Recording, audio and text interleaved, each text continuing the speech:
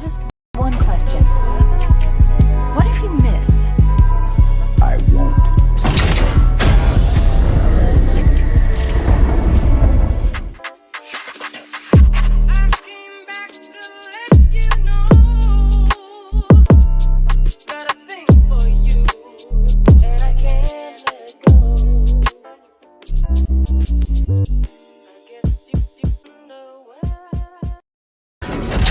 Just one question.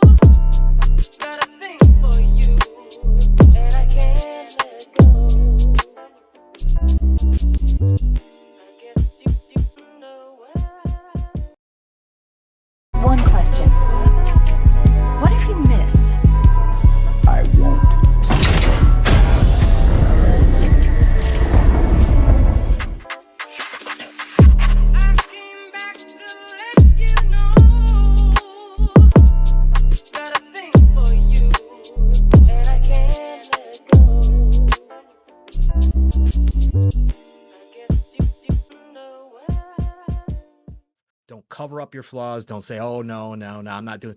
But if that's the case and you're being true with yourself, then don't second guess that bullshit. It is other people's problems at that point. And there's only so much you can do, Steve. There's a limit, and you have to put a limit on it. Because otherwise you're just giving and giving and giving and giving and giving energy over and over and over and over again, taken away from yourself and taken away from the people that really do matter at this point. Not to say your mom doesn't matter. Of course she matters. You know what I'm saying? As far as list of priorities, the other people and yourself are more important. It's life. It's the way it is, man. Sorry, brother. Well, I mean, hey, it is what it is. We went ahead and we're going to roll on in here as well. Ladies and gentlemen, if you can't tell, well, it's the back half of our real life combo that we were having there, and again, off the heel of what Paul was saying. Again, everybody's going through things, right? On a daily basis, and trying to figure it all out, and hopefully not only can we be a hopeful energy boost as I try to work through my emotions now, but not only hopefully that we can be an energy boost, but hopefully we can at least take your mind off of some things, like it does for me every Saturday morning. Like I know Pong says it does for him every Saturday morning.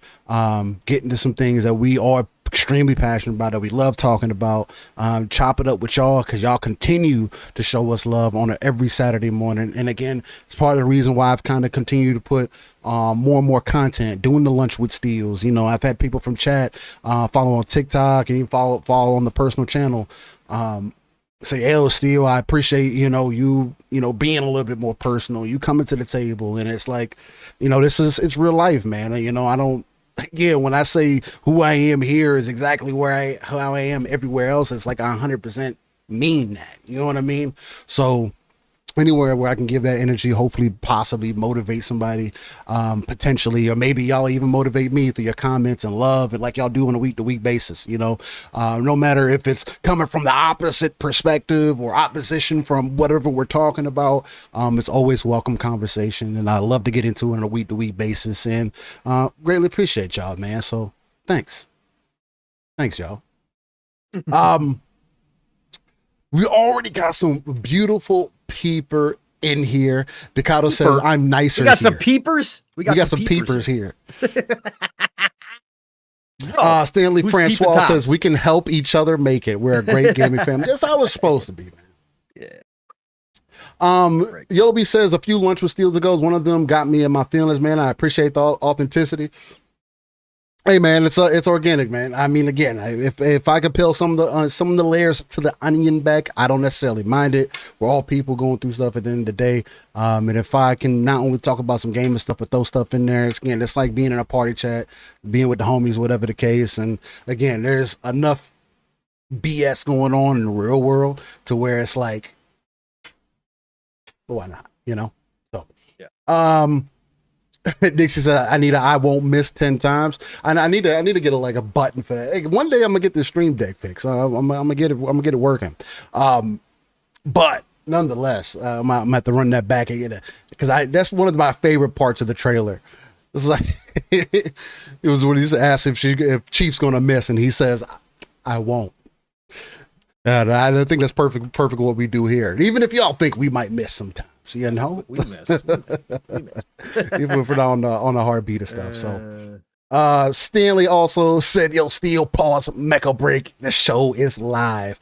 Luckily, or unfortunately, I haven't played any Mecha Break this week. I have played something else though, which has been interesting.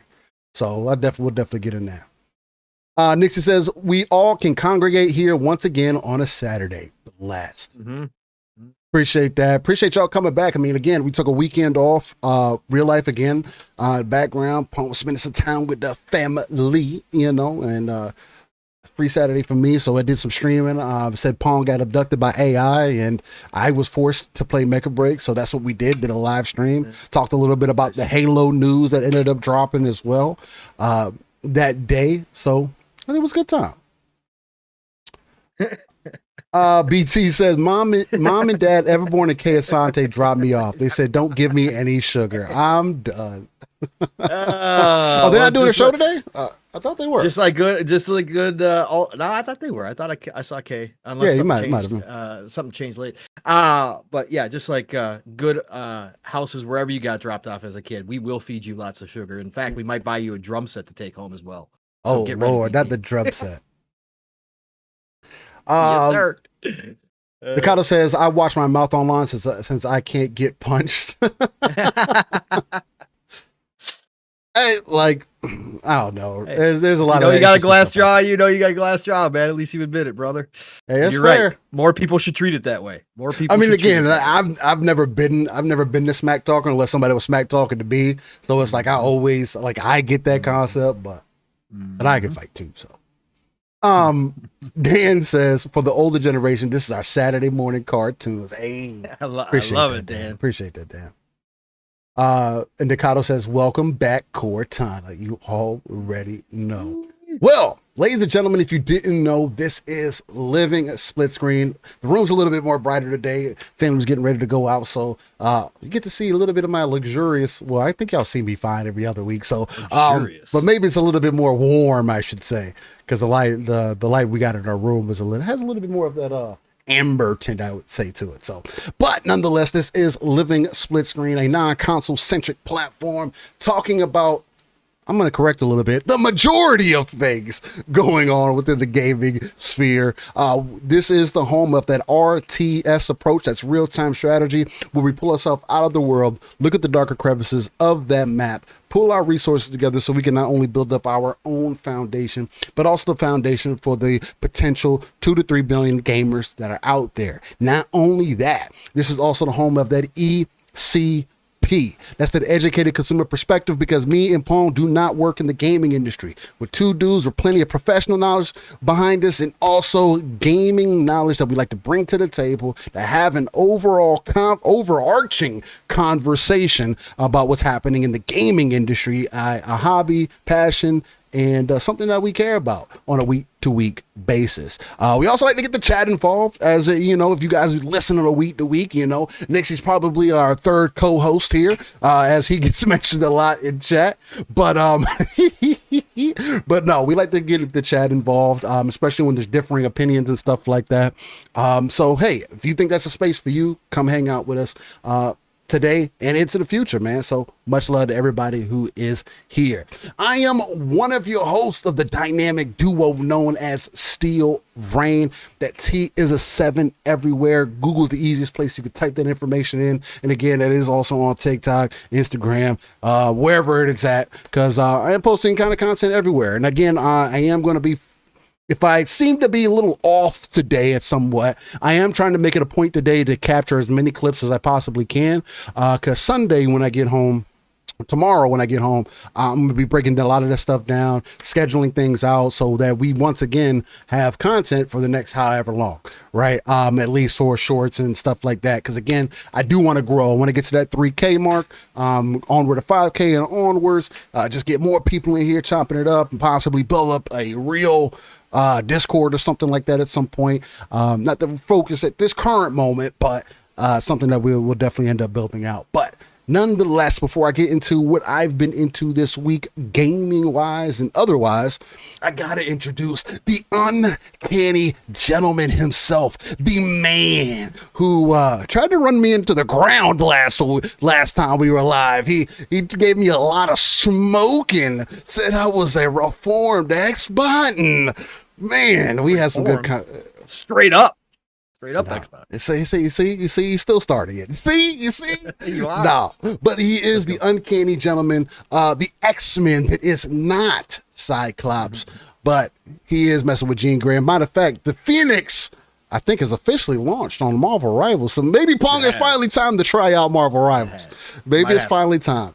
But nonetheless, my confidant, my one and only brother from another, Pong. So what's going on, brother man? I'm doing good. Yeah, no, everything's good for you. Don't worry about it. No, yeah, no, we were talking some serious shit in the background, so that's probably what you heard, because Steel went live. I didn't know he was going live, obviously, so I was finishing up our conversation. We were coming down. I started the trailer. Yeah. I was finishing up my thoughts, and of course, I'm long-winded as every everybody You're knows good. already. So between me and Steel. So yeah, no, that's all. That's all. Again, like Steel likes to say, this is who we are, man. And behind the scenes, we catch up on the week, and both of us got a lot of shit going on. So you know, obviously it's we're That actually BT, we're that actually was best Pawn friends, with Jean bro. Grey at the Coldplay concert. That was. Yeah, right. I think I look younger than that too, Uh-huh. though. And I think Jean Grey looks Yeah, younger this than shit that is woman funny. too, by the way. It's overplayed now, though. I just What? this is the part about everybody talking about it, everybody using it. It's Oh just, yeah. It's funny. I mean, it's funny. Like, but- like there's certain things that go viral that I'm cool with, and I'm like, it's fun. But this is the problem with social media, because then everybody runs it in the ground like extremely fast, and I'm like, okay, enough's enough now. I've seen enough pictures. Like it's great for a while. But anyways, it was funny as hell. It's just had they not reacted at all, or had they just nobody would have known. nobody would have seen it. Nope. Other Nobody than would've their posted that shit. significant others. That was probably No, the because only people that because ever nobody figured would have something out. posted it. Nobody would have posted it. It would never would have gone, because it would have been normal kiss cam, right? So nobody would have seen it. You know, they're friends, or you know, because I bet his actual wife, probably her friend or somebody would have saw it, or whatever the case. But you're 100% maybe, but who right. would have posted it? Nobody would have posted it. No, you're 100% right on that. You know Yeah. what I'm saying? Like the chances would have been slim to none had they not reacted. That's what's crazy about it. So the reaction is what started, because again, of course, what's his face from Coldplay, lead singer, even said it. Either they're having an affair or they're extremely shy. Like straight up, they knew right away. Anyways, yeah, the first time I laughed my ass off the first time I saw it. Then you find out that she's the head of HR too. I'm like, yeah, it was. It's it like, just hey, fits. that's what happens, It bro. fits. That's what HR people. HR people, they're like nurses, and if you know, you know. Yeah. HR people Not are wrong. like nurses. Like everybody Not talks wrong. about nurses, but HR, yo. Anyways. Yeah, I'm doing good, Steel. I'm doing good. I missed you last week, brother. Obviously, missed sitting down with everybody and talking. And this week we got a slow news week, so we might have to go back and recycle some stuff that we didn't get to talk about last weekend and get some thoughts on it. Because this is definitely a slow week of news. But yeah, man, real life's just kicking my ass. In a good way for the most part. So it's just that I like I told you all at the beginning of the year, this year was going to come to a point where I just wasn't playing a whole lot, and I figured that's what was going to happen, and that's where I'm at right now. Honestly, it's been, you know, good. There's a lot of good shit going on, a lot of movement that needed to happen as I get ready for the end of the year. Big stuff. And so yeah, no, everything's on the up and up. As far as gaming goes, Greedland. I got to bring this game up, Steel. I heard you talking about this on Thursday with Mav, and said it had people in suits. Tell me about it. Tell me some more about it. You might have to try this one, Steel. It's $10 if it's still on sale. Otherwise, it's $12 or whatever the hell it is. So it's a cheap one. This game is deep as hell. If you like Vampire Survivors, go get this game. If you don't like Vampire Survivors, but you liked twin stick shooters like the original Helldivers, you might want to check out this game because you can turn off the auto battle. You got me really interested when you said that. I was like, that sounds like a good freaking time. I was like, Yes, okay. I was like, I like it. I like what you pitching. Pause. Oh, yes. So, I mean, and I know you actually did enjoy Vampire Survivors for a while, too. You were having a good time with it. I was having fun with it. I got some other ones downloaded as well that of that ilk that I've put some. I probably there was I forget what the name of it is. I would have to pull it up on Steam, but it was another one that was again came out. I want to say probably a year later. That was a little bit more polished or whatever than Vampire Survivors. But even that one, like I haven't gone back to it since. But I played it when I started playing it. I ended up probably putting 10 hours into it between a few days. You know, it had me. You know what I mean? So. That's what I'm saying. And you get your money's worth, especially at this price point, right? This one is definitely, again, Vampire Survivors with the 8-bit style graphics or whatever you want to say. This is modern graphics. It's not going to blow you away, but it's definitely more, it's up-to-date graphics, right? It looks like a top-down action game, right? That's what you're looking at. But yes, dudes in suits, Steel, and girls, dudettes in suits as well. And each they've got different classes of suits with different stats that kind of change. You have to earn those suits. They're not just all open to you. You start with 2 or 3, and then you earn them and open them. What separates this game, Steel, is that basically everything in the game is upgradable. So you are earning money right? And you're earning, I forget what the points are called to, but you're earning these things that you then turn around and use to spend on upgrading weapons, upgrading mods, upgrading secondary equipment, upgrading your armor, upgrade everything. And the suits themselves come with a set amount of points that you can attach mods to them, Steel, and that includes UI mods. So the UI costs, I think it's 1 point. So you can actually, 1 or 2 points. You can actually remove the UI if you want to play without it to add more mods. Oh, that's pretty dope. So gives you some fluidity, gives you some options. It's freaking awesome. And the weapons, every weapon feels different, Steel. So they got laser guns, they got shotguns, they got SMGs, they got assault rifles, they got futuristic bullshit. They got this is a sci-fi game. So they got all of that. There's 3 levels in the world.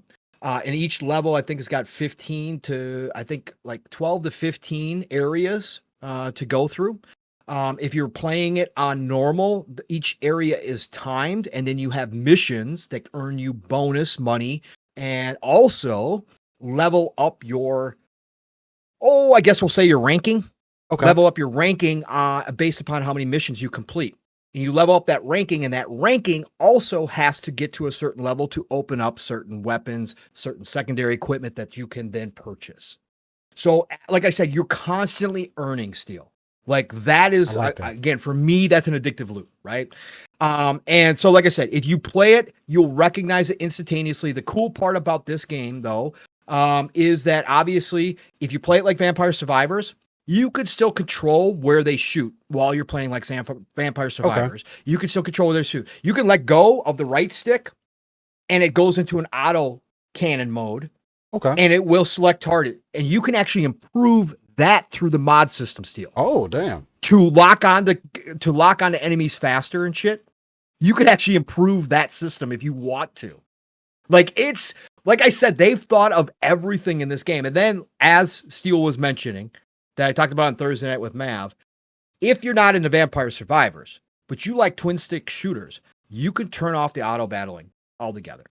That's now really your dope. secondary equipment will still shoot automatically, right? So the shit you're picking up, like grenade launcher or whatever, that will still automatically fire out.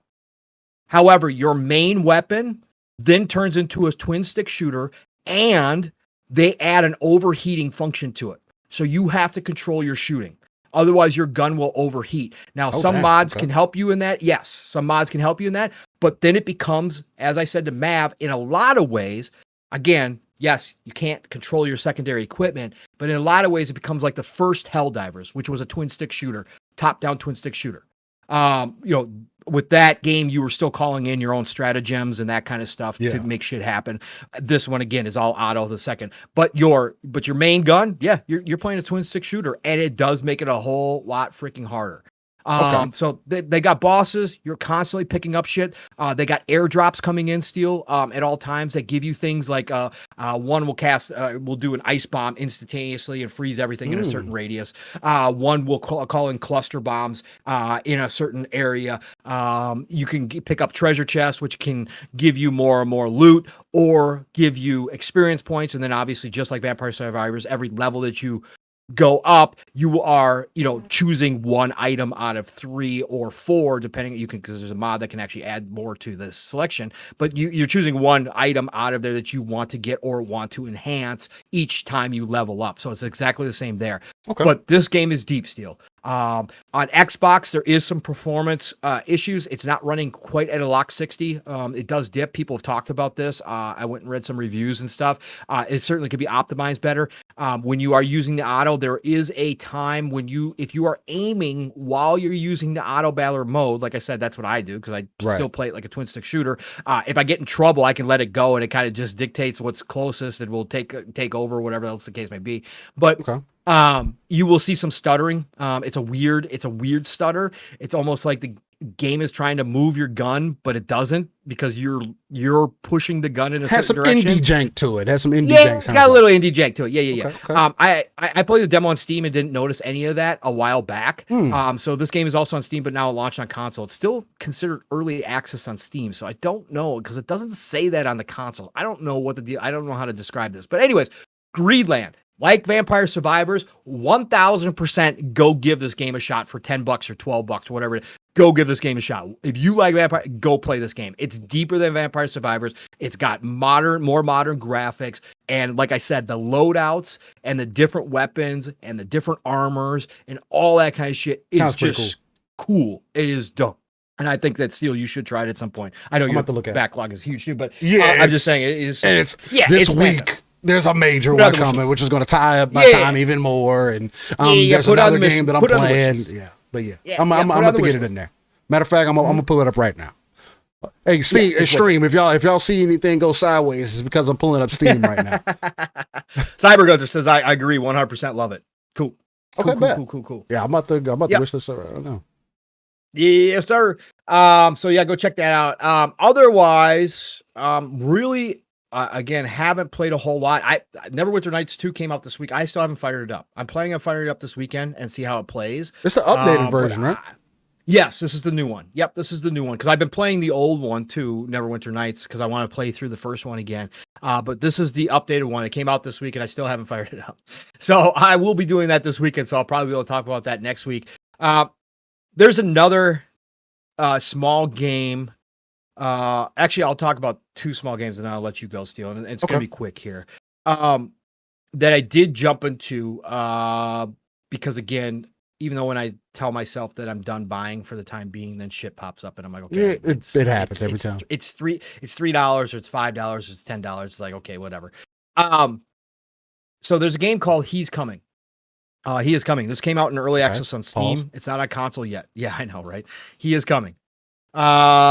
This is your classic 8-bit. We might even be going back to Commodore 64 style. Okay, so if you're not into that, this game ain't for you.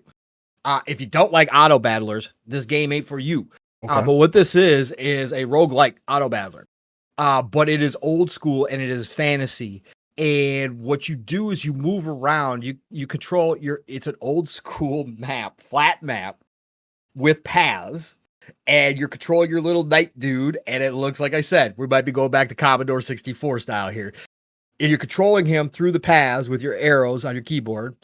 And then, but you on the map, there are enemies, and there are chests, and there are merchants, and there are all sorts of shit that you can collect.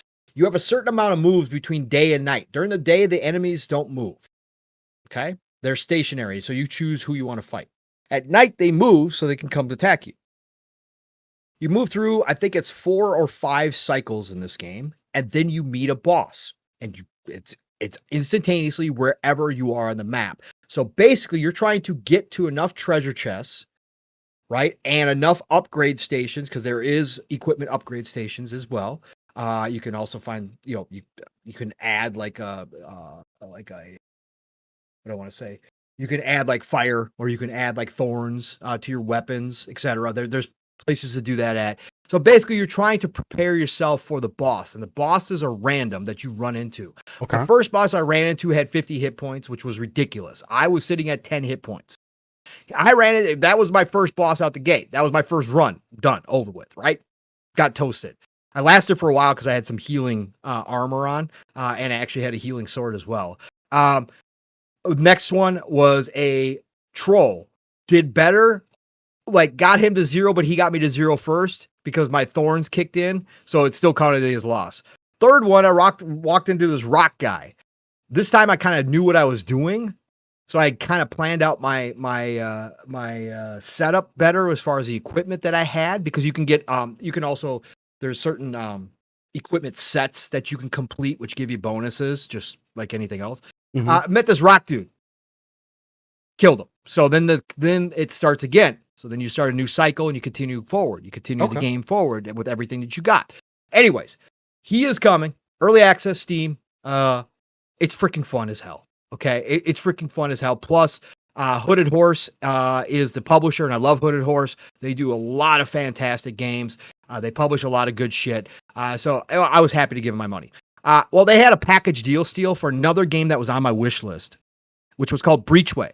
And again, people are going to go, this is a deck building roguelike. Okay. I know people are sick and tired of them. I never thought of myself as a roguelike guy. Like, I never really thought I'd get into them still. I kind of dig them. And I never really was big on a whole lot of deck builders, but I kind of dig them. Like, it's like this thing, like, I've been playing more and more, especially since I got my PC and Steam's got so many and I've tried demo. Like, I'm starting to find out I really like these types of games. Like, they scratch an itch that I really didn't know that I had. And so I'm enjoying the hell out of it. Breachway is a sci-fi one where you can get different ships and you're traveling through a system, and the system is controlled by different factions. You can do missions, which will increase your strength with one faction versus the other, which dictates how hard your battles are going to be. But it's on a star map, and you travel through. And then once you get into a battle, it goes to a 3D, more modernized game. And it's a 3D ship, and then you got your deck, and you got to plan out your shields and your firing. Your crew members all have special abilities that you can activate depending on who you have crewing. Dictates how many different weapon systems you can have, or how many different shield systems or support systems you can have active at that time. So that's a balancing act as well. There is a lot to this game. You can upgrade those abilities. You get mods for the weapons. You can scavenge. They've got all sorts of. It's not like just mission. You can find scavenge. You can scavenge things. You can find random shit throughout the universe on each map, etc. And there's different classes of ships, of course, as well. Played this for a short period. Freaking great game. I was enjoying the hell out of it. It was dope as fuck, man. Again, I know people are done with the card battlers or the deck builders and roguelikes. A lot of people are sick of time. I personally just really enjoy them. So Breachway was really good too. That's also on Steam right now. Not on console as of this one. Crow asks, hold on. He says, hold on. Breachway is like FTL. What is FTL? Breachway, I'm trying to think of what is. I'm trying to think of what FTL would be. He's thinking of hold on. Faster than light. I haven't played Faster Than Light. And that is, yes, that is the descriptor on Faster Than Light is a roguelike. So yes. Okay. The player controls a crew. Yeah. Is that a good game, by the way, since we're here? Because Crow, do you know if it's good at all? Faster Than Light is good. I was like, I'm about to add it right now.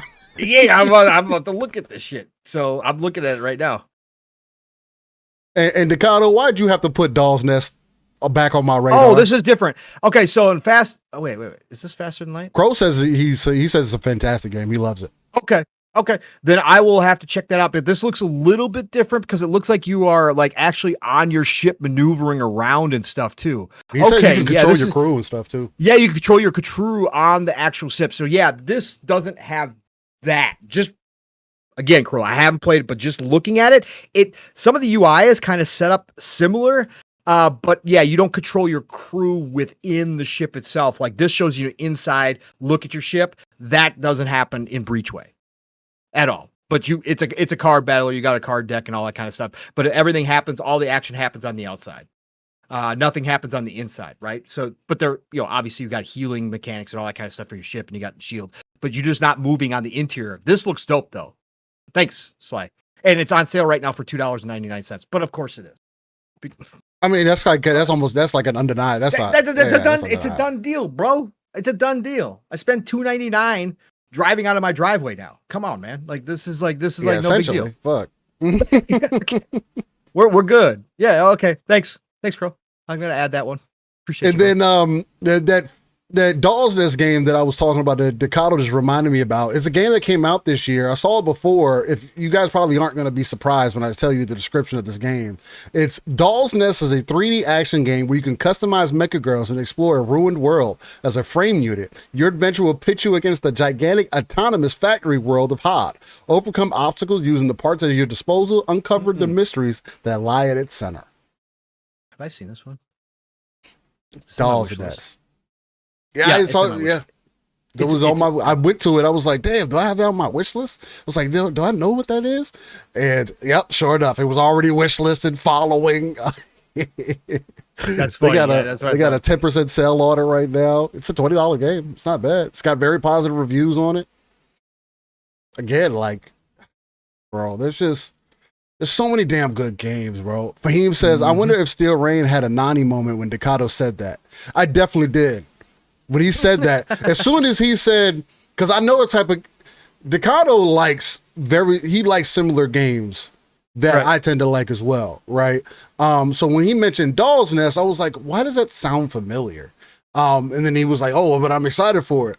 As soon as he said it, I was like, Nani? Doll's Nest? Let me see what that is. So I immediately looked it up, and it was like, oh, wish listed, followed, all that good stuff already. So more games to add to the backlog, bro. More. Super fucking dope, man. I just can't get over it. Like, that goes into something that I was like thinking about. And again, this is something that me and Pong have mentioned here multiple times, because we have talked about the industry condensing more, right? Mm-hmm. Because there is the fact that there's too much product for not enough people who are willing to buy the product. You know what I mean? That's also a pretty bad issue to have, especially in the gaming industry, because you get a lot of games that are going to continue to be overlooked. Now, again, I'm not saying that, everybody needs to quit and don't make more games, but I do think, again, and I'm pretty sure I've mentioned this before, whereas like I do think that the indie scene should be like, you're the G League. Hey, let's pull some people out of the G League and bring them to the big boys. Bring them to the NBA. You know what I'm saying? Or bring them to the NFL type of scenario. They do it, but the people have to want to go, right? And That's true, and a lot of people don't want to now, especially seeing how things are going. That's me more so like considering that in a perfect world where it's like, these people get to work on a game that ends up being the next big game, but we're also more and more finding out that the industry doesn't even know what the hell it wants. Again, Ghost Recon is supposedly rumored to be first person. Like, you already have an IP that is good at that.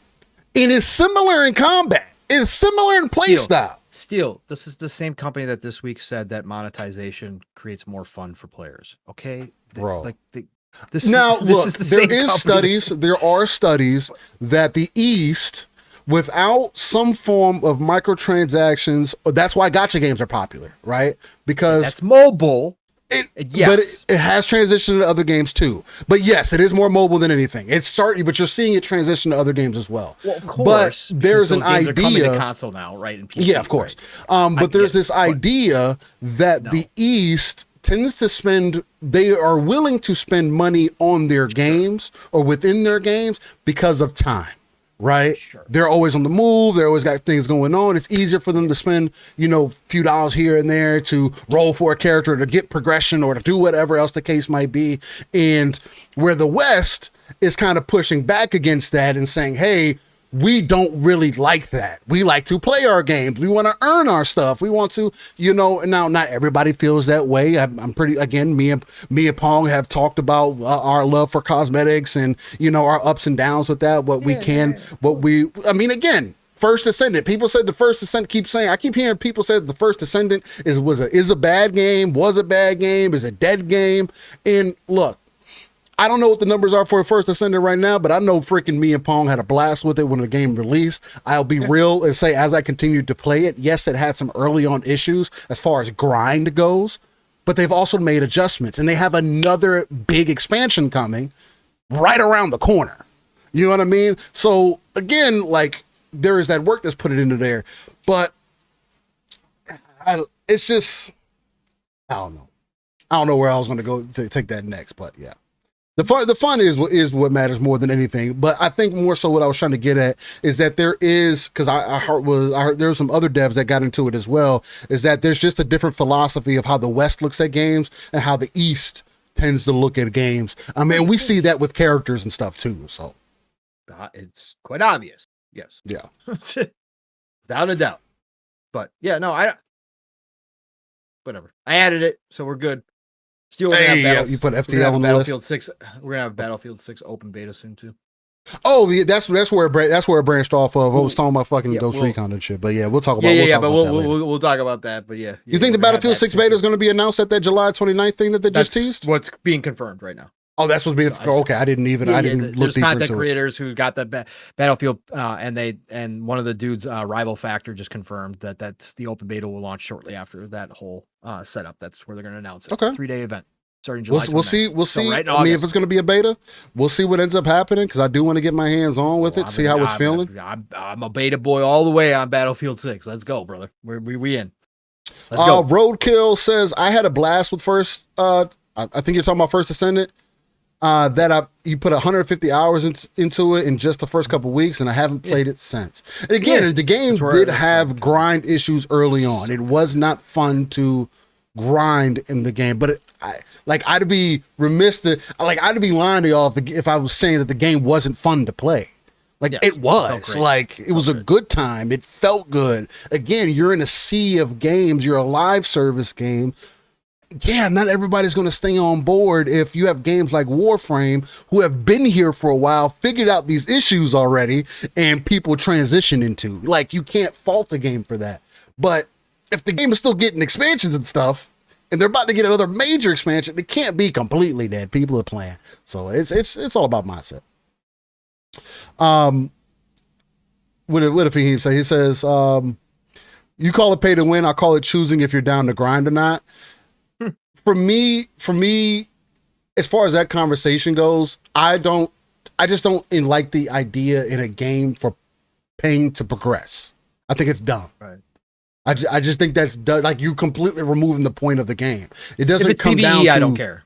If it's PvE, I don't care. And sure, I guess, but even in that, it's what is our point? Why are we playing this game if you're just going to pay to progress? Again, there's whales for a reason, and whatever the case, if that's how they decided to design the game, for me, I think it removes the point of you playing the game in the first place, because that tells me you're not having fun. If you're spending more money than whatever the game costs, unless it's free to play, to have fun, that's just kind of, that can be kind of strange. It's at least for video games.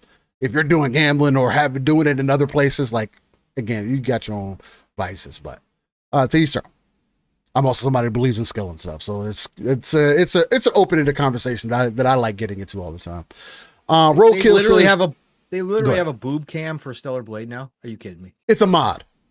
Yeah, I know it's a mod, right? Yeah, right. But it puts an you can focus it on whatever asset that you want to. You can focus it wherever you want. So you could choose whatever you. Yeah. It could be a booty cam. Crazy ass shit. You got a split screen with Eve's body. Yeah, bro. No, people are going fucking crazy with Stellar Blade, bro. They really are. It's insane. It's a fucking phenomenal game. Don't get me twisted. Y'all are never gonna live down the Gooners. No, they're not. No, that's not going anywhere anytime soon. It's not going anywhere anytime soon. Oh, they're trying. The censorship group is out now, so they're trying. Well, that is true. And some of that censorship, I don't know if you guys have noticed this. Again, if you try to go to some of the sites, man, some of these Nike sites, you gotta verify your identification now, unless you're willing to do a VPN. Games. Yeah, and I mean Steam pulling games. They're using the Visa MasterCard. Again, this is all bullshit. But anyways, I don't want to get into it. Yeah, and again, there's Visa MasterCard should not be censoring anything. Visa MasterCard shouldn't be able to. But I do like what some of the Nike sites are doing as far as proving your verification. Identity. Verification. No, I'm down for age verification. That's what I'm talking. That's all that was always my conversation with you, Steele, was that back in the day we had to we didn't have access. You had to find access if you had to go look at that shit. We had to basically break in to our parents' stash or to somebody else's parents' stash, or you had to unlock the pirate boxes that our parents all had back in the day to steal cable so you could get the nudie channels. There was work put in, but you couldn't walk in, to Shinder's back in the day. They had the whole mirror and camera thing that you had to go into a separate room, right? If they saw any kids, it was instant kick out of the store. Now kids, that's how it should be. Reign. Yeah. I think you should have to work a little bit if you're gonna go look at it. I think it's if you're gonna have to get a VPN and all the other stuff, you got to pick a country. Good, and I do think it messes with your brain, especially with the kids having access to it at full time now. But that's a different conversation. So, anyways, it is. I mean, but it's also, I think it's also still a worthy conversation because you are seeing there are games that are like that. Again, there's a lot of games on Steam that are actively that, and I do think that. I mean, again, I made emails back in the day that I was over the age and everything, was able to get access to things. But if you change the system to where you have to have some form of identification to prove that you are whatever age that you're gonna, like if you're gonna download one of them naked games off of Steam, put an extra layer of protection on there to say, hey, we need proof of identification for you to play this game. I don't believe in removing them. I think that's dumb. Like, man, people let the people make their money if they want to make their money. But yeah, let's protect our kids if we can. Let's not expose them to realities that are not real. You know what I mean? To things that aren't necessarily 100% real because you set unrealistic expectation. Unless you're a guy out here trying to work on his stamina. Sometimes you need a little assistance. Okay. Gotta be intentional. Gotta be intentional. Sure. Oh man, your girl don't like a 5-minute man. You got to bump it up to 10 minutes. Get to multiply. But anyway. How about foreplay? That'd be a new concept. But not everybody can get past that first level. Not everybody can get past the first time. You ain't doing it right. You ain't doing it right, gentlemen. You ain't getting past that first level. No, they can't. Sometimes people get off on that. Sometimes part of the foreplay, you get full release, and after the full release, some people can't go again. What are we doing? What are we doing? Where's the show going? I'm always in the. It's been a slow news week. I'm always in the. It's been a slow news week. Yeah, hey, slow. We've been away for 2 weeks. We got plenty of stuff to get into. Yeah, Roadkill. Of course, they got naked games on Steam. What do you mean? Bro, they got naked games on Nintendo. Nintendo's finally cracking down. Oh yeah, now they want to crack down. Yes, because Visa, MasterCard are cracking down on everybody. Again, the banks are cracking down. Like that's completely wrong. Again, the banks should not be censoring or telling or pulling banking from anybody. That is not. And I think that's also multifaceted because for having worked at a bank before, that was also one of the most refunded things as well, and it caused other internal issues for banks and stuff. Don't care. So it's like it's a multifaceted dictate what you thing. buy and what you don't buy. And I agree with that, especially if you have identification. Who's banking in their system? Again, loan, sure, of course, you're gonna have credit score, you're gonna have all that kind of shit that you determine why you give somebody a loan. But straight up banking, straight up using your credit card that they were approved for, you should never be able, as a bank, you should never be able to cancel anybody, no matter who the fuck they are, and that's already been happening a ton. And now they're going after companies, and I think that's just completely wrong. But anyways, yeah, we'll see it. We'll see how it ends up playing out.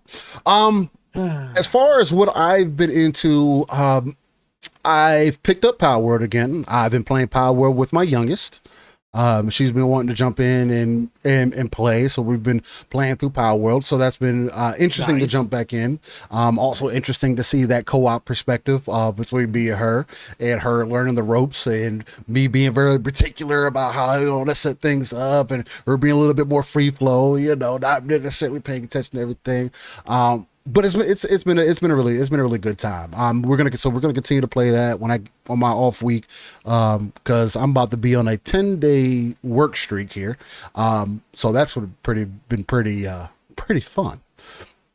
When I say fun, I mean interesting. When I say interesting, I mean not really. Kind of tired. Not gonna lie to y'all, but I've been getting sleep, so it's all good. We've jumped into Power World. I know Power World has a dumb amount of content right now to jump into as well. A lot of expansions have come out and everything, so we're gonna play through it completely, see how far we go, see if we can beat the majority of it. At least see how far we can get, because I know she's gonna get sucked into Grounded 2 with the wife when that drops. Because the youngest and the wife ended up getting into Grounded the youngest kind of got into Grounded a little bit later on, but she ended up coercing the wife to go back through basically and help her complete it. And now they have a thing going on. So it's going to be interesting to see how they take Grounded 2, that's going to be super dope to see and experience. I had the wife ask me if I was going to play Grounded. I was like, I didn't like playing the first Grounded. I don't know if I don't know. Like, the wife hates spiders. She even turns on arachnophobia mode and is still bothered by the spiders because of the noises and stuff that they make or whatever. I just don't like bugs like that. I don't see the appeal right? Like the ant game, for example, that Pong talked about, and he was like into because Pong fucks with ants and stuff like that. Oh yeah, like the concept of it is interesting, but I don't want to run around with bug armor and like I don't have a thing for that. You know what I mean? So, but nonetheless, so Power World has been on the one end of what I've been getting into, and then other than that, when last week more so, got into playing some more Mecha Break. They also had a update that came out this week, separate rank mode from casual mode, added some additional things in there as well, some balance and stuff like that. But Mecha Break has continued to be phenomenal, right? Again, I'm not expecting for Mecha Break to be the next biggest multiplayer game in existence, right? Not everybody's going to be into mechs, but for a multiplayer game, especially on the PvP side of things, it's been a freaking phenomenal time. I was able to get my brother in there as well. Me and him were playing through the extraction mode. It's been another one of those games here as of late, outside of like Space Marine 2, where you get in the game chat and like people are engaging with each other. You know what I'm saying? Like people have a conversation. We met a cool ass dude, which he may come through the chat today, he may not. But we ended up meeting a cool ass dude through the Mashmak mode, the extraction mode that we were playing. Ended up running quite a few games, right? It was one of those where I was getting off of work. My brother hit me up, was like, yo, you getting on after work? I was like, yeah, I'll probably get on after work. He was like, cool, man, because I got this dude that I've been running with all night, and he's a chill dude. He don't really got a mic, but he been texting and chatting. We've been catching some W's and this, that, and I was like, okay. So then we linked up, and that's actually the stream that I have of Mecha Break on the channel. We're essentially running with him in the beginning, and then I get into some PvP later on. But it's still been a good time. My biggest complaint right now for Mecha Break is the bots in multiplayer mode. There are bots in the multiplayer mode, which can give people an inflated ego, or inflated sense of the gameplay, right? Make you feel like you're playing better than you are. I support that in certain levels, right? Especially like in a casual mode, or like when you're playing bronze through gold rank in that game. But once you pass that, again, I don't think there should be any bots. I think it should be just people that you're fighting against at that point, especially as you get further, higher and higher up in the ranks. I think right now I hit Grandmaster or Master rank or something like that. It goes all the way up to Legendary. I think I'm like 3 ranks or so away from Legendary. So I've been trying to work on that, continue to get nice. They also put out an update to where you can make a male or female character whenever you want.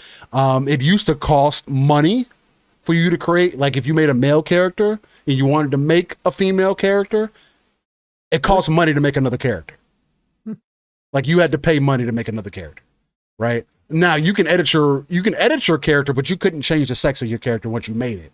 Because they give you like 3 character slots or whatever the case, but they ended up changing it to where you can have you can still have 3 characters, but you can make a male character, female character. It doesn't cost you anything. As a matter of fact, they also refunded anybody that ended up buying the ability to make a additional character, whatever the case might be. So that's dope as hell too. So again, it seems like they're listening to their audience. They want the game to be successful. So we'll see how that continues to grow, and kind of go from there, man. But I've been loving it as a freaking multiplayer game, for sure. That's my highly played right now, or just like of the things that I'm into.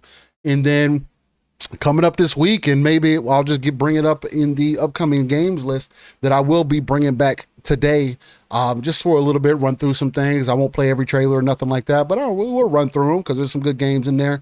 But I've been setting up my anticipation for Wuchang Fallen Feathers, because they've been talking about a lot of cool stuff. They're doing some different things in here. I'll say this because it's the easiest way for me to pitch it to anybody right now. If you were interested in Black Myth Wukong, it's still taking place in China, a little bit further back though, if I'm not mistaken, in time period. They said it's in a time period that's not typically used. And they're playing off of a lot of different elements as well. But they're also introducing interesting mechanics as well. It is more Souls-like than I would say even Black Myth is, as far as how they approach the difficulty. So for an example, and maybe this will be interesting for some, maybe it won't, but when you die, you get stronger. But you getting stronger also means you take more damage. So there's a push-pull system there, right? Not only that, if you die too many times, you got to fight an evil version of yourself to get your souls back. Okay, cool. So like your build, like exactly how your character is, you got to fight. If you die too many times, you got to fight not only a version of yourself, get your souls back, and still fight that boss. So it's a lot of cool, interesting concepts that they're pulling in here. Again, for another smaller studio, it seems like they have a good game on their hands. Very artistic game as well. Another cool looking, I would say, female main character as well, with some good looking cosmetics. I don't think I'm gonna get the deluxe edition because I don't like the the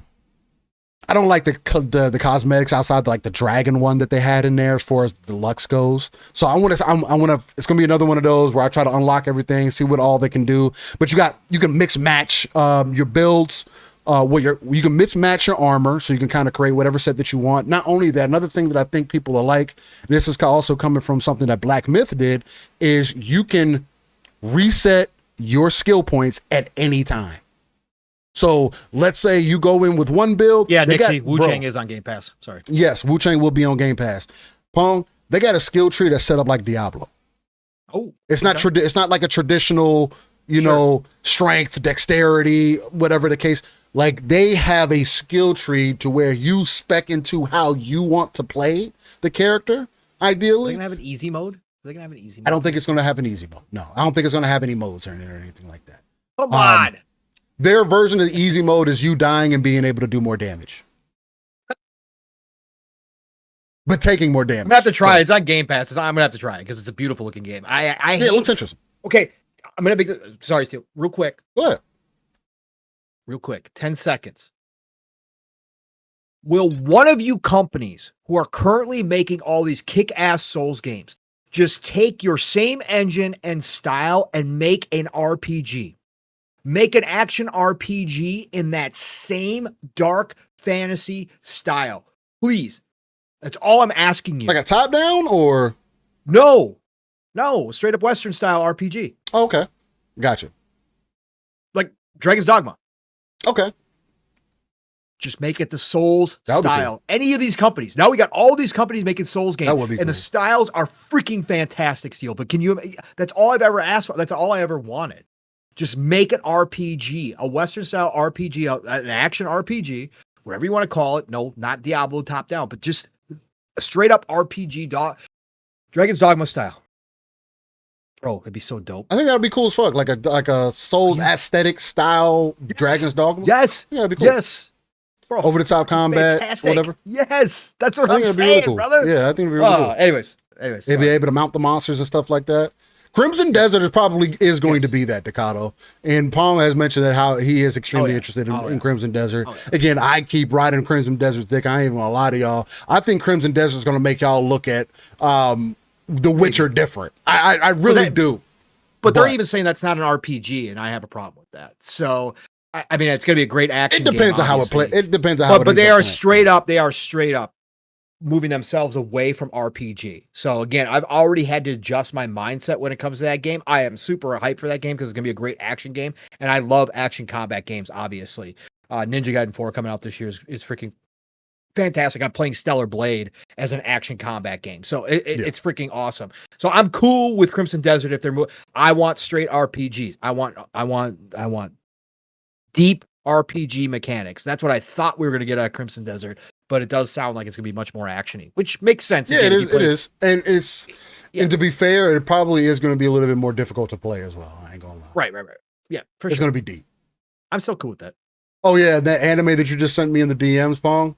Yeah, I don't know, bro. I don't know where that came from, but everybody on the time I started seeing people share it at the time. I had to mute some people. I've seen it.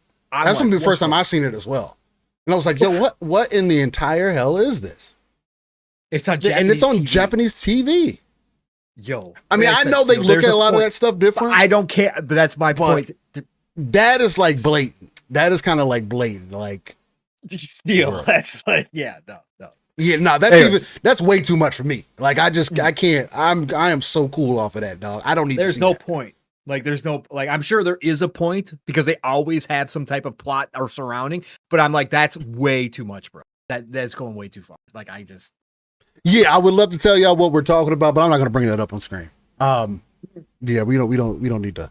Yeah, they're not even naked. They're in school. That's what makes it even more weird. Because they're like in That's what high I'm school. Steel, that's what I'm talking. Like, again, there's a lot of slander Early, around actually. anime. Like- There's a lot of slander. There's some I believe that is deserved. This no matter one what doesn't you want to help. say, culture. This does not help. This does not help that situation at all. Yo, like they was out here getting down. The whole classroom was getting to it. That was a Sharing. part of it. That was a part of. That's like the end of school day. The teacher announces it. Yeah. Nah, it's that's next level. That's like, hey, yo, what are we doing? Yeah. Anyways. Leo says, and with Crimson Desert, it's supposed to be the character that you can play can be customized at the beginning. Yeah, supposedly. So I mean, we'll see. I do think it's also going to be a little bit more of a complicated game to play. That was another thing that was going on with people that people were talking about who did play it. Say it's probably going to be a complex game. It's not going to be the easiest game to play, or there's going to be some people who don't experience every level of what's to offer in that game. So, which is fair because Black Desert is the same way. I mean, Black Desert learning a character is a lot. It can be, especially when you start getting into PvP and stuff. Yeah, Vandal, he says, still, I'm not going to talk about it, proceeds to talk about it. Hey, I'm trying to paint y'all a picture, okay? I'm just saying. That we're not being over the top dramatic about it. Like, I'm just saying. saying. Dakota says, see how long you can make it into redo healer. Redo healer? Or is that how you say it? I don't know. Crow says no rest for the wicked seems like a game that Pong is talking about. Have you tried No Rest for the Wicked yet, Pong? Yeah, remember I did, and I refunded it. Ah, okay, that's what I was day. I was know day they've one on updated it. I was so, day. in sense. Yeah, but I just not gonna play a Souls like action RPG. Thanks. Just no thanks. We'll knock some quick hitters out here in the beginning as well before I get into the upcoming games. Get a little bit more into Wuchang and whatnot. Just my excitement behind it. Where was it? Somebody said it in the chat. It was somebody said something about ExoMecha. Oh, Brett Bingham. He says, Pong and Steel, did you back the ExoMecha Kickstarter? I'll start with this. As interested as I am in that game conceptually, I made a post that stated to them, because I looked at the Kickstarter. Their Kickstarter is supposed to end around this same time in August. They have a month away. And he's trying to raise $100,000. I made a post that was like, yo, if you're trying to get attention to this game, like you've been away for X amount of time and you showed people a 1-minute trailer, like, sure, that may be even interesting to me, but it makes me hard to back a Kickstarter when I don't know what your game is moment to moment. Like, you're just telling me to have faith. And no, I'm not going to just have faith, especially when you've been MIA for this long. Like, for this long, I need something. You got to show me something more than a ship flying away and you getting traced by a mecha dragon. Oh, we're going to show you more of what we showed you the first time. Yeah, for ExoMecha, Fahim, there's a Kickstarter now, which tells me that they're not under Xbox anymore. Xbox may be not supporting them anymore, or as much at least. So now they're doing a Kickstarter. But the Kickstarter's a month. He's expecting to get 100K in a month, and he's getting 4 likes on a post. Or he, they, whatever the team is. It's like, bro, you have to show people what your game is moment to moment if you want people to be someone interested in it. I've been burned by the day before. I'm not doing that shit again. I pre-ordered the day before and everything. I thought the game was going to be decent from what we were shown. That shit was complete ass. I'm not doing it again. And ExoMecha seems like a cool concept. You can drop, because one of the replies that they made to me was like, oh, we'll drop gameplay every day. That doesn't help nobody. You're a month away from your 100,000 for this Kickstarter. You showing me 30-second clip of saying, ooh, or showing me a 10-second clip of, ooh, call your ExoMecha in and you becoming a robot. They don't help nobody. Nobody's going to want to invest. We need to see moment-to-moment gameplay. Get people together, because it's supposed to be a 20v20 main game mode. Like, this is literally a multiplayer game. And this man is like, we'll share content when we're ready. I know we've been away for some time, but $100,000, we can make it in a month. Very minimal effort as far as marketing goes.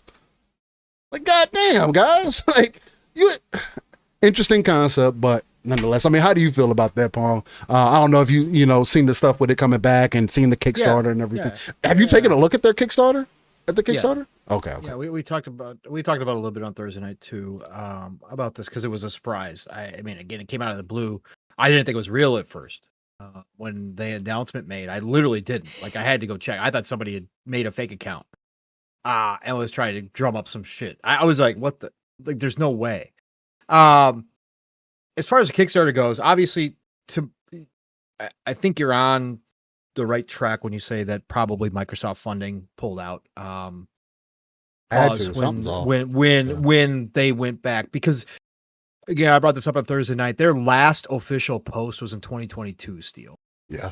And their post at that time was that they were not satisfied with the game and that they were going to go polish it. They were in polishing phase in 2022 and make sure that they got it right and work on some after release content, because obviously it's planned to be games of service. That was their official announcement. Again, I'm paraphrasing there. I read the official one on Thursday, but that was their last one. And then you go absolutely dark for over 3 years, because I think it was March 2022, their last post. Over 3 years, nearly 3.5 years, you go completely dark, not responding to anybody, because I reached out to them last year before the showcase in 2024. I had quote tweeted that old tweet and said, hey, you guys gonna be around June 9th? You ready to show something? Like, and they, not one single, like, they didn't like it. They didn't do anything. Again, not that every company has to do that. You guys understand that. I don't expect anything from these companies. But what I'm saying is, it's just people were hitting them up. I've searched for ExoMecha, and people were hitting them up all the time going, hey, you guys still alive? Is this game still in production? We're super excited. Not a single reply, Steel, to anybody. Mm-hmm. And then all of a sudden you show up out of the blue, and everybody's supposed to go. I mean, again, I'm still excited for the game, because they did show in this latest gameplay trailer that they dropped that you do actually get to control the giant freaking mechs. Yeah. So they did show that. So I'm like, okay, now we're cool. Now it looks like Titanfall, to some degree. And if it plays like that fast-paced Titanfall action, then I'm definitely in. I want to try the game.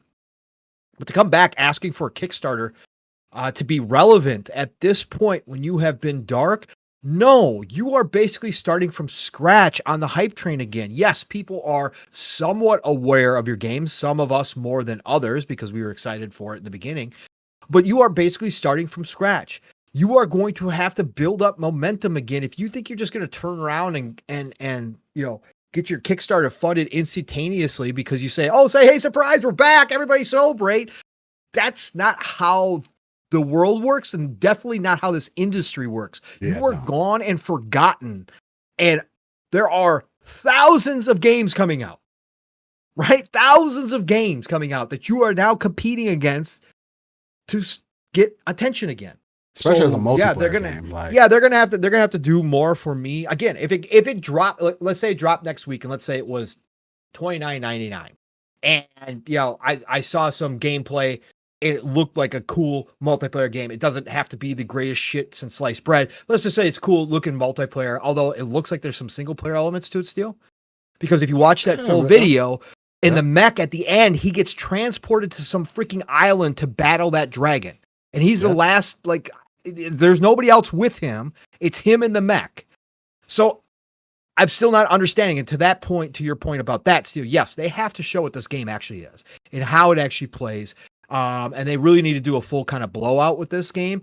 to get people back on board. But let's say it did come out next week and it was $30 and it looked kind of cool. Would I take a chance on it at that point and buy it and support them that way? Yeah, I probably would, because I do think the game, if they had a full game there. Yeah, if they had a full game. Yeah, that's what I'm saying. I'd have to see it, but I'm just saying. But right now, am I going to back their Kickstarter since they've disappeared for 3.5 years? No, because we do have, to your point, Steel, a lot of bullshit in this industry that goes on. There's been a lot of frauds who have posted shit that looks really freaking dope and never came through with that same quality or simply disappeared off the planet. So no, I'll wait on this one. I'm excited. I'm retweeting their shit. I'm doing my job that I can within this community. They're I'm only retweeting getting their like shit. 2 likes, 4 likes a post, bro. I know, because again, they're starting from scratch. To think that you were just going to come back and everybody was going to be hyped for your game again. No, you guys disappeared for 3.5 freaking years, bro. Like, no. So yeah, I'll wait and see on it. Yeah, no, we'll definitely wait and see. It's just unfortunate because I mean, again, the game looks cool conceptually, but at this point, I just don't understand I don't understand why you wouldn't come out and say, hey, here's a full match. We want to give you a real idea of what this is. Hey, here's a Kickstarter. We need a little bit more funding.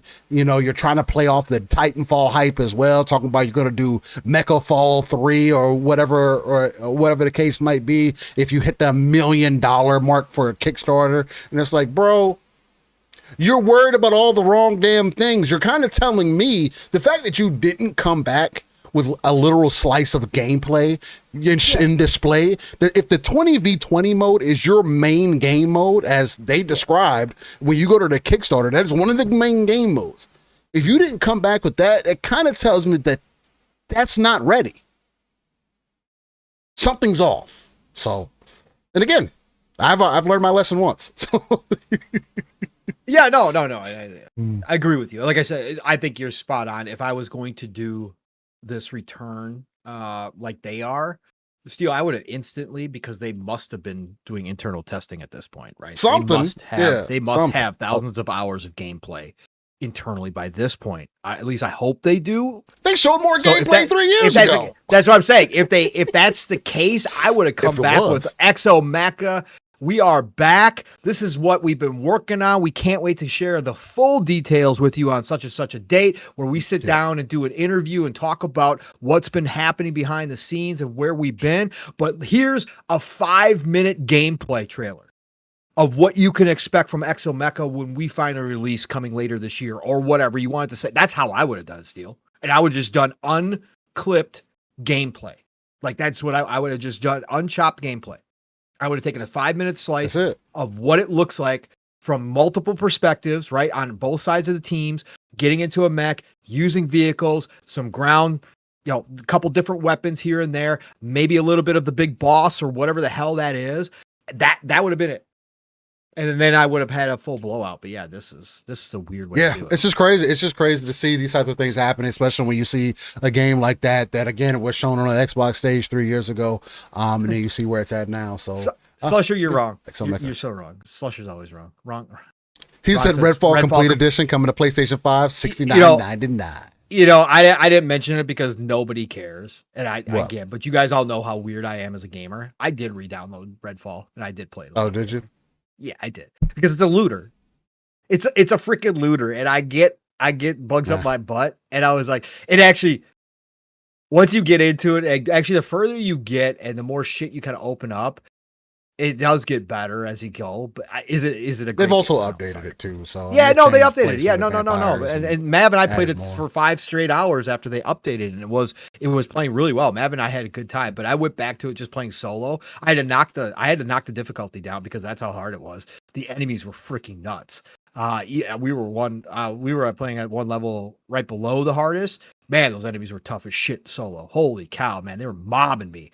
So I was like, okay, when you got the vampires, not the regular AI, but the vampires were nasty. I mean, it's another one of those that had potential, needed more time. But the weapon steal, and then I opened up, because we hadn't done enough, and not even Mav and I playing for 5 straight hours had done enough to open up like the gates to like the boss levels.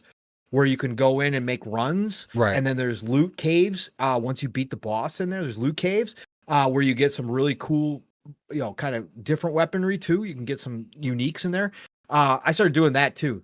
And that opened up a different aspect that we hadn't seen in the game yet. So it was decent. But yeah, nobody cares about my Redfall gameplay, so I didn't even bring it up. But I tried. Nobody cares about Redfall at this point because of just how things ended up playing out. I mean, that's the way it goes. I think that's another example of where we're at in the industry, bro. You have your upfront to, again, like people were talking about Cyberpunk and the way that it came back, and how people seemingly forgot it. Like, I don't know if it's revisionist history, but people seem to assume that Phantom Liberty brought Cyberpunk back. I was like, it was coming back way before that. Oh, their updates did. Yeah, the updates way before Phantom Liberty, way before even the anime came out. Because that's what other thing people were talking about. It was like, oh yeah, Cyberpunk, it released bad, and then the anime, it helped bring all the attention back. Yes, the anime helped, but Cyberpunk, even before the anime came out, was already seeing a major resurgence. Right. Finally, people realizing what it was. There was multiple steps still. So they had those first updates that started correcting a lot of the issues, right? There were still issues left over. That started bringing people back because you and I, okay, listen, anybody who wants to say we don't know. We're fanboys, so it is. We know what we're talking about with Cyberpunk because Steele and I are following this forever because of how much love we had for that fucking game. Yeah. So the momentum started with the updates because more and more people came back and started trying it and said, hey, you know what? It's actually really it's actually right. Decent. And it started to gain momentum. Then the anime was announced, and obviously everybody kind of knew who Trigger was and got super excited because the opening teasers for the anime were freaking phenomenal. And it ties into the game. And it ties into the game. Everybody was already hyped. The anime, I watched a couple episodes. I got to watch the whole thing. But then the anime dropped. The anime was from start to finish, from everybody who watched it said it was They loved it. Yeah, it was stellar. So that did bump people into the game, just like Fallout 76 got its bump from the TV series, right? Yep. For sure. Millions of people came in. Cyberpunk then got another bump, but then they did that final. Well, they've been doing updates. They keep calling them finals. But anyways, they did the massive update after that. So that the anime was the updates were a jump point. The anime was a jump point, and then they did that overhaul, and then they did that overhaul to the entire system. Remember that, Steel? Yep. They did the overhaul to everything, right? From items to your skill trees to everything. The gameplay is completely different now than it did when we first started playing it. And they did that, and then Phantom Liberty. So there was multiple steps to this resurgence, but obviously once Phantom Liberty hit, and then people were holding out, but had been hearing everybody else talking about how good it had gotten. Then they all jumped in on Phantom Liberty, and it was like, holy shit, this is the game. Like, this is the game. And now it's so popular that they have to keep going back and update. They were done with updating, and yet they continue. They just dropped another one this week, right? 2.3 something. Which they is keep going back and updating it even more. Yeah, it was minimal, but they said they were done. They were completely done and moving on. And now they're back again. Steel, had a game just come out a little bit better, bro, we would have gotten the multiplayer. We would have gotten the multiple DLCs. This game would have been co-op in Cyberpunk. And maybe they'll do it in Cyberpunk too, man. I mean, we won't find out until after Witcher 4, but I think Cyberpunk 2 is going to have everything that they promised, and I think we will get the multiplayer in Cyberpunk 2. I think that would be a good time. Co-op is definitely, the train, the subway system that they had, the train system that they took out. I think all that's going to be. It can literally be the first-person GTA. It literally can. It has the potential to have like all GTA online kind of thing, kind of that effect. I can see them doing something maybe not as in depth as that, maybe, but something of that ilk. Because of course they hit. There's just a difference there as far as like games. So. Yeah, no, for sure. And I'm super now because I went from fearing that we were never going to see another Cyberpunk game from them to now we are getting now I'm excited still because of the resurgence, because of the popularity of that game. There's still people posting plays because I mean, again, it's a very pretty game. Updates to the graphics on PC, they're stupid, bro. Like they are. The graphic mods on PC are stupid. They're ridiculous. My God. Anyways, so the popularity of that game that now I'm super hyped for number 2 because they are going to put a lot of money into that fucking game. They are going to put that is standing next to Witcher as a main franchise for them now. And they're going to put a lot of money to that game. It's going to be forever. We're not going to see it until probably mid next gen. Another 10 years. Yes, but by then, graphic cards wise, what we have on our PC still, if they're going to push boundaries, which CDPR is again, they're going to Unreal. That'll be Unreal probably 6 or maybe even 7 by then, depending when they show up. Probably Unreal 6, 6.5. I can't wait, man. I can't wait. I'm so excited. So excited. Yeah, super dope. Super dope. Super interesting. I just wish we got that Jackie DLC, man. That's all I wish. That's the only thing. That's the only other update that I want them to do. Like Phantom Liberty is cool. Missing missions. But you know the thing that would bring me back, that would probably get me to play and do something that I typically don't do with games, is if they brought back all the stuff that you and Jackie did in that time lapse that they did at the very beginning of the game. Because it seemed like y'all got into a bunch of shenanigans. That DLC would have been, again, I still think that's one of the most, for a character that you barely really got to experience like that. For that post that I posted on and you came into too, that dude that just played it for the first time and he was loving Jackie in the beginning. He's like, oh, I can already tell he's going to be one of my favorite players. And then like, what it was like a day or 2 days later, he quote tweets his own tweet and goes, bruh. I knew instantaneously that he had gotten to the point, that Jackie's gone. And you're like, what? You just killed off one of the greatest sidekick characters of all time. What? Well, it was phenomenal for sure. Yes. Yeah. Eastside says, I think I'm going to take advantage of the Xbox sale, New World, the Cyberpunk DLC. I definitely agree with the Cyberpunk DLC, New World. I'd personally skip on, but that's just a me thing. I don't think New World's worth it. But again, you don't have to listen to me on that. I think there's other games to invest those ducats in. Stanley says Jackie was my dog. Yes. Oh, he was everybody's dog. Anybody who played it, bro. I'm telling you. But it's just phenomenal, bro. I can't. The writing, bro. The relationship, like his emotions in the back. CD of the Projekt limo, Red bro. is a goat just for that. I don't get how they were able to do that. Make me feel about somebody so early in the game. Like in your first 10 hours, you're like, bruh, how am I supposed to proceed through this now? Yeah. That's my dude, bro. Like he was my dude. Oh, God. That was your ride or die. He was holding it down. Y'all was in it. I love the way they did that shit. That was so fucking fire. Anyway, it was whole other thing we could get into there. Dixie says by the time 2077 2 drops, it will be, it probably won't even be called 2077. They'll probably call it like 2094 or some shit. Yep. It will be played on an NVIDIA 9090 Ti with these 12 graphical enhancements to power the card effectively. Yeah, it's gonna be a fucking completely different level. But Palm, if you want to shout out the chat real quick before we continue to dive in here neck deep, I'm going to get these upcoming games and stuff set up. We'll run down that list of things we got there, and we'll go from there. Perfect, brother. Let's get to it real quick. This time stamp in here, so we got that. Perfect. All right. Everybody, thank you for hanging out. Appreciate y'all. Love y'all showing up here every Saturday. And again, even on a slow news week, you're back here because you know Steel and I are going to be talking some weird shit. We already have been talking weird shit. Again, you could listen to the beginning of the show again. Here we go. But this is what we do on Living Split Screen. So thank you all for coming on by again. I missed you last week, 1000%. Even though I had some much needed time with my dad, I still miss y'all because again, you're part of my family too. So Decado is of course in the house. What's up, Decado? Great to see you. Decado says NVIDIA will be the size of a fridge by then. They're making stuff smaller, so we'll see. We'll see. Dan, the man, Cunningham.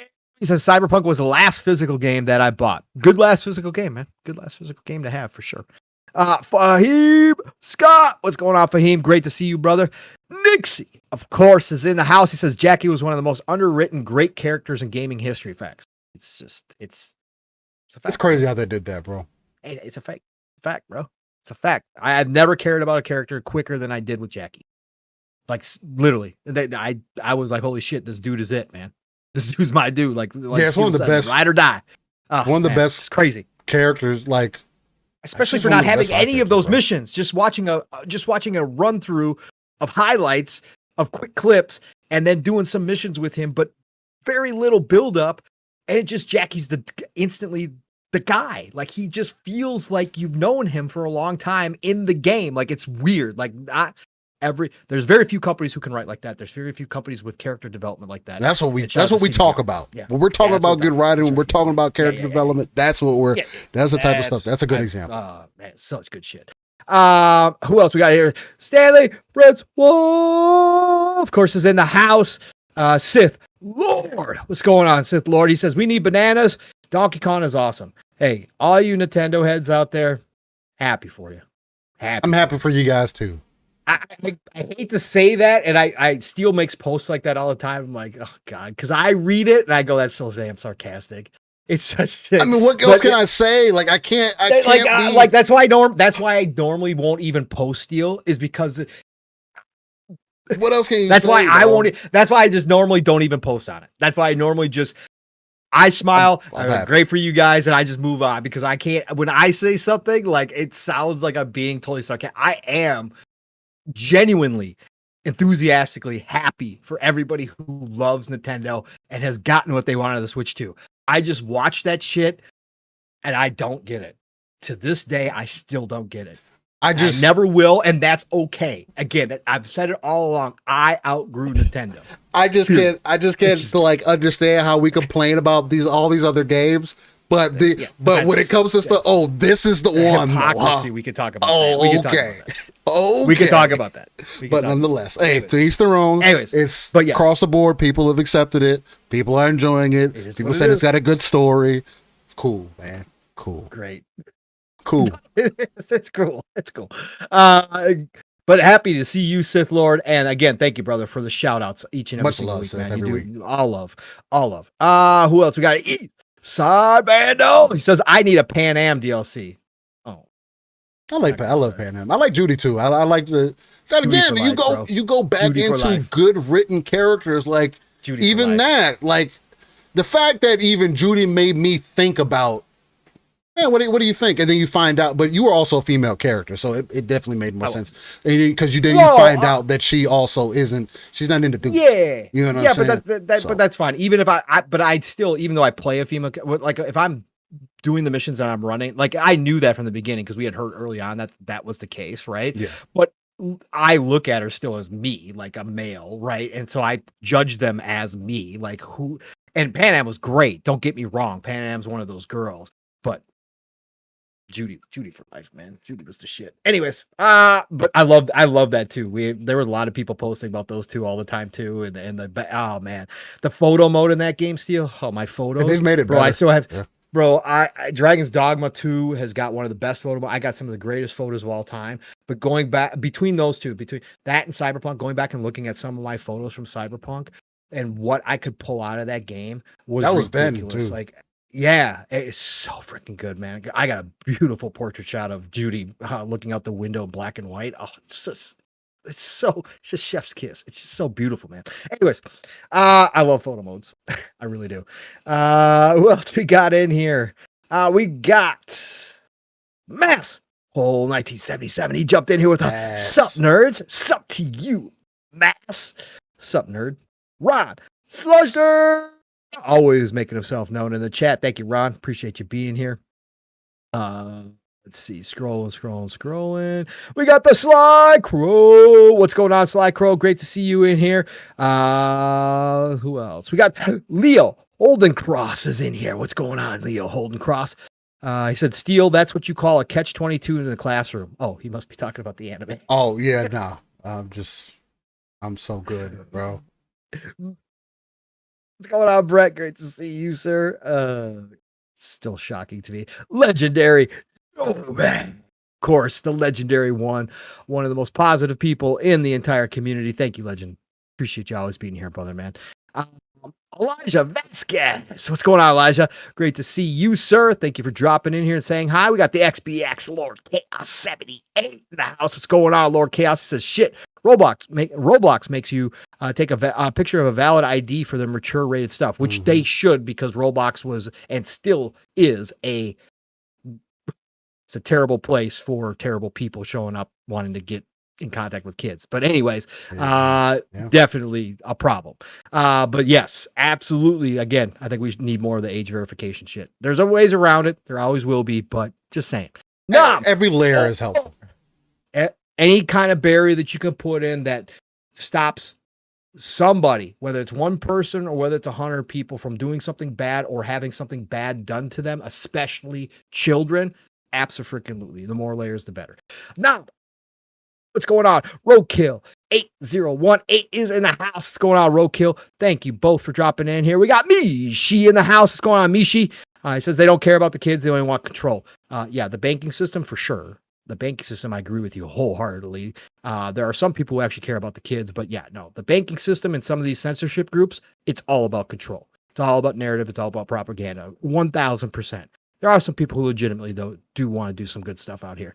I try to keep myself from saying all, because it's true. It's hard, though. I will say that. Pause. It's hard to not go down that road. The Black John. What's going on, Black John? Great to see you, sir. He said, I remember the nurses at school. Yeah, nurses have a reputation, and rightfully so. That's a fact. What else we got in here? Jeff Leopard, what's going on, brother? Thank you for being here. BT Maverick 707's in the house. What's going on, BT? Always appreciate you dropping in here, sir, and saying hi. We had Joe Dunmore dropping on in early. Says the weekend's here. Have a can of beer. I like the rhyme, Joe Dunmore. Thank you for being here, brother. The Cyber Gunter's in the house as well. Thank you, Cyber, for showing up and saying hi, sir. Always appreciate you, brother. I think as far as back, did I miss anybody down below? East Texas Alex is in the house. What's going on, East Texas Alex? We got the Delroy. What's going on, Delroy? He says, haven't been on Xbox much, been juggling Death Stranding 2 and Donkey Kong. Great games. Yeah, Death Stranding 2 I definitely want to hop into once it comes to PC, for sure. I got to go back and I want to finish the first one. I got on the first one for a while. It's really good. Yeah. So, but I'm looking forward to Death Stranding 2 from what I've seen. It looks fantastic. So, all right. I think I'm all caught up, Stu. So, the floor is yours, sir. Let's get into some upcoming games, ladies and gentlemen, while me and Pong look completely ridiculous here, because I haven't done this in a little while here. So let me adjust some things very quickly on the fly for you guys. Chat, I mean, what have y'all been playing this week? Let us know. Has it just been Donkey Kong? Did you jump into a little bit of Cyberpunk off of this week's hype? What are you guys thinking? What you guys considering as I finish getting things set up here? Again, my most anticipated upcoming game right now is definitely Wuchang. So that's going to be interesting. There's another game coming up too called Wildgate. I think it was that co-op space looter game where you and a team go against each other kind of thing. It looks like it's going to have some interesting moments. It's basically Sea of Thieves in space is what it comes down to. Okay. I don't necessarily know if I'd be into it, but But yeah, you can hop on the gun turrets on the ship and shit. You gotta go fix shit in the ship, and then you can jump to the other people's ships and steal their cargo and all that good shit. Yeah, looks kind of dope, man. But again, you have to have a team you run with. Yeah, it's another one of those where I could see a major difference of you going in there with a squad versus not, kind of thing. Let's see. Video steal there, and then we'll just bring this one here. Make Pong a part of this one.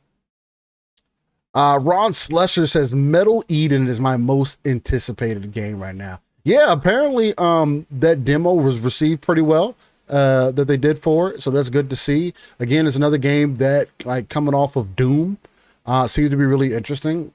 Has that cybernetic feel to it. Looks interesting. So I can't wait to jump into that as well. No, Dumbmore says RoboCop. Joe, you playing RoboCop on Game Pass? The first one, not the new DLC, standalone DLC. Okay, it's a standalone DLC. Gotcha. Okay. Yeah, I'm pretty sure it's standalone DLC. I'm pretty sure. Maybe it's not, but anyways, it's in Game Pass. The first one is. So, anyways, I started playing RoboCop a couple weeks ago, and it's RoboCop. Like I said, if you're a RoboCop fan, like, it's good. It's good. They captured the feel, so that's for sure. Eastside Alex says, East Texas Alex, says, Call of Duty casual. Perfect. Nothing wrong with Call of Duty. I was playing some World War II when it first dropped in Game Pass. Still got to download. I got to finish that campaign. I do want to finish that campaign for sure. Joe Dunmore says the DLC. Cool. How are you enjoying the DLC, Joe? Because obviously reviews weren't great for the DLC, but I think that's just reviewers nowadays anyways. Whatever. If you like the first RoboCop from what I saw of the DLC, you're going to like the DLC. So I don't understand. But anyways, that's cool. Cool, Joe. All right. Okay, so Legendary did confirm it is DLC, so it's not a standalone. You actually have to have the first one. Okay. Gotta have the game. Yeah. BT says, I got Eric's own cool isometric stealth game with the Plague Tale vibes. I know Paul would actually like this one. Yes, I saw that one. Somebody posted, I remembered seeing it at one of the shows, Steel. I think it was Future Game Show or something, but that does look dope. I did put that, I think I put that on my wish list too. If I didn't, I'm going to check right now. But yes, BT, that will be, at some point, it will be added to the library for sure.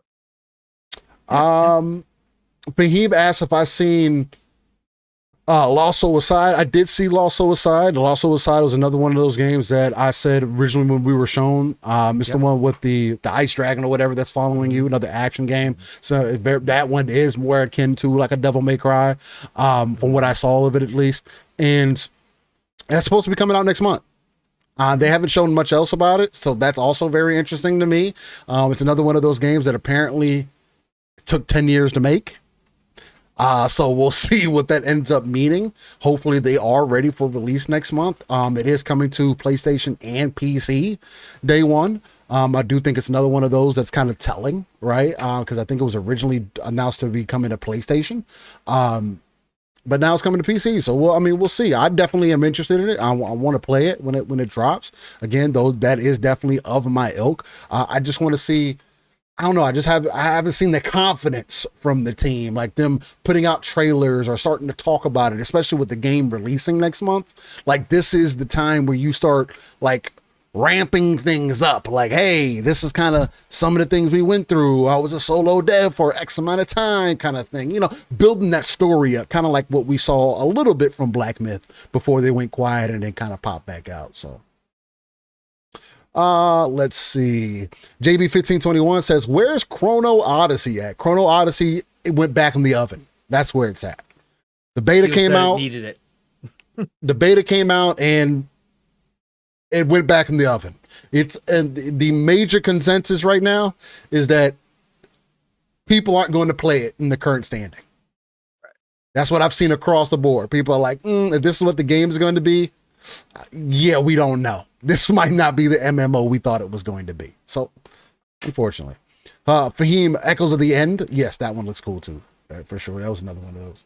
All right. So I got these upcoming games up here. And we're starting on July 22nd for this week between, I got June up here, June 19th. They're supposed to say July. Good God. Let me change that for you guys. Just so when people tune in, be like, well, June? We're not in June, Steel. You're right. I don't know why this is June. It said July. I've been having issues with OBS again. But nonetheless. So, June is a first-person psychological horror narrative game where you experience where you play the role of an individual unable to leave his own home. That's all you had to tell me, and I'm good to tell you that I'm good. I don't need to see anymore. But for those who are looking for their next horror experience, Luto might be that one. It is a first-person game as well that is releasing on all platforms. So if you're into that. Brett Bingham, make sure you hit Mav up. He's been back into Racers Hardcore. Hit him up with that Car X Street if you didn't already hit him up. I did see that. Brett, he says Car X Street is the spiritual successor to NFS Underground, but with unbadged cars. Still pretty damn fun for only $30. Better than TDU SC at launch too. Changed my mind. I liked Car X Street. I did also play that at launch as well. Okay. Played actually a good bit of it. Played like 20 hours. It actually made me debate on pulling the wheel back out. And doing some racing in there. It felt kind of bare bones to me. I need to jump back into it. But I was having a good time with it. The way that the game felt had a good flow and everything. I just wanted to see a little bit more customization, but I've been waiting. I knew they were coming out with more updates, and I hadn't played it recently. It's probably been a good 6 months since I last tried it. So for sure. Okay, Joe says the RoboCop DLC is a little buggy. It is standalone DLC. Oh, thank you, Dunmore. Okay. Thank you, Dunmore. So it is a standalone, so you don't have to have the first one. Okay, perfect. Thank you for that. And then I really want to catch up because we did ask the chat what they've been playing, what's going on. Delroy says 15 hours into Death Stranding 2, got to say it's more fun, quote unquote, but I'm enjoying it less. There's some pushback in the first game that's missing here. That's what I heard some DS1 fans talk about as well, that some of that challenge Steel, that some of that Kojima like ish, like again, the walking shit with as many like that, he made it almost too easy. And again, it's part of that accessibility. Let's get more people to play the game. I get it, but there's been some pushback that some of that is gone now from DS2. Some of that, what the hardcore liked, is gone, right? So, yeah, that's interesting, Delroy, that you felt the same way. I can't wait to play it, check it out for myself too. BT says Shadow Labyrinth has been good. Feels like a solid Metroid. It's not as crazy as the show, but it's been good. Nothing exceptional, but it's solid. That's the new game. That's the reimagined Pac-Man game, Steel. If you remember from the anime. What is it called? What is it called? Shadow Labyrinth. That's out? Yes, that is now out. Correct. And it's a Metroidvania, but it's Pac-Man, but it's you as a character with Pac-Man following you around, giving you directions like some evil thing. Was that Secret Level? Secret Level, that was the show that had those? Yeah, it was Secret Level. Yes. Yeah, Secret Level. Yep. That oh, okay, Shadow Labyrinth. Okay. It's got mixed reviews right now. Yeah. But yeah, people are saying they give it about a 70 right now. Yeah, but okay. Legendary says he's still heavy on Zenless Zone Zero. Are you still playing Zenless, Yobi? Okay. Yo, I told y'all. I downloaded it, but I had to get rid of it because again, it's straight. It's good, and it's the quality is so freaking good. Again, the people like Steve always talks about the preconceived notion about mobile games is disappearing. Yeah, because of these types of games. They put a ton of money into this game. Like this isn't some slop. This is good shit. Like Zenless Zone Zero is good shit. I would, but play Zenless over Genshin 10 times over, please. Sure. You get more out of your time from Zenless versus Genshin. But Zenless, it's not even worth it. But like I said, as I played Steel, the gotcha factor of them keeping you in the game for extra hours like they do on mobile, those mechanics become very clear. And after a while, I was like, yo, no, I can't do this, bro. I can't. I'll be here forever. The daily logins, like all makes that. It easy. Just like, yeah. So they've only made it. I got out because of the black hole. Glad you're still enjoying it, the Legendary. All right. Next up on our upcoming game list is that game Wildgate that I was mentioning. This game is also coming to all platforms, well, outside of Nintendo. This is blast off into high-stakes spaceship battles and intense first-person shootouts where no two matches are ever the same. If you want to claim the ultimate prize, the mysterious and priceless artifact, you'll need to improve on the fly. Whether it's chasing down rival crews and stealing their gear, repairing your damaged ship, or scanning for precious resources, your ship is your home base. Yep. Sea of Thieves in space. That's exactly what it looks like to me. Except more PvP focused for sure. I mean, from what Sea of Thieves is straight up PvP. That's why people got pissed. For this, like a match is literally you are in. I know. Where Sea of Thieves is more open world. You're literally. But originally in Sea of Thieves, when they had you locked into it was bad. That's why people stopped playing. Oh yeah, no, it was all the slaves they were crushing. You know what I'm saying? But no, I get what you're saying. This is actual. It's built around the concept of going to battling people and taking their shit from their ships. I get you. I'm just saying the kind of the feel of working together on the ship and the kind of the control. That's what it seems like to me. But anyways, it does look. Yeah, I was gonna say I'll skip on this. My extraction right now is between Mecha Break and then Arc Raiders. I'm gonna just save all my extraction juices for that. So Arc Raiders is gonna be shit. Arc Raiders is about to be. It's going to be stupid. How I think that game is going to be bigger than even that they're anticipating. And Embracer's got to be fucking toxic as hell too. No, it's going to be toxic as fuck. It definitely is. Especially since you have the option to take down higher level enemies if you guys decide to work together. Therefore, you could leave with even more loot. And even when you do, it's going to remind you of that classic Dark Zone. You in Division 1 going around, y'all killing teams, y'all get people. 3 teams sitting at extraction, and then somebody all of a sudden wants to flag up. You're like, Here we fucking go. Yep. And with proximity chat, that was crazy. It's gonna be. And bro, embraces proves that they understand. They understand what they're going. Yeah. The next one on the list is Abiotic Factor. This is also coming everywhere other than Nintendo. It said, home to the world's greatest minds, Gate operates a global network of secretive research laboratories spanning every field of scientific study in the realms beyond. As a Gate employee, you extend the bounds of human knowledge and seek to explain the unexplainable, including anomalies and paranormal entities, from gravity-distorting artifacts to supernatural creatures. Does it say what type of game that it is? I mean, in this little descriptions down here, it's saying it's a sci-fi action survival retro game. Okay. So yeah, I mean, so for if you're into that kind of thing, and that that little descriptor there, you can fish. You got fishing. Crow's excited. Time Mag 10. You can fish. Crow's excited. So. Well, people are loving the Fallout 76 update with fishing. Holy shit, that's all I see posting. People are just fishing nonstop. Oh, Crow says this game is like Fallout meets Fear. That means I'll never fucking play it. I'm so good. I don't. You bring up Fear, I'm good. I don't need to play that. I'm good. I like Fear too until I saw shit popping up, and I was like, I'm cool. Like I said, had enough heavy weaponry, man. I'm good. I never get that. Again, the little girl follow you around was not okay, but again, the heavy weaponry helped. And the gunplay was so good in that game, Steel. So yeah, it did feel good. It was so ahead of its time. It actually holds up now, which is crazy. It's so good. Anyways, the next one on our list, this one is coming everywhere. Again, not on Nintendo though. It's called Monument Valley 3. Monument Valley 3 invites players to reunite with the series' signature beauty and mind-bending puzzles. Guide a new hero, Noor, through a series of impossible landscapes, manipulating architecture and perspective to unveil hidden paths and solve intricate challenges. puzzle games. This is apparently a Netflix game. It's a strategy, point-and-click puzzle action adventure indie. Delroy says, if you like Fear, check out Trepang 2. I heard that game's good too, and I'm good. Yep. Not as scary. Trepang 2 is not as scary. That was the other thing that I did hear about that. It's not as bad.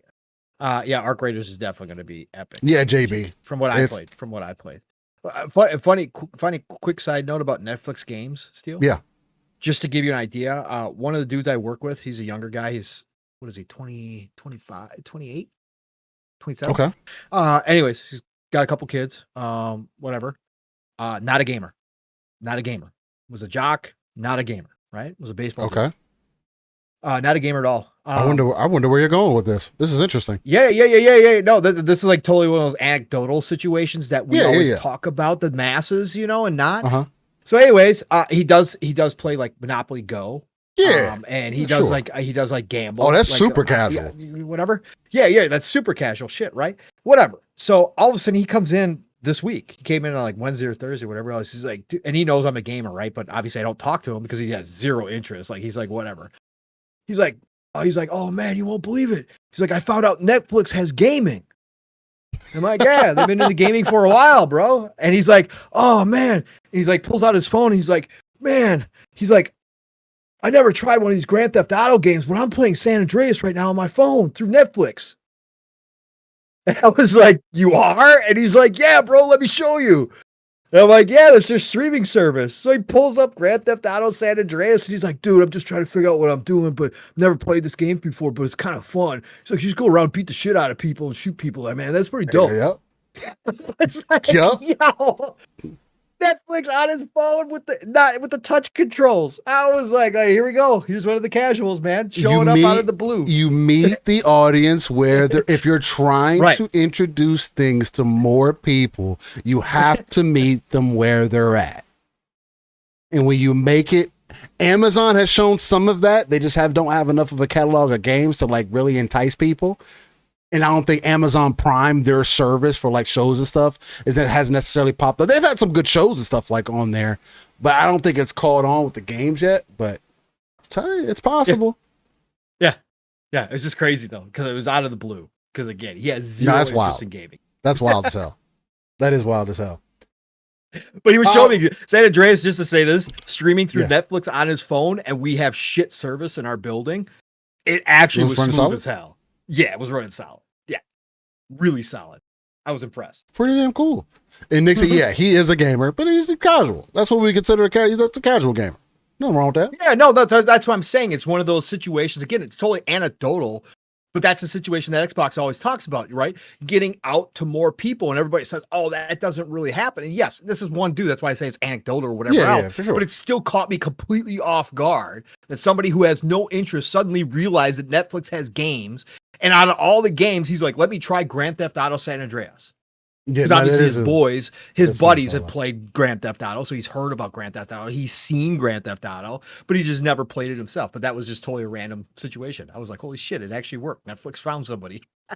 Yeah, it'd be interesting if you told him about GeForce Now if he had ever ended up trying that. Right. That'd be interesting. Uh, All right. Next up on that list, we got Wheel World coming out to everything except Nintendo again. Welcome to Wheel World, where the fate of the it's another This looks ironic dope. thing, We saw this. and I know this is another anecdotal situation as well. mhm. But you also notice that Nintendo doesn't get a lot of games. Now they're probably going to get more, Oh, and yeah. I know we've only went through a handful so far. But like, Right. people would say, "Oh, you only need to get one device, the other device," because this. So far, it's still proving like Xbox and PlayStation are where you're going to want to be if you want the traditional console experience. These are the platforms that are still giving you that experience. But anyway, Wheel World. I think this is the one y'all mentioned on Thursday as well, where somebody was riding a naked person. Yes. Okay, Watch one of the interesting. bikes. Watching the video here. They'll show. No, they'll this show the this bikes is off. interesting as well, though. I do like the concept of this. It kind of reminds me of Yes. what We are those saw games this a while that back. just came out? This is from Annapurna too. What are those games Yes. that just came out? Though? Ollie Ollie? Ride? No, Right. You're thinking about Riders straight up bike Republic. games. Yeah. those yes. the But this games is that are like cartoonish. that. This has got the Ollie Ollie world graphics to it. That's where I was going with it. 'Cause but, aesthetically, that's what it looks like. But Wheel World is where the fate of the universe rests on your handlebars. You are a cat, a young cyclist with one mission: save the wheel world from total collapse. Explore a stunning open world filled with impressive vistas, hidden secrets, and races that will test your skill. Customize your bike with endless array of parts, from sleek speedsters to off-road beasts, Including naked bodies. including naked bodies. Hey, whatever you're into, man. Let's see if it shows it. Yep, it shows it. Yeah, it did show. It did show. And there's a hot dog. Hey, whatever people are into, bro.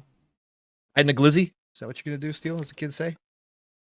No, I'm not Whoever gonna write a created hot that word, dog. by the way, is dumb. Is dumb as shit. I don't. It's a New York thing.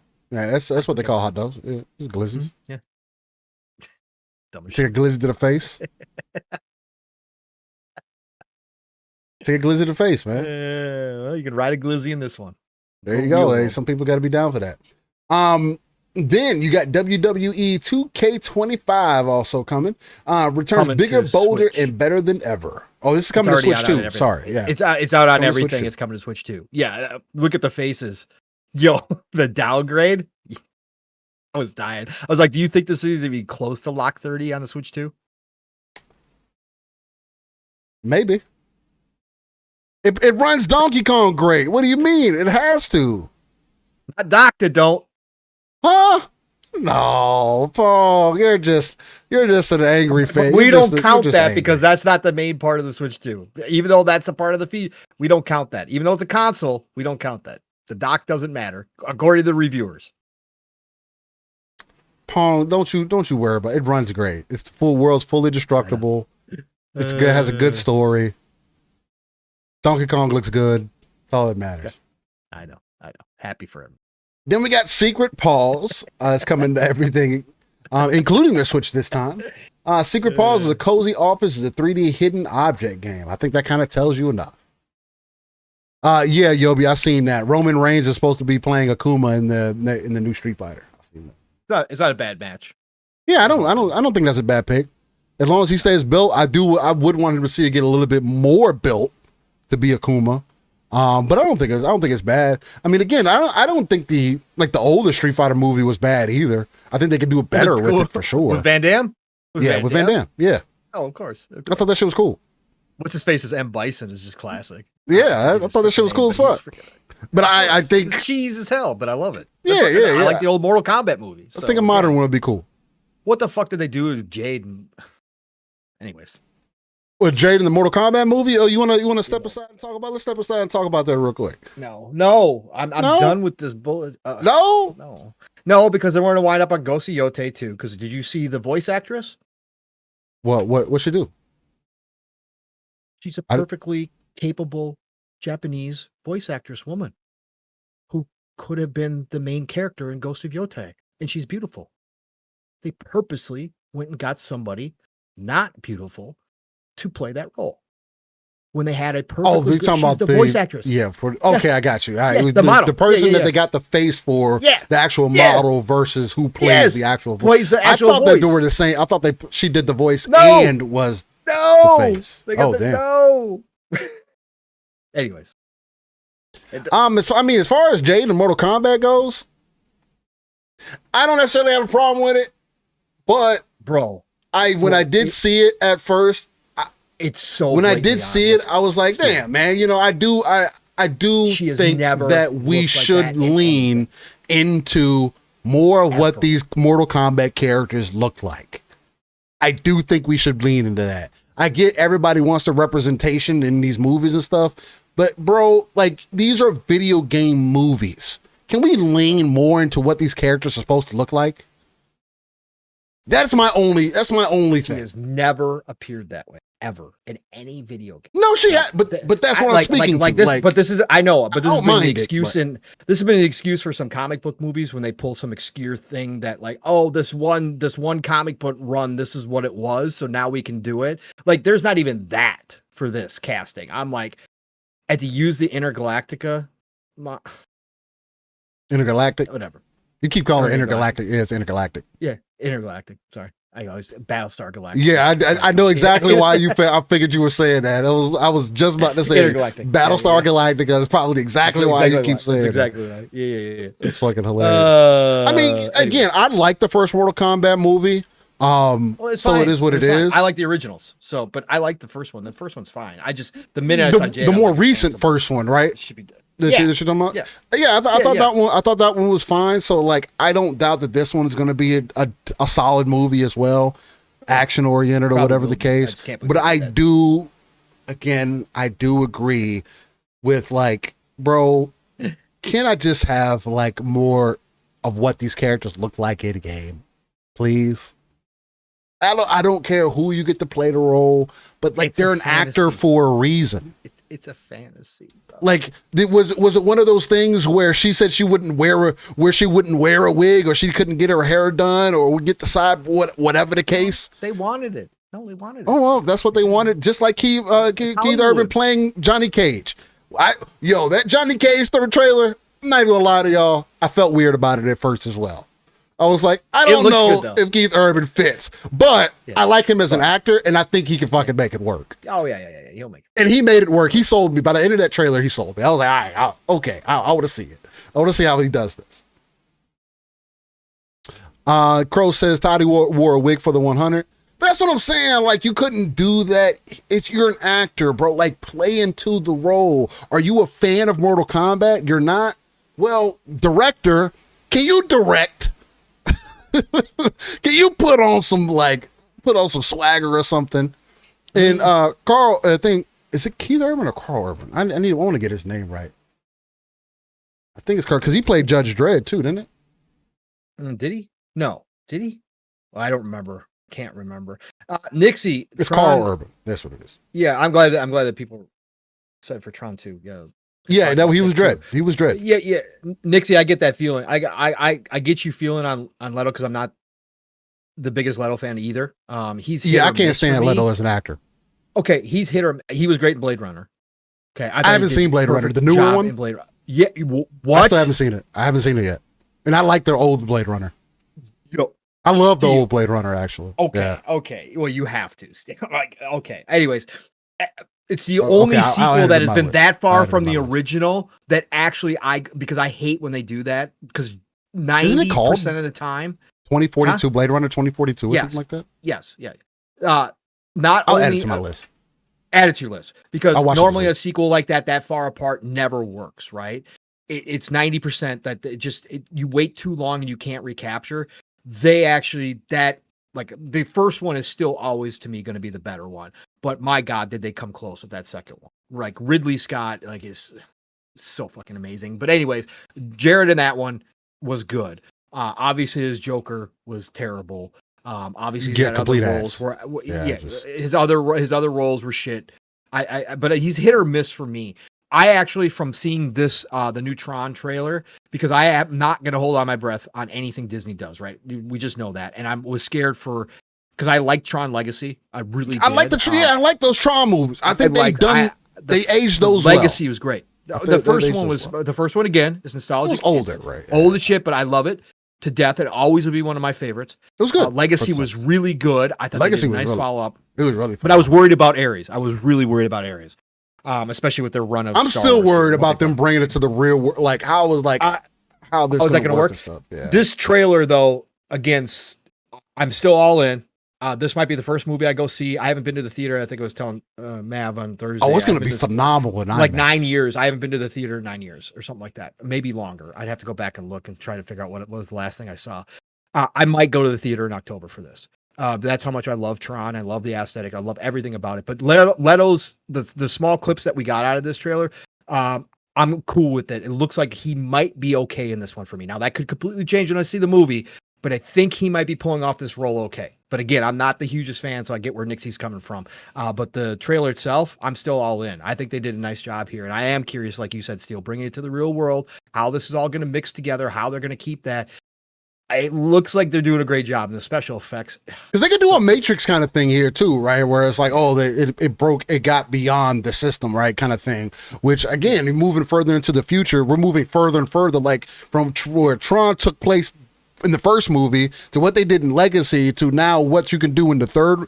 Like, yeah, I'm interested. You're talking my language. This is the type of shit that I'm interested in, right? So I do want to see how it plays out. Mm-hmm. But let's get back into these upcoming games. Next up on the list is a game I was talking about earlier, and that is Wuchang Fallen Feathers. This is coming out on everything as well, other than Nintendo.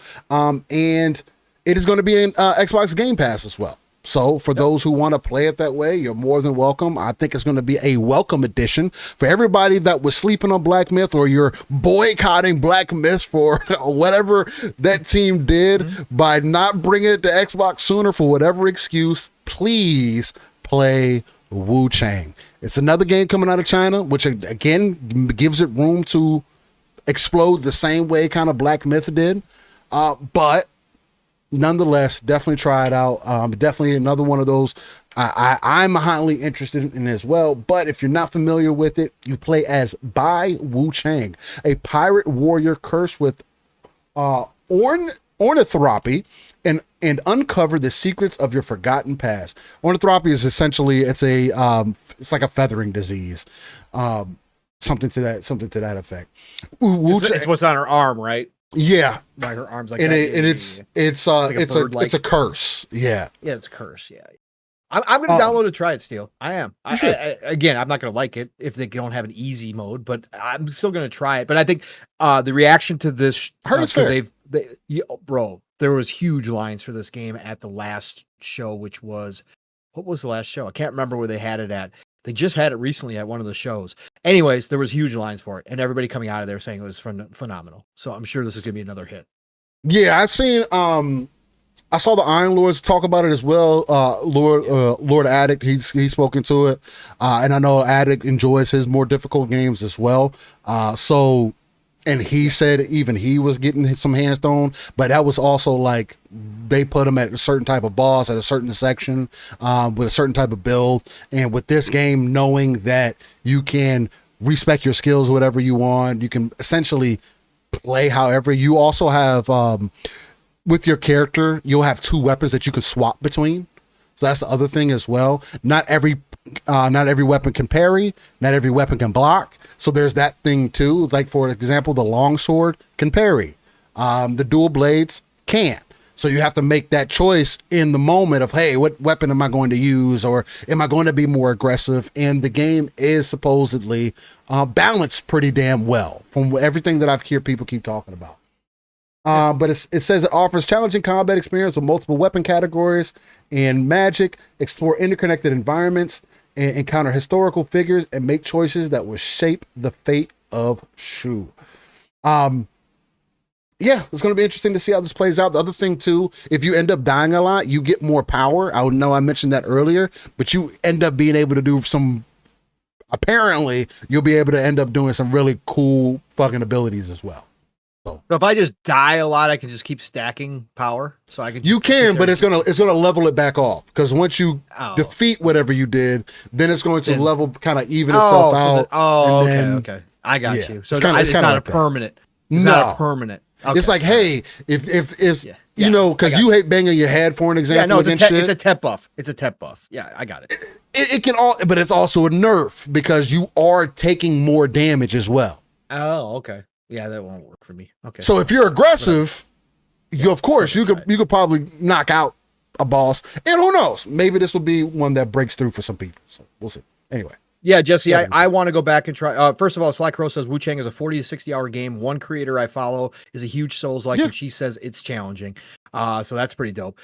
Jesse was talking about he needs an easy Souls game, and he was waiting on trying Liza P. I want to go see what the Liza P easy mode looks like now too. If you want an easier Souls-like experience, I would tell you to try the first Berserker Kazan, because it has an easy mode. Right, and that's another one that I gotta go try because I love the aesthetic in that game, and you had said that originally that there was an easy mode, so I might have to go pick that one up. Yeah. First Berserker Kazan is fun. Is pretty fun. You can be aggressive. It's over the top. It's easy to understand. Well, I've had fun with Stellar Blading. It's a looter and as I know well. Stellar's not necessarily Souls-like, but I'm just saying it does play a little bit more difficult like a Souls-like. So yeah, I'm having fun that way. Yeah, if they start giving me that option, I know people are up in arms about this option. And I get it. Again, like I said, I don't think you need to make every game accessible, but if it's just an option to turn down the difficulty, I really don't give two shits either way. Like it doesn't bother me, but I hope more do offer this, because I will play some of the games if they do give that option to play it more like an action game. I'll do it. I like them.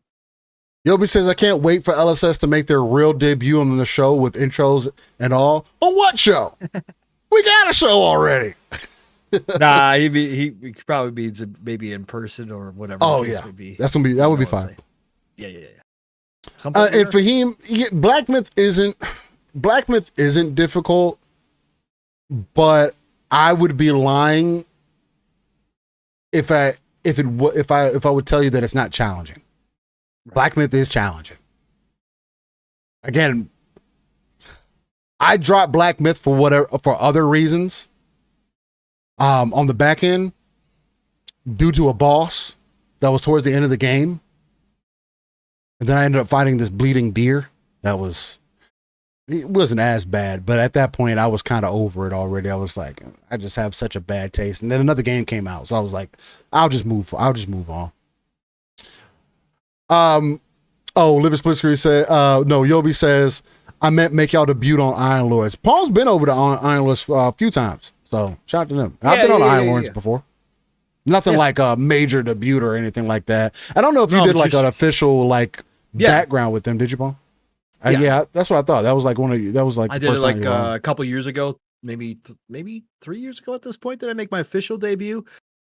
2 years or 3 years ago, I made my official debut with a full out. Yeah. The only thing that I'll say to that is I'm not a beggar, bro.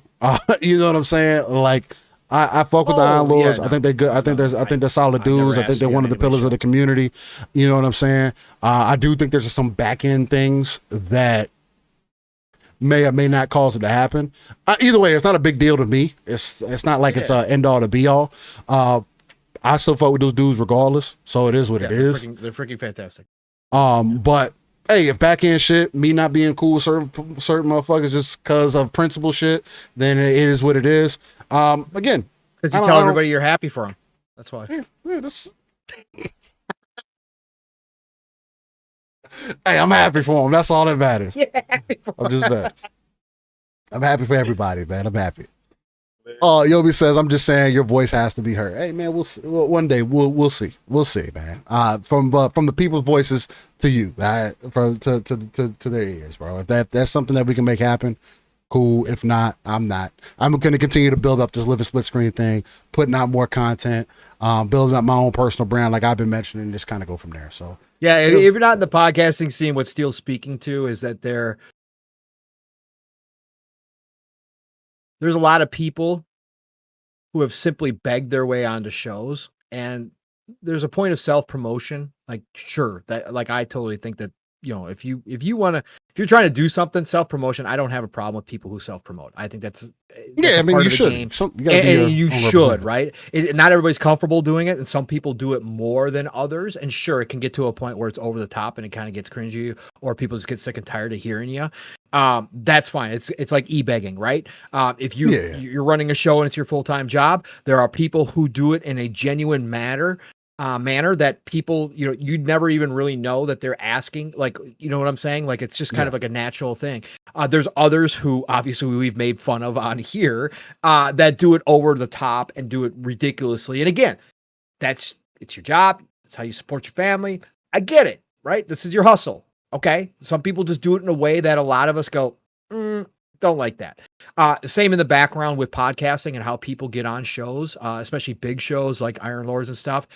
There are certain people who beg their way on to a lot of shows, just so people shut them up, right? And you wouldn't know that, again, from the outside looking in. A lot of times you don't see that shit. But to Steele's point, like him or I have never asked once to be on anybody's show. Like, if people want, like Steele said, people want to fuck with me, ask me and I'll come on your show, right? That's fine. Like, that's why I've been on Weapon Wheel before. Yeah, me too. Right. I've been on Weapon Wheel multiple times. Like, that's not a show like normally, like, you would see me on, right? That's why Dixie couldn't believe it when I told him in the chat a couple weeks ago that I had been on there, because he was making a joke. And I'm like, I've actually been there a couple times. But at the same time, I never asked. Like, again, I was invited on because somebody heard us talking and thought it'd be cool to have me on.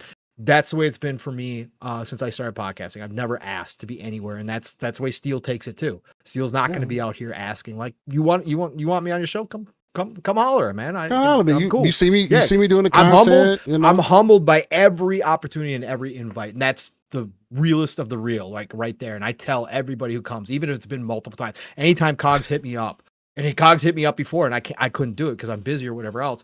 And I tell Cog every time, man, hey, listen, the invite is like so appreciated, and I'm humbled that your show would want me on. Like, that's how I feel, but I will never ask. I will never beg for that opportunity. So anyways, side notes. Dixie says Steel don't fit the Iron Lord pod. Oh, maybe. Well, why? He's a bot now. You should probably go on there. Yeah, maybe so. Maybe that'll be the best time. Maybe that would be the best time. I've found my new bottish ways. Maybe I could be the voice of reason. Right. I get it. If people want it, great. If not, hey, I get it. I know there's been dealings, and for him, nothing specific happened. Joby had just mentioned he'd like for me to be on the Iron Lords or whatever, make that debut on there. And again, hey, if people are interested in my history, I may have talked about my history with other places. Again, shout out to Vitamin G. Was one of my first podcasts that I ever did. And I still appreciate those guys for asking me to be on there. And I was actually a member of that squad for some time, but for at least early on. And also shout out to K Mega, somebody else who also showed me a lot of love in the beginning. I was on shows with him for quite some time, rocking out, and we had a good time. But it's all things work out like they're supposed to. So. Babe, I don't know if BG thinks I'm cool, right? I don't know if BG thinks anybody's cool, but I think BG just thought I would bring interesting conversations. And I don't know if he actually got from me what he thought he was going to get from me, because early perception was, because I was on so many Xbox shows, that I was just a straight up Xbot. Right. And that's obviously not the case. I'm a gamer first, but I had some interesting conversations on his shows. I mean, it was a good time every time I've been on there. I think I've been on there 2 or 3 times. I can't remember how many times, but no, again, BG's fine in my book. Again, I'm not going to sit and listen to him all the damn time. But I did listen to Weapon Wheel every once in a while back in the day, and BG's fine. He's got his opinions and he's a fanboy, but that's cool. But I had a good time going on a show. No problems whatsoever. His chat can be ruthless if they don't like you. I'll tell you that. Yeah, But I don't care what anybody thinks. It's hilarious. Some people go out there and get all flustered because of the chat. BG even told me, just don't read the chat. I was reading the chat too. Like, it's just again, like, I mean, let me swap back to the main show. We'll get back into the upcoming game stuff. This is just what we do here, ladies and gentlemen. If you're not familiar with Living Split Screen, welcome. But it's just another one of those things where, because Nixie says, because it seems like still don't dance to get engagement. It just goes back to even the time that I was on Weapon Wheel as an example. If you know who you are as a person, as an individual, know who you are as a gamer, especially, if there's anything, just know who you are in the space, bro. Like, know what you stand for. Don't be easily bendable. Be understanding, right? But somebody trying to convince me that I don't believe the things that I'm saying or that I'm of this ilk, I'll go on to anybody's show and tell you I'm not an Xbot, I'm not a PlayStation fanboy, I'm not a PC gamer. Like, you're not going to put me in a box. Like, you can put everybody else in a box, but I'm going to argue with you and tell you that, no, like, I like what I like. And that's it. If you want to box it up from there, that's on you, but I'll leave it at that. But is what it is. And then Yobi says, I met Steel through the Ash and Luca. We shared a panel on her show. Shout out to Luca, bro. Shout out to Luca, wherever you at. Much love to you, because you're another one of those extremely genuine people who wore your like RBF on your face. Which, and like through the screen, like she started to get on camera more often as time went on, and some people tried to clown or whatever the case. I thought she was decent people regardless. But I know she took a break, real life, and whatever the case may be. But yeah, shout out to Luca, man. Another one of those dope people. Been on that show many times as well. Love Luca. So yeah, Luca's good shit. And Yobi, it's like situations like that, kind of very similar to how me and Pong, man. It's like you engage with people in the community, you find connections with certain people, and you just build off from there, right? So I think that's always a special moment. That's why we continue to do this on a week-to-week basis, bro. Like, again, like that genuine nature of, hey, I fuck with you, I like what you're doing, I can tell you're genuine, organic, I like what you're bringing to the table. Great. So it is what it is. Thank you, Nixie. Appreciate that too, brother. That's why LSS is one of the few gaming pods I listen to. No dancing BS in here. Thank you. Appreciate that. Hey, sometimes you think we're dancing a little bit now. Nah, I think that's how most shows should be. But again, I can't tell anybody how they should put on a show, what you should do. Hey, do your thing. I just appreciate people coming in and tune in a week-to-week basis. I bring my energy, Palm brings his, and we talk about things how we feel is best. So Yobi says I check in with her here and there. Last I checked with her, she's good, man. That's good, bro. That's good. Yeah, that's good. And I know Slow Mo and all of them keep her in tabs on her and everything. So as long as she's good, that's super dope. Slow Mo is like her big brother, man. It's funny as hell. That relationship is hilarious. Yeah, no, that's their whole when those two go back and forth, yo. Yeah, no, it's fucking hilarious. It's fucking funny as hell. Yeah, hopefully she comes back at some point. She'll come back a millionaire. She's gonna be sitting back talking mad shit to y'all, because y'all ain't gonna be able to say a goddamn to folks, because people ain't gonna be able to say shit. Oh, but nonetheless, good stuff. All right, let's get back to these upcoming games. Yeah, that was our podcasting scene talk. Hey, let's go. Hey, I hope you guys enjoyed it. So that was coming off of Wuchang and more there. Then we got Killing Floor 3 that is jumping out on all platforms as well. Shout out to Killing Floor. This is another one of those that continues to kind of go decently. I have never played a Killing Floor. So good, bro. So much fun. Even with randos, it was fun back in the day. Even with randos. Really? Yeah, I never it was played. set up always perfectly. Always because you could give money to people to help them buy in between rounds. Oh, really? You have to buy weapons and upgrades in between rounds, right? That's kind of cool. And people would donate money to you. Like, you could ask, or people would just give it to you. And if you needed money, like legit, like most of the randos would help you, because it was a team. Appreciate that, team, PvE. So Killing Floor 2 was a dope ass game. It really was. I had a lot of fun playing it. Okay, dope. Yep. Again, if you're not familiar with it, it's the next installment in the legendary co-op action horror FPS series. Takes place in the year 2091, a full 70 years after the events of Killing Floor 2.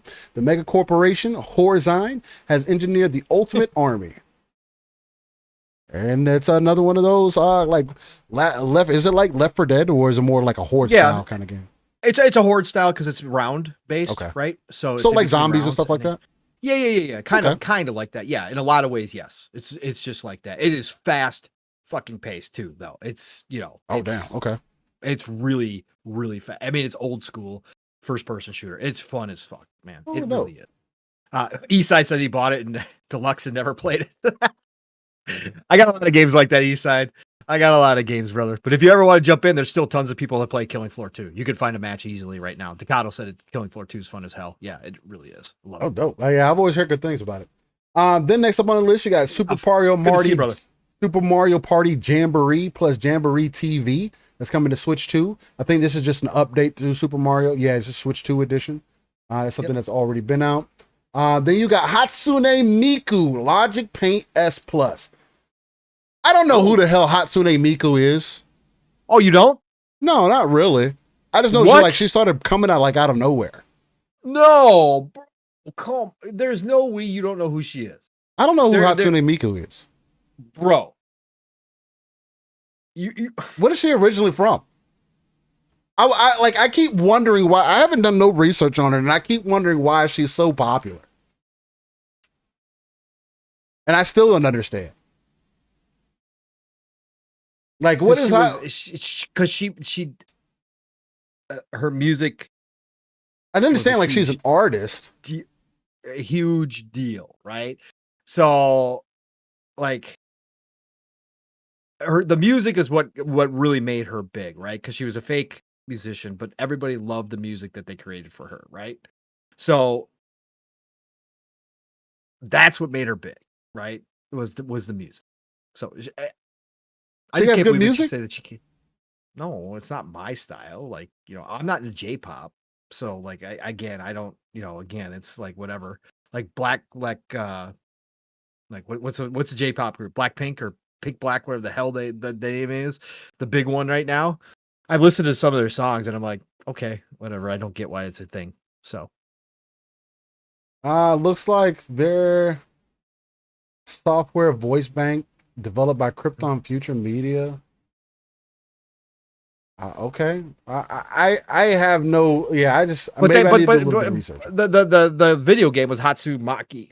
The Hatsu Miku. What was the name of the video? It was like her name, something else. If anybody remembers what it's Hatsu.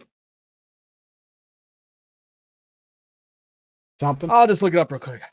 Miku. Hold on. Miku. So I get this right. Oh, let me type this into Google. Why is Hatsune Miku so popular? Hatsune Miku Project Diva.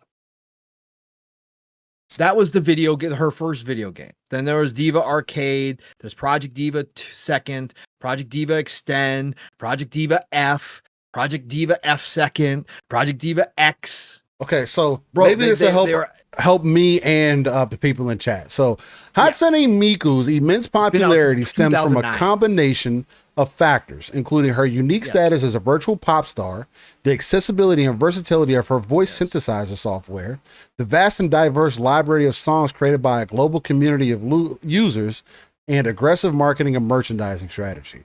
So nothing like in one thing. It's just the video games push her over the top. They loved her music, right? But she's been around since 2009 still.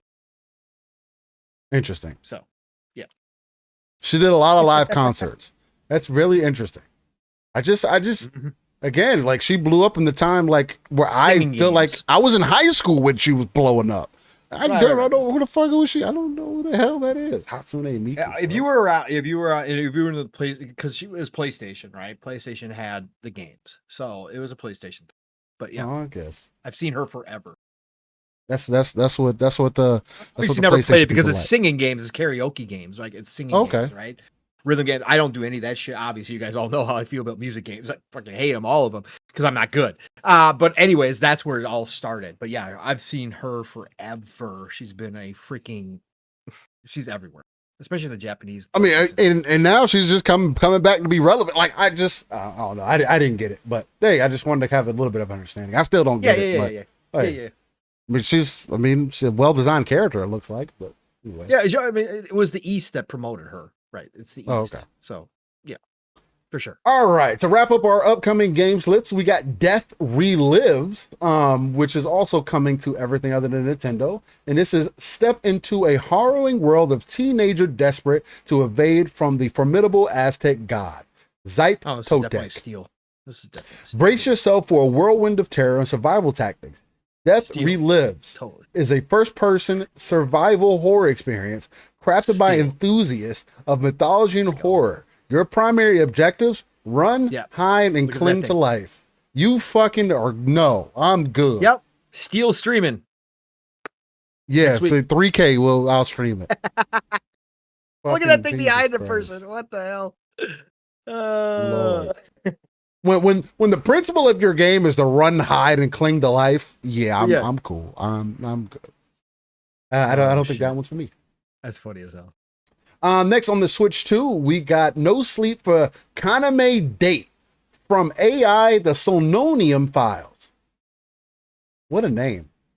It says uncover the truth hidden in reality and in dreams. Join Special Agent Kaname Date on the case to discover the whereabouts of internet idol Iris, who has been trapped in a mysterious escape game.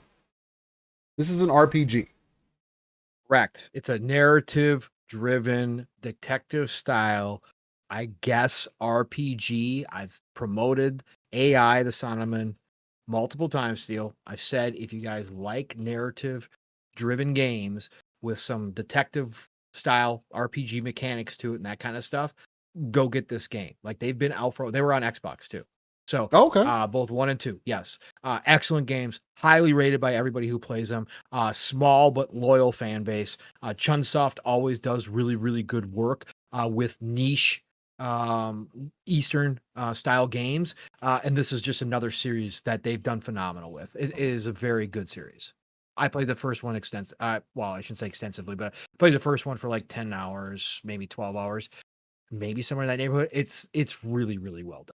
So, and I heard nothing but positivity for the second one as well. Yep. Interesting. Yep. Then another one coming to Switch 2, which was, I just don't think it was fucking given enough support, and it didn't. It had performance issues when it launched, but it's coming to Switch 2 now. And that's Wild Hearts. If you're into Monster They were Hunter, canceling this game.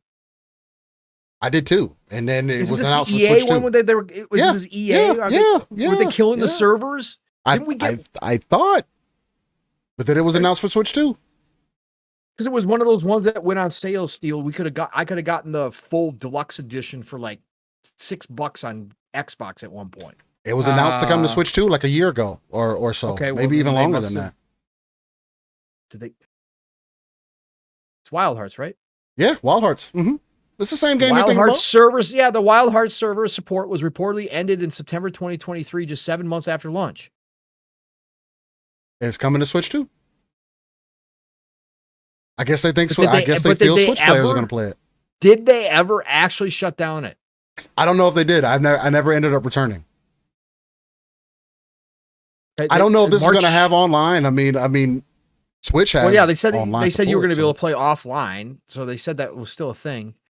But everything I see in here, Steel, like news wise, is just the initial supposedly are shutting down and ending support. so maybe they didn't. Maybe they kept them up. That would be surprising from EA, and I know they were complaining about them not having a big audience or whatever. I know it got updates and everything, and the game was fun. I mean, again, now with Monster Hunter Wilds out, would I go play Wild Hearts? Probably not. Yeah. But offline and peer to peer, yeah, maybe that's where they do it. That was the word. It looks like EA never confirmed that they were ever going to do that. Okay, so that was just if it's still up, yeah. Again, it's a game that I don't know if it's gotten updates. People. I don't know if it's gotten updates. I don't know. It's gotten updates. I don't know how many updates or whatever. I know it's gotten updates though. Okay. But yeah, I don't know how many updates or whatever. But shout out to Wild Hearts though, man. I enjoyed it for what it was at the time. It had some performance issues and whatnot. So if you buy the Switch 2 version, you can carry over your demo save to the real game too. Okay, nice. And then last but not least, I should say, excuse me. A game that has released on everything but Xbox at this point, but it is coming to PlayStation 5. It's called Flamekeeper. Become Ignis, a special coal tasked with liberating the world of Orbis, recently overrun by forces of darkness. Luckily, it just so happens that you're trained in the art of mortal combat. Learn how to fight, upgrade your abilities, venture through increasingly hostile worlds. This is a hack and slash roguelike. And that's from indie devs. Okay. Seems like it's interesting. Yeah, looks cool. A little coal that's on fire. You can throw some hands. Why not? Look at that. Looks cute. Yeah. You know, hey, it's a I cute just got to say how much I like roguelikes. Hey, got some interesting things going on for it. Looks like a couple of other games we've had recently too. What, Cat? Cat doing. All right. With that is your list of upcoming games. Lord Chaos Wild Hearts is still available on Game Pass and PlayStation Plus. Are you serious? Is it really? I didn't think Really? Wild Hearts was still in Game Pass. I thought it was removed from Game Pass. I had no idea if it's still there. Holy shit. Okay.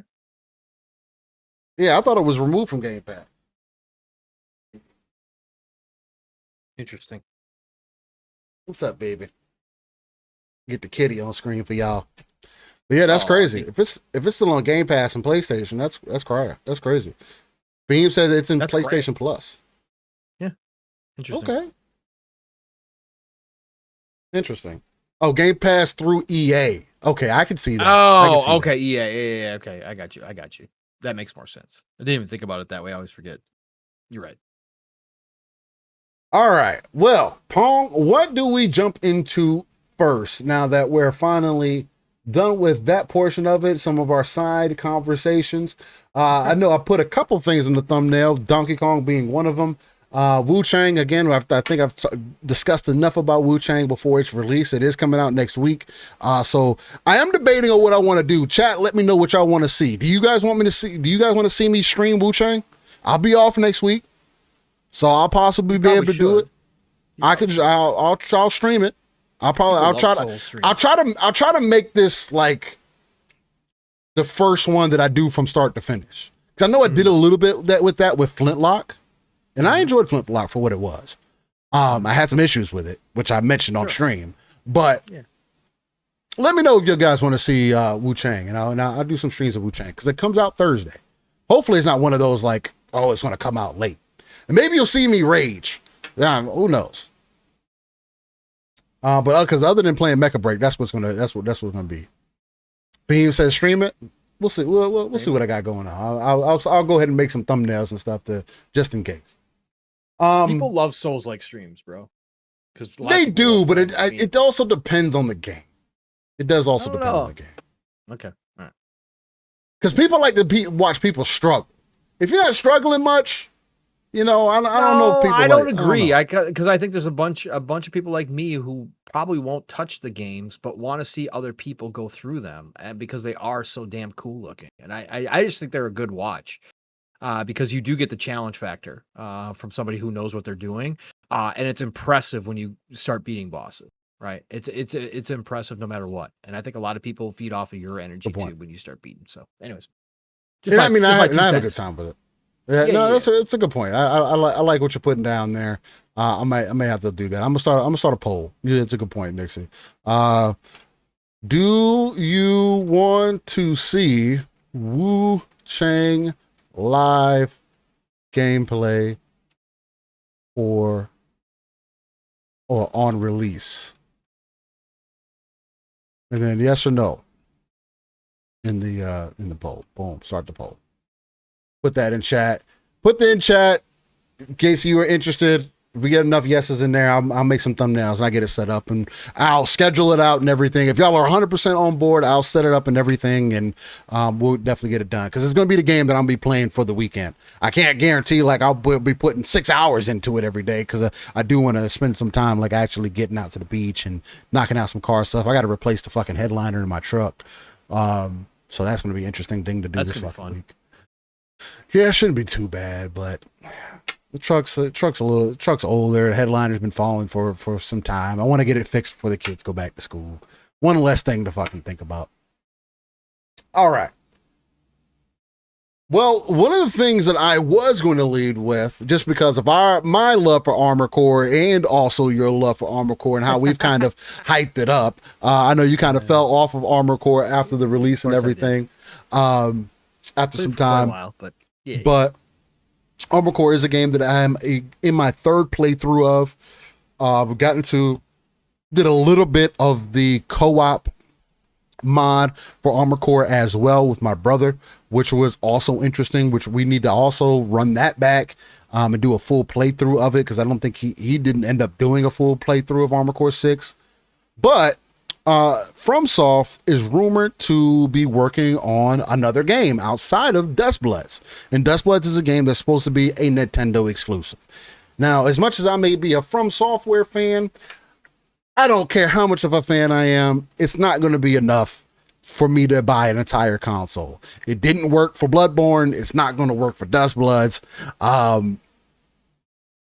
So I don't know how that's going to end up feeling.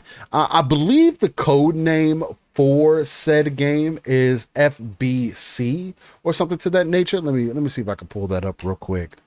It's Google, then FromSoftware rumor. It's called FMC. The studio may be developing a codename project referred to as FMC, which could be a multi-platform title and potentially released by the end of 2026. It says, while the speculation exists about it being a Dark Souls 3 remaster or connected to the Armored Core franchise, the latter is considered more likely given Armored Core's multi-platform nature and FromSoftware's history with the series.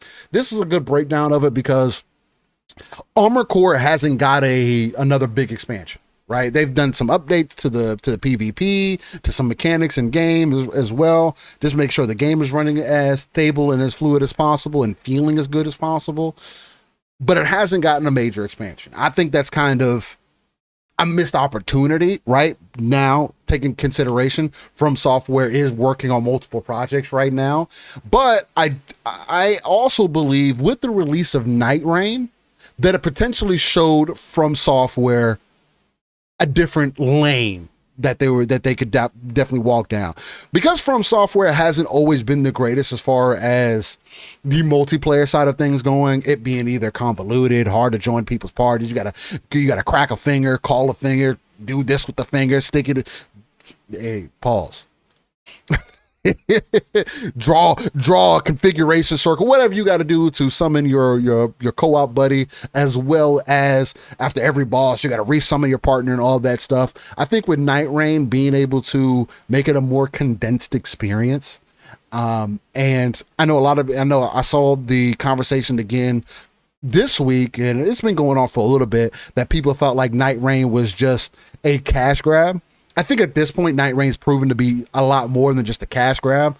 Again, the thing about a lot of that, like, you still have to be good to maintain an audience, and Night Rain has seemingly kept its audience, right? Still has a solid player base. People continue to get into it more and more. They're releasing updates for that game as well. Tougher bosses. They're going to be releasing more bosses. And I could see a Night Rain-esque type of game releasing for Armored Core as well. One of the biggest missed opportunities is Armored Core not having co-op just off rip.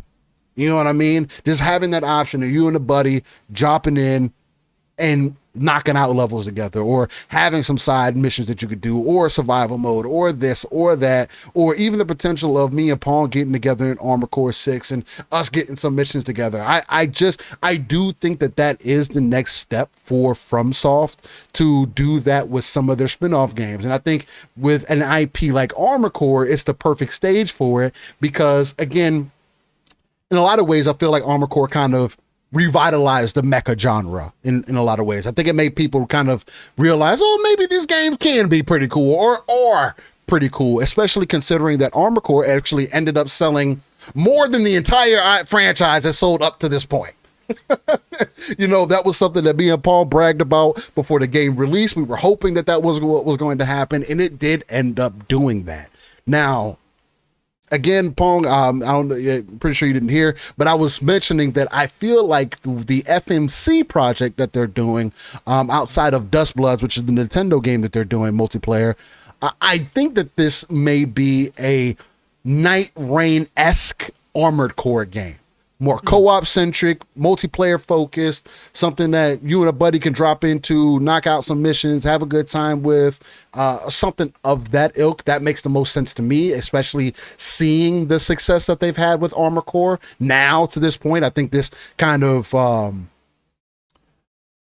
lack of a better way to put it, puts a little bit of a battery in their back to say, and builds up some confidence to say, okay, maybe this is something that we can reinvest into. Because I did believe if Armored Core 6 wouldn't have done as well as it did, I don't think they would have revisited. I don't think they would even consider it or kept updating it or anything else like that. I don't know if you saw this rumor going out this week, Pong, and I know you were somebody who was with me on the front lines, all in the full support of Armored Core, even go back in the days with Armored Core as well, to some extent. So just hearing this, do you like the idea of a more multiplayer centric, co-op centric Armored Core experience possibly? Do you think that what this project could be? Or, I know you're not the hugest Souls fan, so you might not have a whole lot to add on, but do you think it's a Dark Souls 3? What makes the most sense to you from everything that you've seen from FromSoft at this point? And then kind of go from there. I think a Dark Souls remake probably makes the most sense. The first one? Just, yeah. Or any of them, actually. I know some just people speculated 3. I saw 3.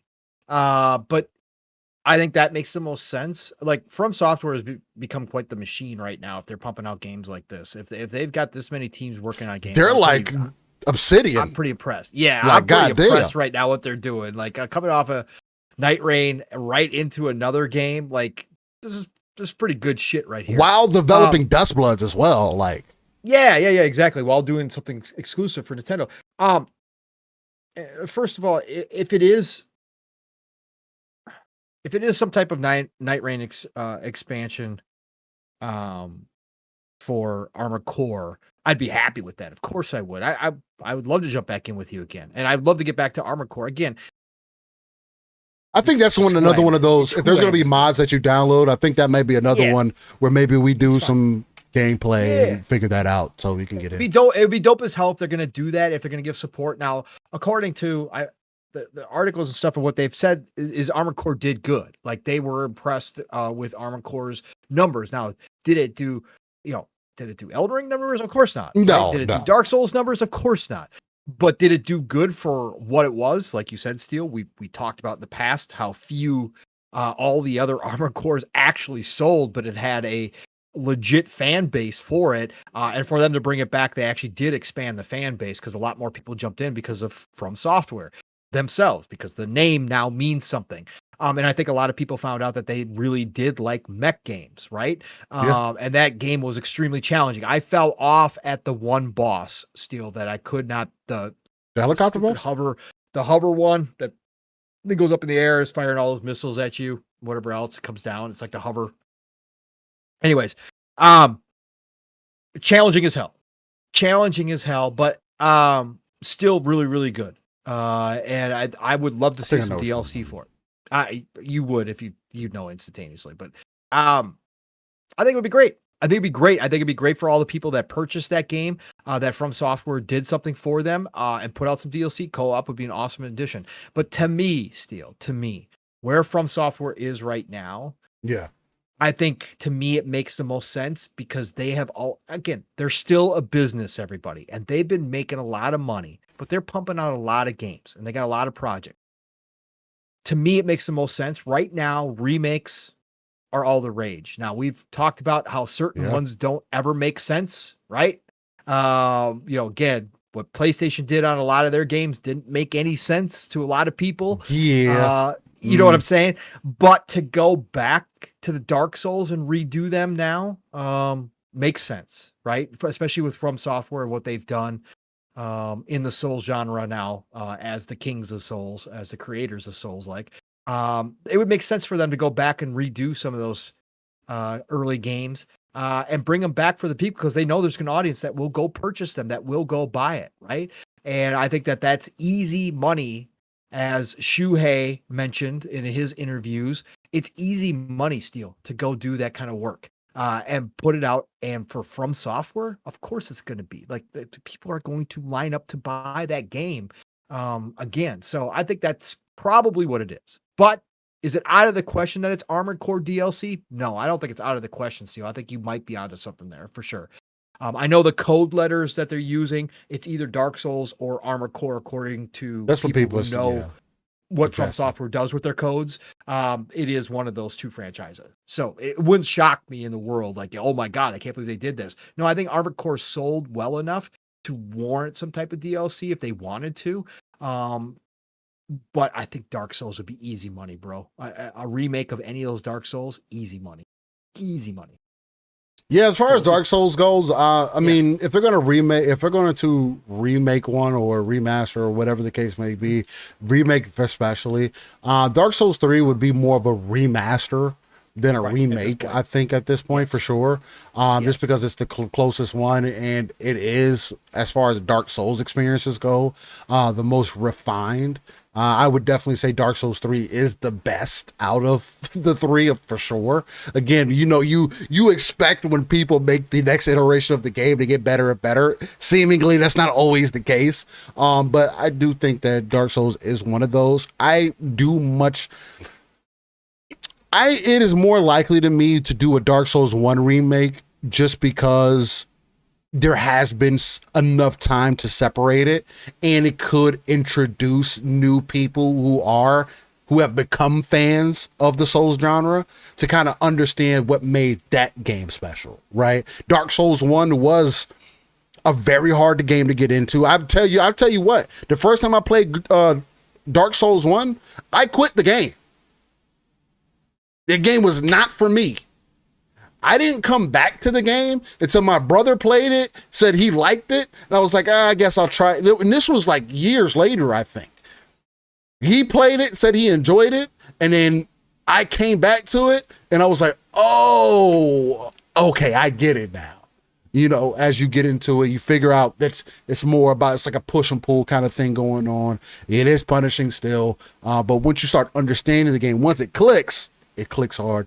And I think a modern version of Dark Souls 1 would be really impressive, because I do think that that's when they were at, I would say, some of their grittiest too. I would like to see some of those bosses come back as well. I don't have recent memories of it, so I can't even draw like I remember when this moment happened and this and that. The only thing I remember is the fucking dragon coming down and blowing fire down this fucking alley every time that you tried to walk by. And then the other thing that you could do, you find out that you could shoot arrows, you could kill the dragon early on and get one of the best, get what was considered the best weapon in the game very early on.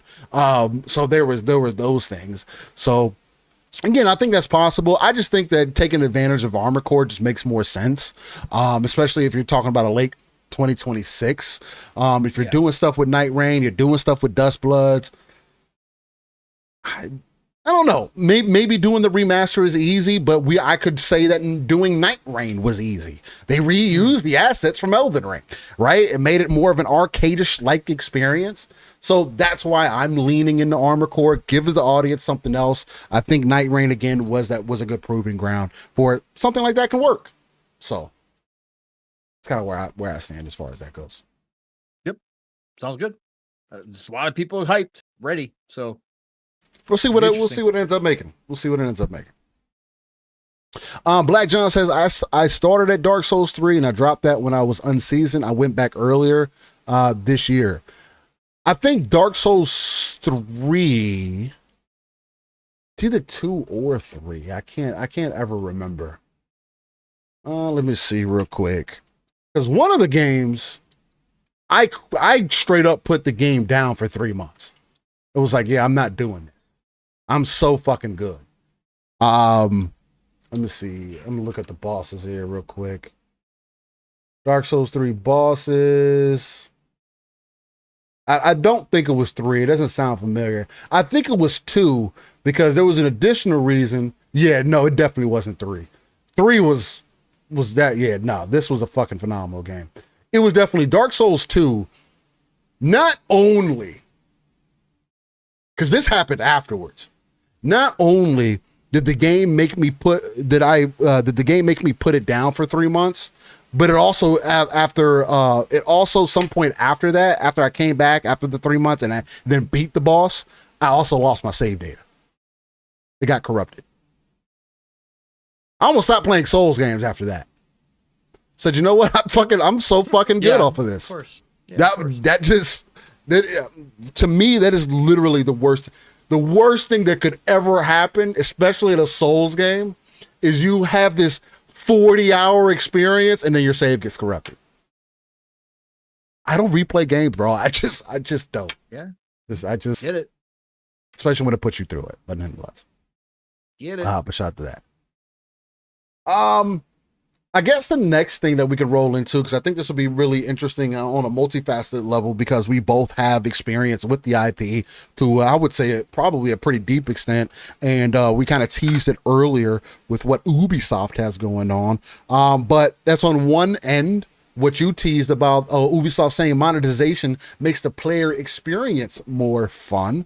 It also, from a conference call, apparently, that it is all but confirmed at this point. It was a rumor a couple of years ago that this was something that was being worked on, potentially, about a first-person Ghost Recon. Is the next Ghost Recon that is in current development. Pong, I mean, where would you like to springboard off of this? Just because I know you have an appreciation for Ghost Recon. And I know you at this point, especially with you not being able to get into your account with all the Ubisoft shenanigans that they got going on. What do you think would be a good springboard? Do you would you have a take on this, like overall so far? Or have you been looking at this at any angle? I know you teased it a little bit in the beginning. Because I do have a brief summary I can kind of go down to give the people an idea. Go down the brief summary first. Okay. I'll tell you. So I'll start with the Ghost Recon side of it is going to be enough of a thing to get into, but right. It is funny that Ubisoft, this was an article that was written as well. This is from Insider Gaming by Grant Taylor Hill that says Ubisoft's monetization makes the player experience more fun. And so apparently Ubisoft calls the Ubisoft on monetization, they call it a part of their golden rule. Ubisoft's latest 400-page financial report emphasizes that all monetization in premium games is optional and designed to respect the player experience, offering cosmetic customizations or progression boosts without blocking core gameplay. Focus on fairness and safety. The company states its monetization model is fair and transparent, aiming to enhance engagement and immersion while safeguarding player well-being and data. Monetization equals fun.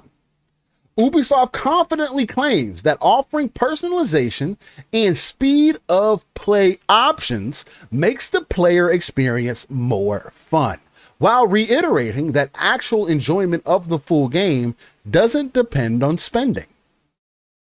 A little bit of a community action here. Widespread backlash on social media and forums. Many players perceive the statement as out of touch. One of the user Reddits said that Ubisoft is delusional. Another observed, microtransactions help players experience more fun that you have deliberately removed from the game to push them to buy the microtransaction. And then a little bit of an analysis here. It says the precedent for the industry. Other media outlets highlighted the quote, noting that while cosmetic microtransactions are commonplace and usually well accepting, tying progression to paid boost in premium titles is far more controversial. I do agree in a lot of ways. Again, single in PvE games. I know Pong says, it's not that big of a deal. It is 100% optional. You have to control yourself in those aspects, but Ubisoft does tend to feel like they're pushing players in that direction sometimes with how they balance out their games. A little bit of the Ubisoft history as far as this goes. The company has previously engaged in altering game balance. For example, Assassin's Creed Odyssey XP boosts that many argue were designed to nudge players towards monetary shortcuts. Again, I do think that this comes down to just more of a self-control thing. If you just played the game, you would level up. But yes, I can understand how this can be perceived that way. It also goes in to say Ubisoft reported creating a team to monitor monetization practices, ensuring mechanics are not harmful, manipulative, or unfair. The bottom line on all this, Ubisoft's main message, monetization in their full price games is optional, designed to amplify personalization and convenience, and is even by their own claim fun. But the bold assertion that spending money makes games more enjoyable has sparked significant backlash, fueling debates over whether such tactics undermine player trust or introduce unnecessary friction into gameplay. So coming off the heels of that, how are you feeling about this kind of coming out this week, and what are your feelings on it? It's classic Ubisoft.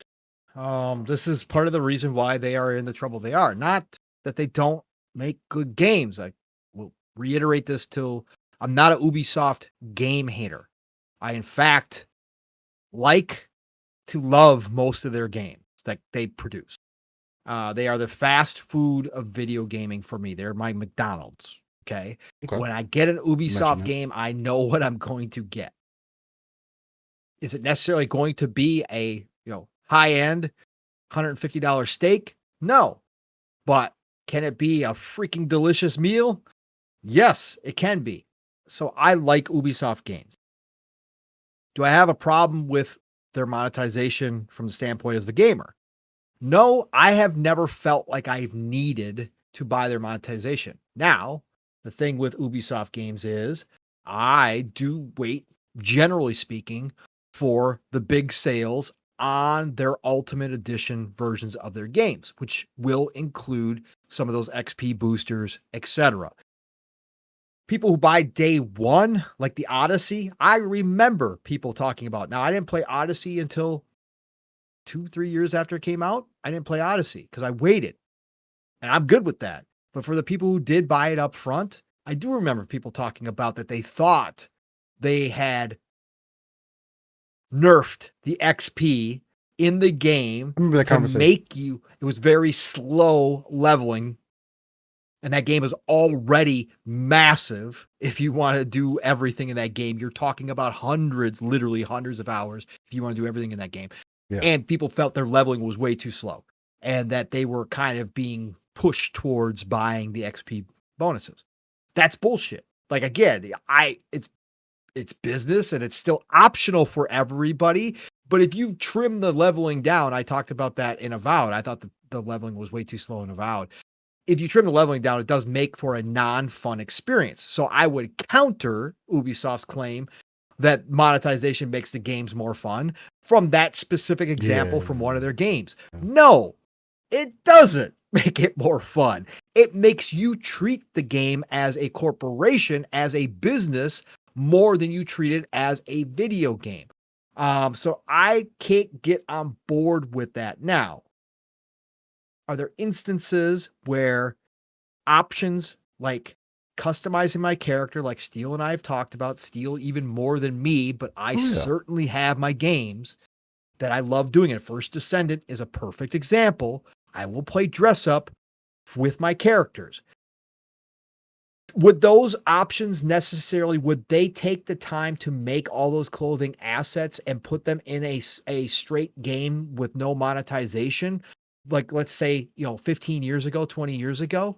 No, a lot of that stuff would have been left out. So do I understand from that perspective what Ubisoft is kind of getting at here with monetization? They can, and with games as a service, they can in a way, extend the game's life and offer more things to us as gamers, like in-game cosmetics, like DLC, because monetization exists, because that's something they never would have given away for free because it would have taken extra time, dev work, which costs more money. Yeah, I kind of get that perspective, right? So I could see that. But ultimately, at the end of the day, Ubisoft and their monetization has been the ruination, in my opinion. I'm not in the boardrooms. Certainly, again, I will say once again, I've had multiple conversations with people with firsthand knowledge, okay, of what happens inside Ubisoft. That tells me that this has been the ruination of what Ubisoft once was, which was an absolute juggernaut of a publisher. They still are, obviously, but they were an absolute juggernaut of a publisher who had some of the best IP in the world going at any given moment, like Ghost Recon, right? Like Rainbow Six. And yes, I know Rainbow Six Siege has been a success for them. I'm talking about old school Rainbow Six, right? And Assassin's Creed, on and on and on, Far Cry, etc. I think this has been the ruination of their company, chasing the golden goose, chasing after monetization. I know for a fact that when meetings are had about games, possible games, one of the first questions out of management's mouth, and we're talking about middle to upper management at Ubisoft, is, yeah, but how do we monetize this? I mean,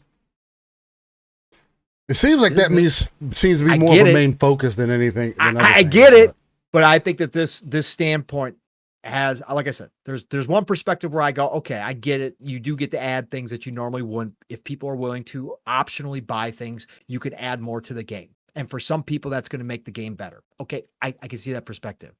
But overall, I don't think so.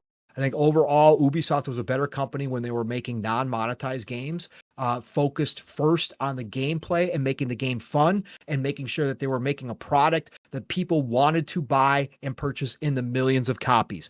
That's what their games used to be based upon. They have ruined multiple franchises now because they chased the other way first.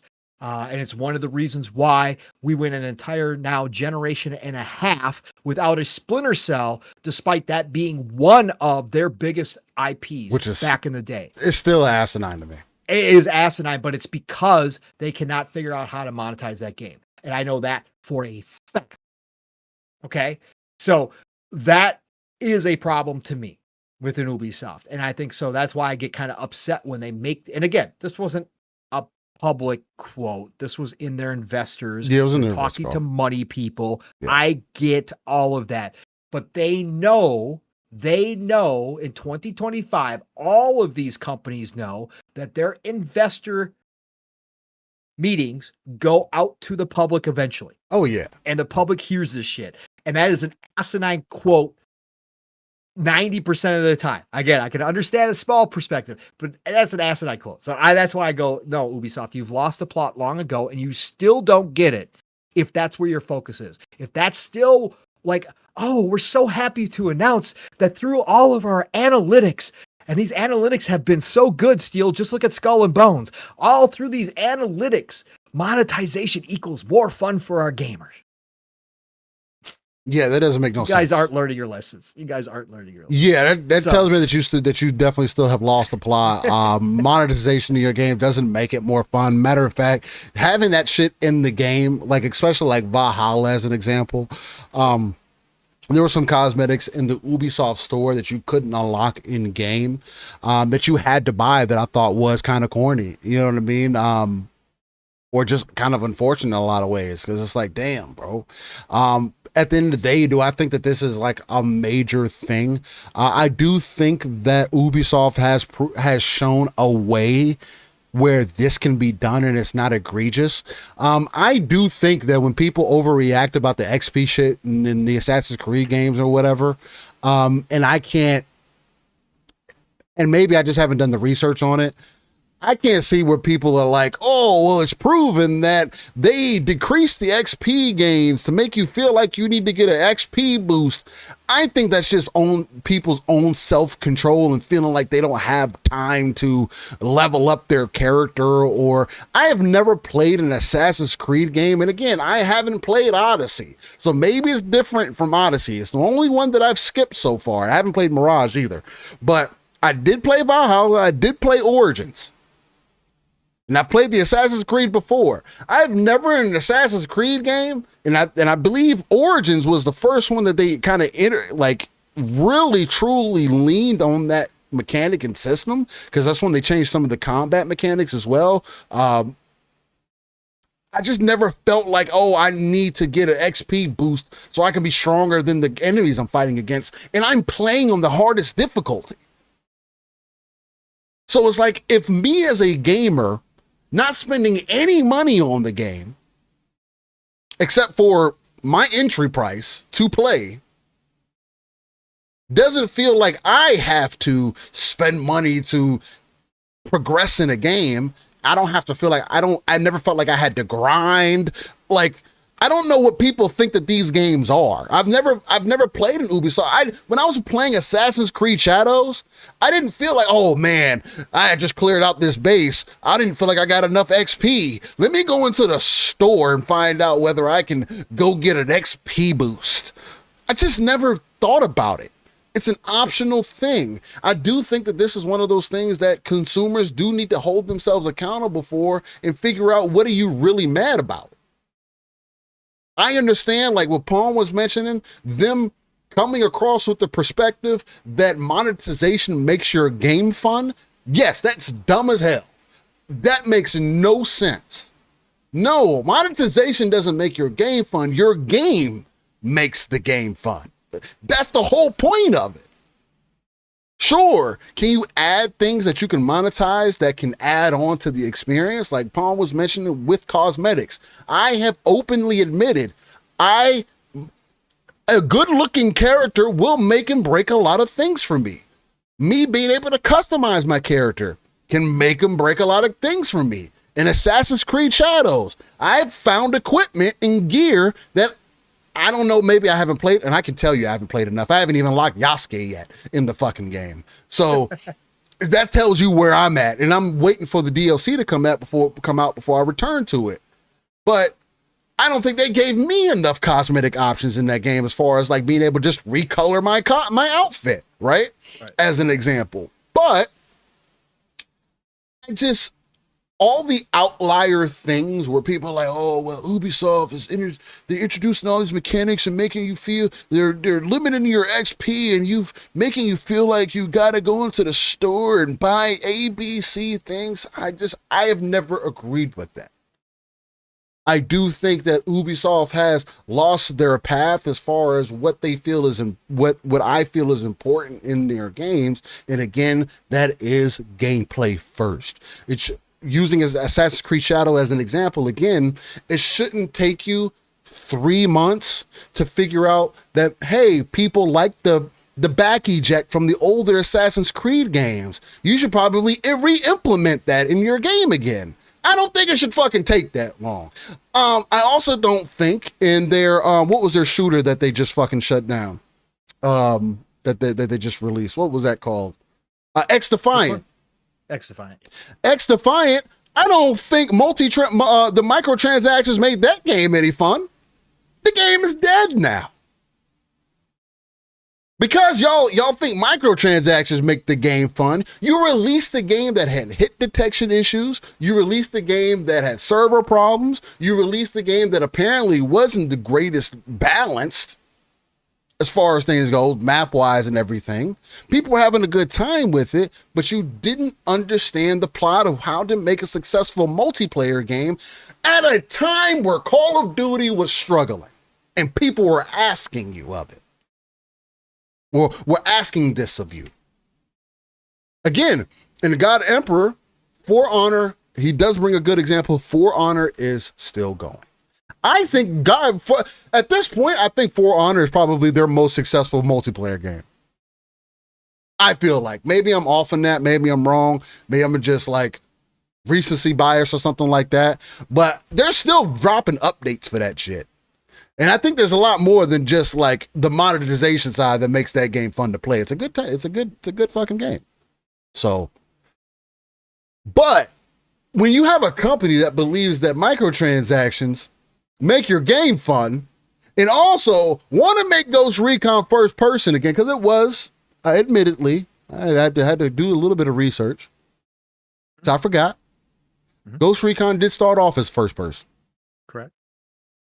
I don't remember those games. I don't remember playing those games. Oh, yeah. I remember Grawl. Grawl sticks out more for me than anything else. Right? That's kind of like, hey, those are my most memorable moments. 1 and 2. Now, I do think that this is another case of Ubisoft not understanding or missing the plot, kind of like how we're speaking to the whole monetization making things fun, because Ghost Recon is an extremely, has been and is a unique experience, especially for a third-person game, which I think they have done decent with it. I think they made some missteps with Wildlands, which I can't completely speak to outside of apparently the game has server issues. I don't know if that was an existing thing when the game was like full release out in its first year where people were having connection issues. I know when I tried to go back to it after Breakpoint, because I wanted to try it out to see what I was missing, because it's not as futuristic as Breakpoint is, that I couldn't connect to no fucking body. I couldn't connect to my friends. I couldn't connect to a lobby. I couldn't connect to nothing. So maybe there were some server issues that caused that game to kind of go down the drain a little bit faster. But I do think it's another miss that Ubisoft doesn't see an opportunity for them to take advantage of a space that they've all obviously have carved out over the last couple decades. Now you want to go back to first person? You literally have Rainbow Six that does not have a traditional game anymore. You have Rainbow Six Siege, which is your multiplayer game. Why can't Rainbow Six be the game that you go back to? Say, you know what? We need some easy wins. Still didn't play Rainbow Six Vegas. Maybe we need to remake that. Maybe we need to remaster it, something like that, so we can get people back on board. Maybe that's the first-person game. Rainbow Six is the de facto first-person team-based shooter that I think that they're looking for out of Ghost Recon. So, like, to me, I don't get why you would do this if this is truly the direction that they're going down. So apparently, the new Ghost Recon in development, first-person shooter, confirmed. Ubisoft officially confirmed that a new first-person Ghost Recon game is in development. It's revealed during a shareholder meeting with CEO Yves Guillemot, citing Rainbow Six Siege as proof of Ubisoft's strength in live service shooters. CFO Frederick Duguet mentioned the Tencent investment is being used to fund development of major IPs, Ghost Recon included, and to support live service titles like The Crew and For Honor. Codenamed Project Over, or OVR, the game is set during a fictional Neiman war heavily inspired by Call of Duty Modern Warfare. Insider footage reportedly shows gameplay resembling Ready or Not, a tactical, realistic FPS. The game is expected to enter internal alpha in late 2025 with a potential release window of late 2026. That sounds like fucking Rainbow Six to me. Sure, does Ghost Recon have that as well? Some of that. At least from what I'm remembering. And Pong, you might remember those games clearly more so than I do. But I just think in today's time, we already do not have a wide array of third-person games to enjoy. Ghost Recon Wildlands didn't do the greatest due to, and I forget what the specific reasons was. Again, I didn't play Wildlands when it came out. Breakpoint, not a lot of people like the looter shooter elements of it. Some people didn't like the futuristic elements of it, but Breakpoint, I do think was a pretty damn good game, and it was supported, it was flushed out, and everything. The multiplayer probably could have had a little bit more, but nonetheless, I think it was you have something. So why not flush it out with third person and continue with that trend that you had going on? Bong, I mean, how do you feel about this move, the next Ghost Recon being a first person shooter, them seemingly not leaning into what made games like Rainbow special as well, while they were able to kind of branch off the IPs, because Ghost Recon did become more so their team-based third-person shooter, and Rainbow was their first-person team-based kind of shooter. But how do you see this? Does this bother you as much as it's bothering me? And if not, talk to me. Talk to me off the hill, man. What's going on? Yeah, I can't talk you off the hill because you're not always a first person dude. And it's fine. Like I really don't care. Like to me, like, do I understand why you're frustrated? Of course I do. We have a lot of first person shooters. You are right. They have Rainbow Six Siege, but I think they are trying to go back to the roots of Ghost Recon, which I think is now whether or not they pull this off is okay. They completely a crapshoot. Okay, so I'm not going to sit here and tell you just because I hear first person shooter, I'm like, oh my god, they're back. But I think they're going to try to create a second Rainbow Six Siege using Ghost Recon. They're going to be different, right? Because they're different settings between Rainbow Six Siege or Rainbow Six and Ghost Recon, different types of settings. But I think they're going to try to create a more tactical type game in first person. And I think it could work still on paper. Okay. On paper, just looking at it, I think they could pull it off because they do have the experience of Rainbow Six and what they did with the game. It's not going to be one for one, but I think it will get you closer to the original Ghost Recons that, kind of set the tone. And so I understand why they're going this direction. Do I think they could have gone about it and probably done another third person Ghost Recon and brought it back to like Wildlands, which most people absolutely loved outside of the performance issues in Wildlands, and made a smaller version of that because Wildlands was starting to get unwieldy, as a lot of Ubisoft games do as far as the open world goes. Yeah, I think they could have done that too. And I think it probably would have been phenomenal. I think a lot of people, had they done a smaller Recon experience, more in line with Wildlands, a third person, tactical, worked on the AI, and that kind of stuff, and really made it something, I think it would have been cool. But they're going this route. So I think if they do this right, Steel, I'm on board with this. I'm not hating on it. Mm-hmm. I'm in a real wait and see of how this is going to turn out.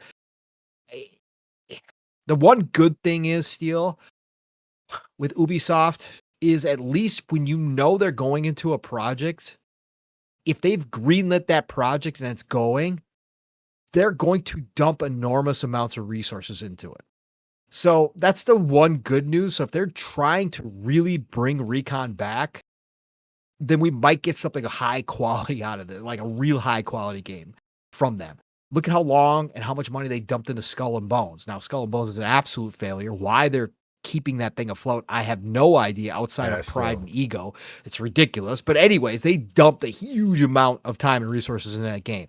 So if they can get Recon off the ground and really launch well, have servers tight, like Rainbow Six Siege, and offer an experience that does differentiate itself from Siege enough where you feel like you are playing Ghost Recon, a military tactical shooter first, there's some market for that. We've seen some things come around, Steel, especially on PC side lately, like, and now on console, like Ready or Not, that really have taken off, taking that approach. So if we can get a military-esque version of that Siege, yeah, I think that's what Ubisoft is probably shooting for. We'll see. I'm not wildly against it though. Let's put it that way. Yeah, I just think the biggest thing for me, and I'll just continue to be consistent, but we just don't have enough third-person shooters that are good out there. I get you. And I see people mentioning in chat that Breakpoint in comparison to Wildlands. It was part of the reason why I tried to revisit Wildlands to see like, oh, why did people like Wildlands? And I get it. And again, I think Wildlands was more grounded than Breakpoint was. And I would still like to get some gameplay in of Wildlands at some point, right? I'd like to maybe jump in with Pong and we go run for some couple hours or a few hours or whatever. I liked Wildlands and have a fucking fun. I haven't had enough experience in it, and I know I've played some of it, right? But my biggest issue with it is I couldn't fucking connect to nobody. Like I was trying to play with somebody and I fucking couldn't connect for whatever reason. Now I don't know if that's ever going to be, if that's fixed today.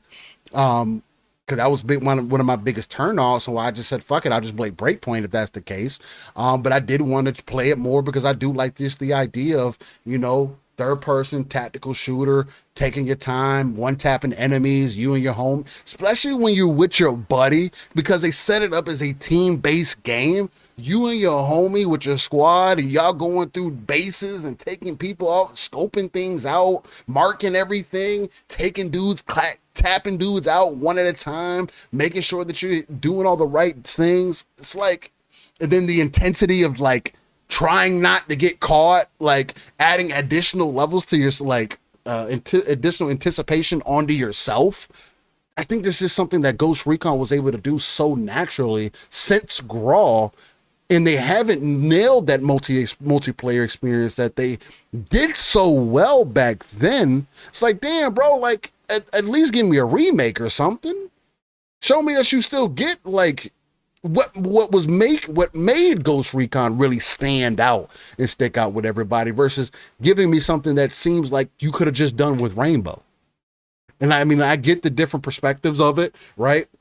But still, it's like you have two different IPs where one IP you literally only have a multiplayer game for, where that's not what you only had before, So this is kind of that's fair. I understand how you feel about the third person, and you're not wrong per se that there hasn't been a lot of big third person shooters, not compared to first person. There isn't a ton of them. So there's always room for more of those. And I did like what we got out of Wildlands, and I did like Breakpoint as well. Once they fixed a lot of stuff, I enjoyed Breakpoint. I kind of like the loot system. I know it's just the addict in me that likes looters. I know a lot of people hated it, but I liked the idea around that. But overall, I thought Wildlands was a much better game per se, as far as how tight everything was, the missions. Even thought the AI for the most part was better in Wildlands. Okay. In some instances, by a long shot over Breakpoint. And so I just, like I said, had they come out and said, we're going to do another Ghost Recon, it's going to be third person, but we are trying to get more tactical with it. We're going to work on all this stuff. And it's going to be similar to Wildlands, or they're going backwards a little bit, even further. I would have totally understood that, and I would have cheered them on. Them going this route, I don't hate it. And I'm going to cheer them on because I think there is room for it. And if they give me the old Ghost Recon feels, I'm cool with that too, because I like my old Ghost Recon. Ghost Recons were special. So getting back to the roots of things is something I also understand. Again, I even had to remind myself that they did have first person shooter games. That's how they started off, and they changed perspective. And to Nixie's point, it is easier to make a first person game than it is to make a third person game. Correct. I get you. It's just, I don't know. It's just some things I feel like are staring you in the face. And just because you dropped the ball with some things, maybe everybody was on, again, chat is saying it like, hey, Breakpoint wasn't what it needed to be. It's just like, it was terrible. It was a bomb, bro. Do you remember how bad nobody was playing Breakpoint? No, I don't remember. I didn't play Breakpoint until much later. When it first came out, everybody, like, literally, they had like streamers galore. People were super excited because there's a lot of Ghost Recon. And again, coming off of Wildlands, a lot of people were super excited. The minute Breakpoint came, like, it fell apart. Like, their hardcore streamers were like, yo, this is terrible shit. Like, they were like, it was bad. It was buggy as hell. Like, there was so many performance issues. There were so many AI problems. Like, people hated it. And that's why they did that whole big update. But Breakpoint was a bad miss for Ubisoft. Bad. Yeah, well, by the time I played it, it felt good and everything. It does. It didn't feel like what I remembered from Ghost Recon. You know what I'm saying? Of course, it wasn't as linear either, but again, I also didn't play Wildlands, so maybe I need to play that sometime. I'm definitely down to that. Maybe we need to figure out what we need to do to make that shake or whatever. Get the guys together, get some homies together, and run some Wildlands and see if we can get through it or something. For sure. I love the way the fucking guns feel and shit. Those guys. Oh yeah, no, for sure. Oh, for sure. No, that stuff is always good. Ubisoft's got that down. They've been doing it for long enough. That's why I think they could pull this off. So I'm gonna. We'll see. Not gonna hold my breath, but I will cross my fingers and feel kind of positive that I think they might pull this one off. We'll see. Like you said. God Emperor says Rainbow Six Siege is not as tactical as a milsim. Rainbow Six Siege is tactical. It's pretty tactical, but it's not tactical type shit. But it's not like, I mean, if you get into the hardcore, but even sim, sure. But wasn't Vegas more like milsim too, though? Or did Vegas back in the day? Well, that was when you had to breach and clear rooms. That's where they got their idea for Siege multiplayer. But even you could do co-op, but even running it as a single player, the AI was so damn good because you could direct your AI, you could tell them what to do, and they would position themselves accordingly. Back when they were made, it was like way ahead of its time. Rainbow Six was freaking phenomenal. Both Mav and I loved Rainbow Six. But yes, it was very tactical, and you could one tap the terrorists whenever you would breach and clear. It wasn't like a arcadey style game. So number 2 got a little bit more arcadey. Number 1 especially was not. It was more in line with a sim for sure. Super good though. Super fun. Well, I guess some other interesting news, and it's going to be interesting to hear your take on this, Pong. I don't know if you want to dive neck deep into it before I do, but it's the Xbox Movies and TV store being pulled and closed down. I'll give you a quick brief rundown. So Microsoft has abruptly shut down the movies and TV store on both Xbox consoles and Windows PC as of July 18th of 2025. Here's what you need to know. New purchases are no longer possible. You can no longer buy or rent movies or TV shows via Microsoft.com, the Microsoft Store on Windows or Xbox. The buy button has been removed from the entertainment section of the store interface. The movies and TV app remains available to download and use for existing content. What's going to remain is existing purchases will still be playable, streamed in HD or downloaded through the movies and TV app on Windows and Xbox. Microsoft will maintain technical support, though it did not specify for how long, which is admittedly the biggest problem. But again, they have continued to support Windows Media Player through Windows, so there's not a reason why you couldn't continue to give people access to a media player to digital content that they own, which is again the conversation that we keep going back to. If I truly own this content, this is supposed to be mine, I have to be able to access this no matter what.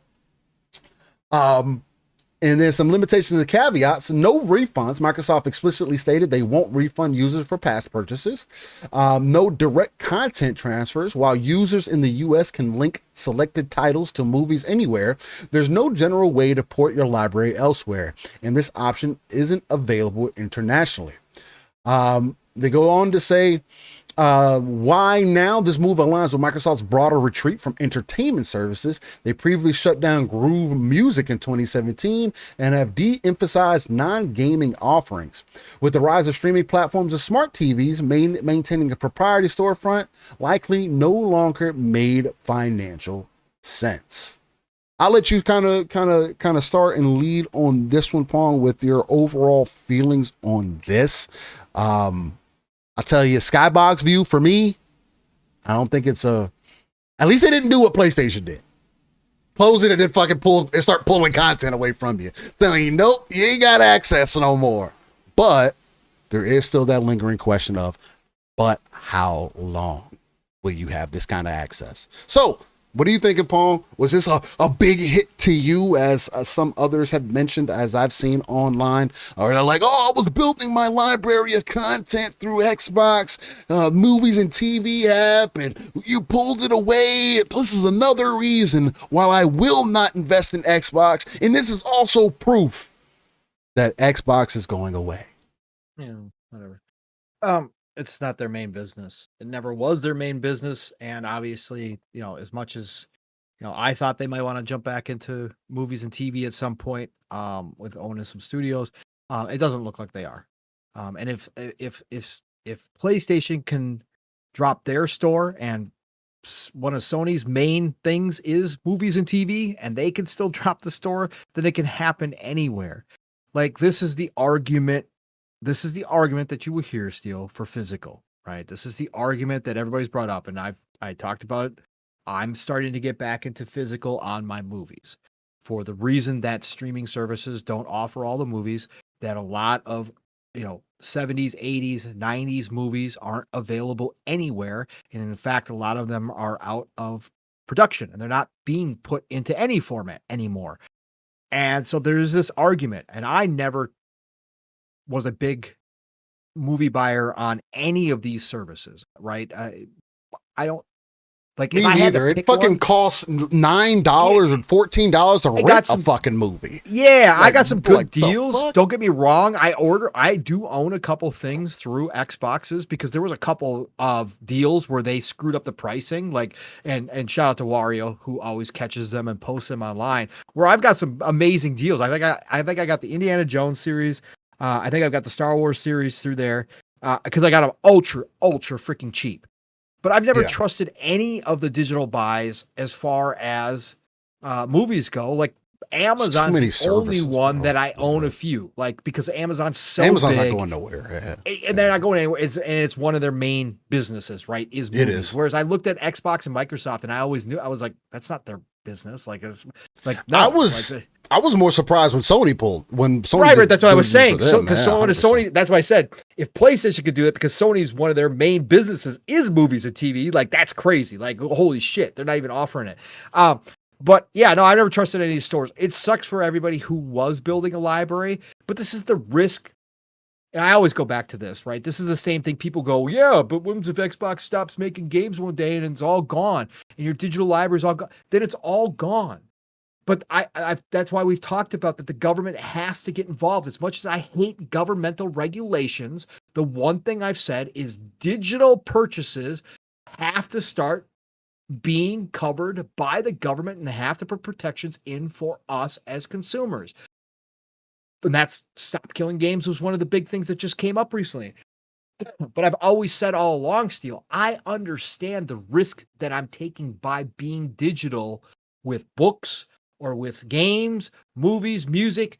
The risk is, I understand as a consumer that that is not a permanent thing. That at any point, they could shut down the service from where I bought it from, and it might not be available to me. And so I think everybody who's young enough to have grown up in the digital age, and I was even before the digital age as a Gen Xer, excuse me, if you're not a boomer, you got to understand these things. Like, yes, I think the government needs to have protections. I think we should have access to all of our. We need to have protections. Fucking yeah, Jesus. I think we should have access to all of our purchases, especially when it comes to movies and TVs, music, all that kind of stuff. Again, games, etc., books. No matter what happens to the services. But the reality is that this is a digital copy that is being stored somewhere on a server that does cost money, does cost power to run. And at any point, if that company that you purchased it from goes under or decides to shut down that division, they aren't going to pay to keep that necessarily up and running full time or available. Now, Xbox that is the caveat here. All your purchases right now are still available and you can still watch all your movies. Do I think that could be to the end of time? I would bet my money on it that it's going to be till the end of time. Sometime it might go away and your purchases will go away. I do think they have to. I do think they have to at least offer you a way. I don't like the I can't offload my movie somewhere. Correct. But again, that does go back into the whole digital ownership conversation that we just will continue to have.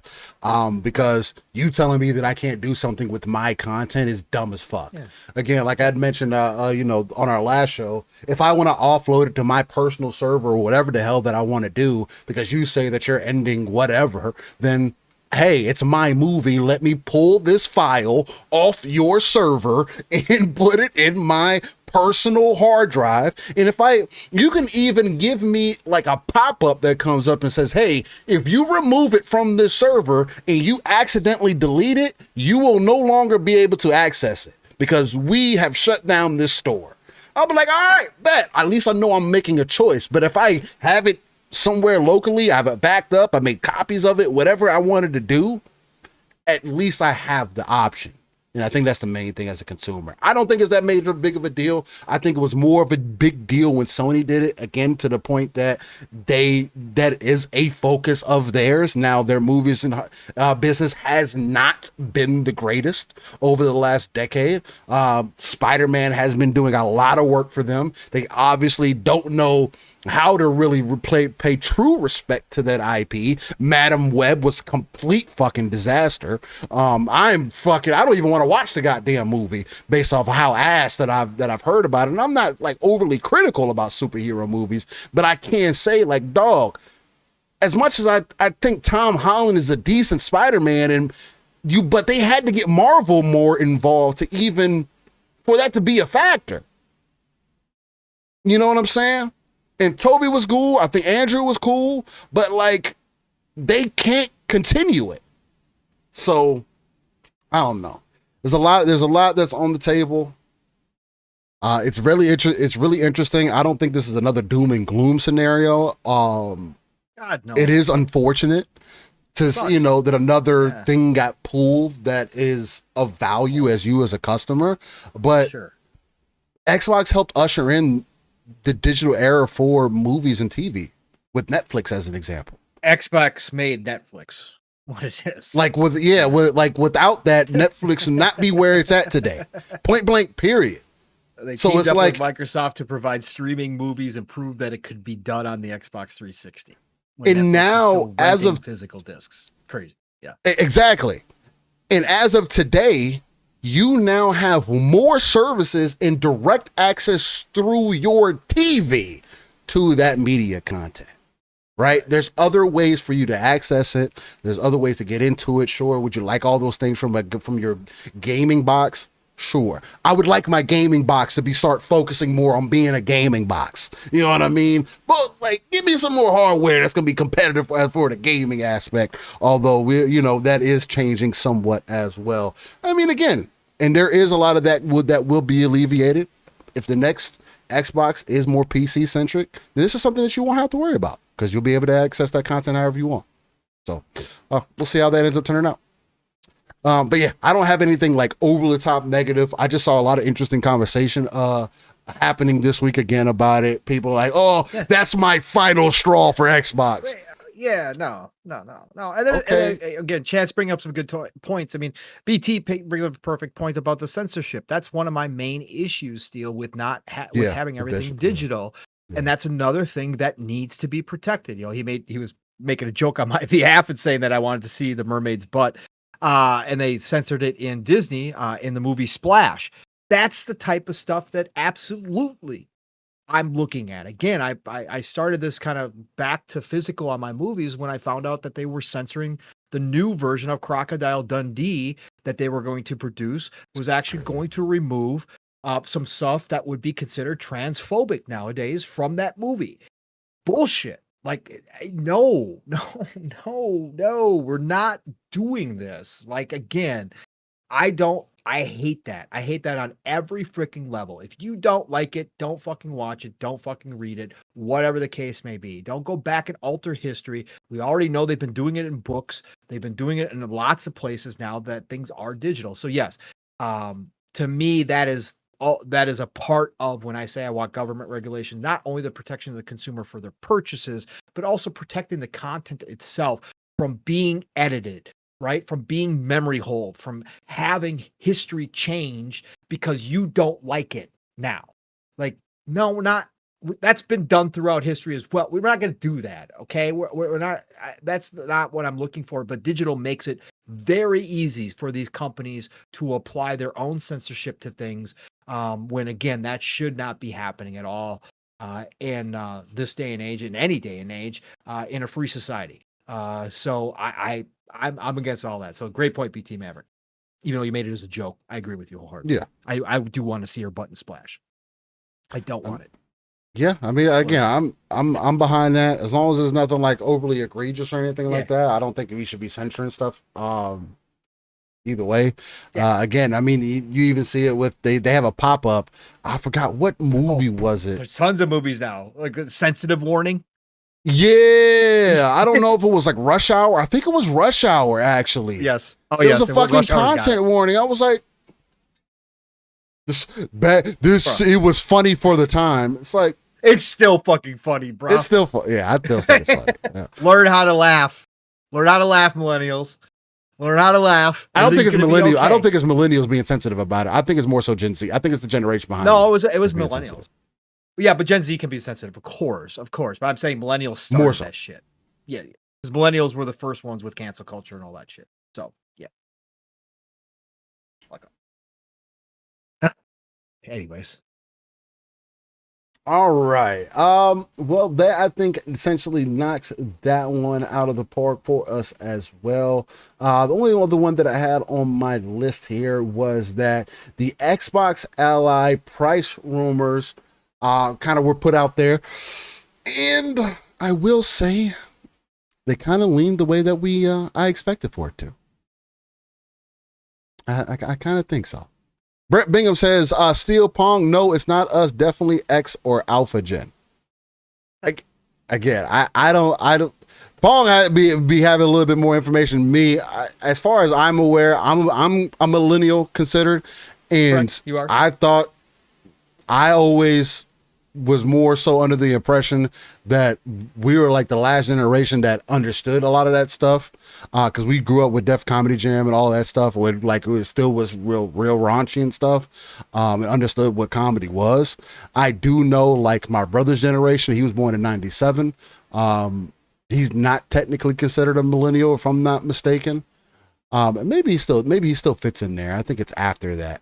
Either way, I definitely do think it's more so Gen Z that was had more of an issue with a lot of that stuff, because that's when they started fighting back and all that, and it was, hey, you accept this and you accept that, and hey, you got to watch out for these things. So I don't know, but nonetheless, Kings of Comedy, exactly. Kings of Comedy is fucking amazing.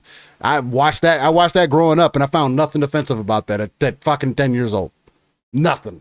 I thought that shit was funny as hell, watching that with fucking the older folks, having it on TV at a cookout, whatever the case, family gather, whatever it was. I thought all that shit was hilarious. I still think those jokes are fucking hilarious. When I watch fucking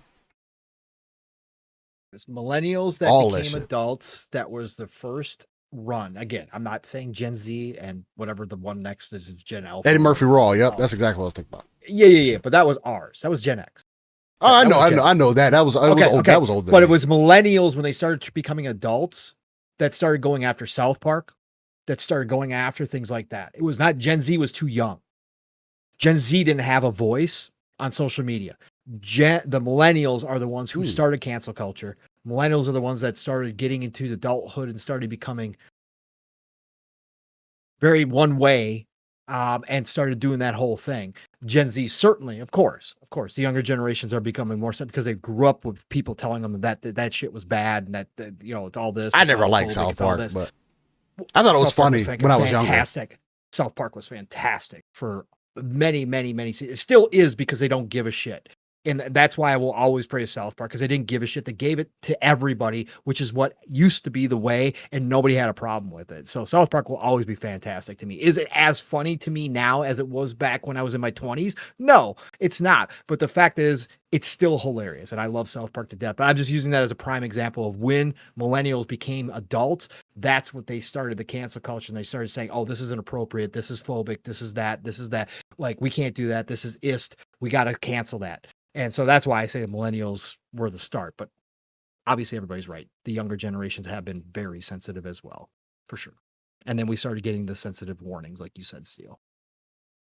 Which is that's been popping up more recently for sure. Yeah, Richard Pryor, bro. Pryor and Murphy in their prime. Just nothing better ever. Those two I could watch all fucking day long. I guess that makes sense. All right. Yeah, Richard Pryor was funny too, even though he had some other things behind him. But yeah, it doesn't stop him from being freaking funny, man.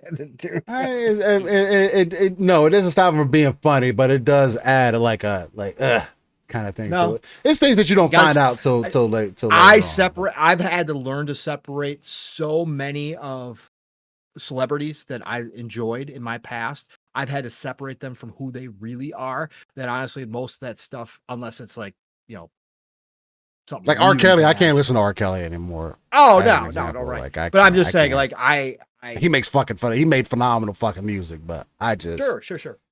I just can't. Would I turn it off if he came on? No, I wouldn't turn it off. But I wasn't the biggest R. Kelly fan either. So I liked his music. As an example, biggest fan. But yeah, I'm just using an example. But there's tons of people that I hate Bill Cosby. as human beings that I still will watch their work. Like their work is like, yeah, Bill Cosby to me is still funny. His stand-up back in the day was freaking hilarious, bro. Absolutely freaking hilarious. And that doesn't change. He was fucking funny. Eddie Murphy's impressions of Bill Cosby are fucking. They were even funnier. Yeah, they were even funnier. Eddie Murphy's is a funny fucking dude. His old stuff, and I hated when Eddie came out and apologized for his old stuff. I'm sorry, I hated that. I lost respect for Eddie when he did that. I mean, but if that's how he felt, then that's how he felt. No, it's cancel culture. No, it's not how he felt. It's because that pressure was on him. Because you don't want to become irrelevant. Because he didn't want to be part of the cancel culture, so he was forced to do it. I don't know. I do kind of. I think something had an effect because when they did Steel. Because when they did the second iteration of I'm blanking out right now because I'm fucking reaching my fucking peak. The movie Zamunda, Prince of Zamunda, Coming to America. Yeah, when they did Coming to America too, he wasn't as funny in that. He wasn't as solid in that. You know what I'm saying? That goes back to my theory, though. You can't come back to a sequel that long. You lose. You think it's just more time related than anything? You can't capture those moments. That's why it's so rare when it happens. Steel. That's why I was talking about Blade Runner, the new Blade Runner. It's so rare when that happens. When you wait that long to do a sequel. I'm a huge Spaceball fan. I think that it's been too long. I'm not excited for the new one. I'm simply not. Now, I could be proven wrong. It could be one of the rare ones that actually shows up and does. You said you're not a what fan? What was it? Spaceballs. Oh, Spaceballs. I'm a huge Spaceball fan. The original, I've seen 1 billion times, bro. Freaking hilarious. Baseball. Spaceball? You've never seen Spaceballs. What does that sound? Yeah, that sounds familiar. Chad, I'm finding so much out about Steel today. This is one of those episodes that I never knew things about. No, I don't think I would have been allowed to watch Spaceballs. It looks like it would have been this. I mean, it looks familiar, but I don't. It's a ripoff. It's Mel Brooks. I don't think it's a ripoff of Star Wars. Yo, it's a comedic version of Star. It's freaking hilarious. Anyways. I might have, but the movie came out in '87. Yeah. So I wasn't bored yet. It's timeless, but it's timeless. People been. I might have seen it at some point. I just don't remember. Right. I just. Well, you should put that on your list and watch Spaceball. So, anyways, Spaceballs 2 is coming, and I just not. Steel's not cultured. I know, Dixie. I keep finding out things that are crazy. Oh, I'm definitely cultured. Don't play with me. No. You haven't seen Spaceballs. You're not cultured. Have you seen Blazing Saddles? Blazing Saddles. A lot of names I'm not going to be great. I mean, we're going way back, Steel, but I'm pulling class. I'm pretty sure this looks extremely familiar too. This looks like something Again, I would have watched. Another with my grandpa at movie some that point. would never be made nowadays, but it's Mel Brooks, but it leads into racism on a purpose to show how ridiculous it is. But Blazing Saddles is freaking phenomenal still to this day, holds up. You've got to go back and watch some of these classics. Wow. I need to watch them as an adult, probably. Ooh, Brett, Young I Frankenstein is definitely great think too. I definitely Blazing Saddles. This looks the most familiar. This looks more familiar than Spaceballs does. Well, I'm sure you've seen clips. I'm pretty sure I've seen the entire Excuse movie. me while I whip this out. I'm sure you've seen plenty of clips. Sure. Yeah, Slapshot too, Dan. Good call too. Anyways. Oh my God, God Emperor, are you seriously? Are you being serious, God Emperor? It's a great joke if you're not. It's a gay bar in your It's town. I'm done. It's even funnier if you're being real. That's like a freaking appropriate name. Like that's awesome.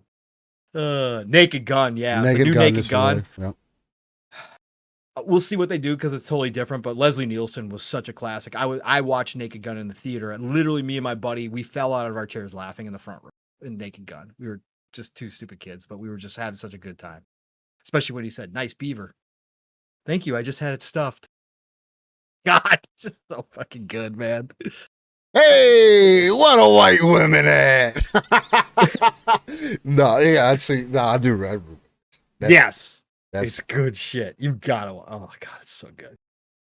I get. I like all that shit, but again, Oh man. I'm I'll also get back somebody on that movies thought again. I grew up thinking that Bill Maher was funny. So I still think he's fucking better. Religiousless is still a fucking phenomenal movie to me. Documentary, I guess, more so. Documentary more than anything. Yeah, I still. It's just an interesting experience. Anyway, side tangents. Mhm. I still respect dude, regardless of how people feel. So. Okay. Ready for what he is. I haven't watched his because he does Night Show, wasn't it? Hmm? Yeah, I haven't really watched that. I haven't really paid attention. He does a round table. He does kind of a debate show at this point because he does bring on people from different sides to talk. So I'm about to see what he's about nowadays. yeah, and then he does also a one-on-one show where he does bring on alternate people too, and they him and them sit around and drink. He has drinks on. I know he's always been more middle ground though on a lot of He's a things. I know people have whatever. said different over the years, but Yeah. Either way. Oh, The Jerk with Steve Martin too. Oh God, bro. Oh, The Jerk is so freaking good too. Oh my God.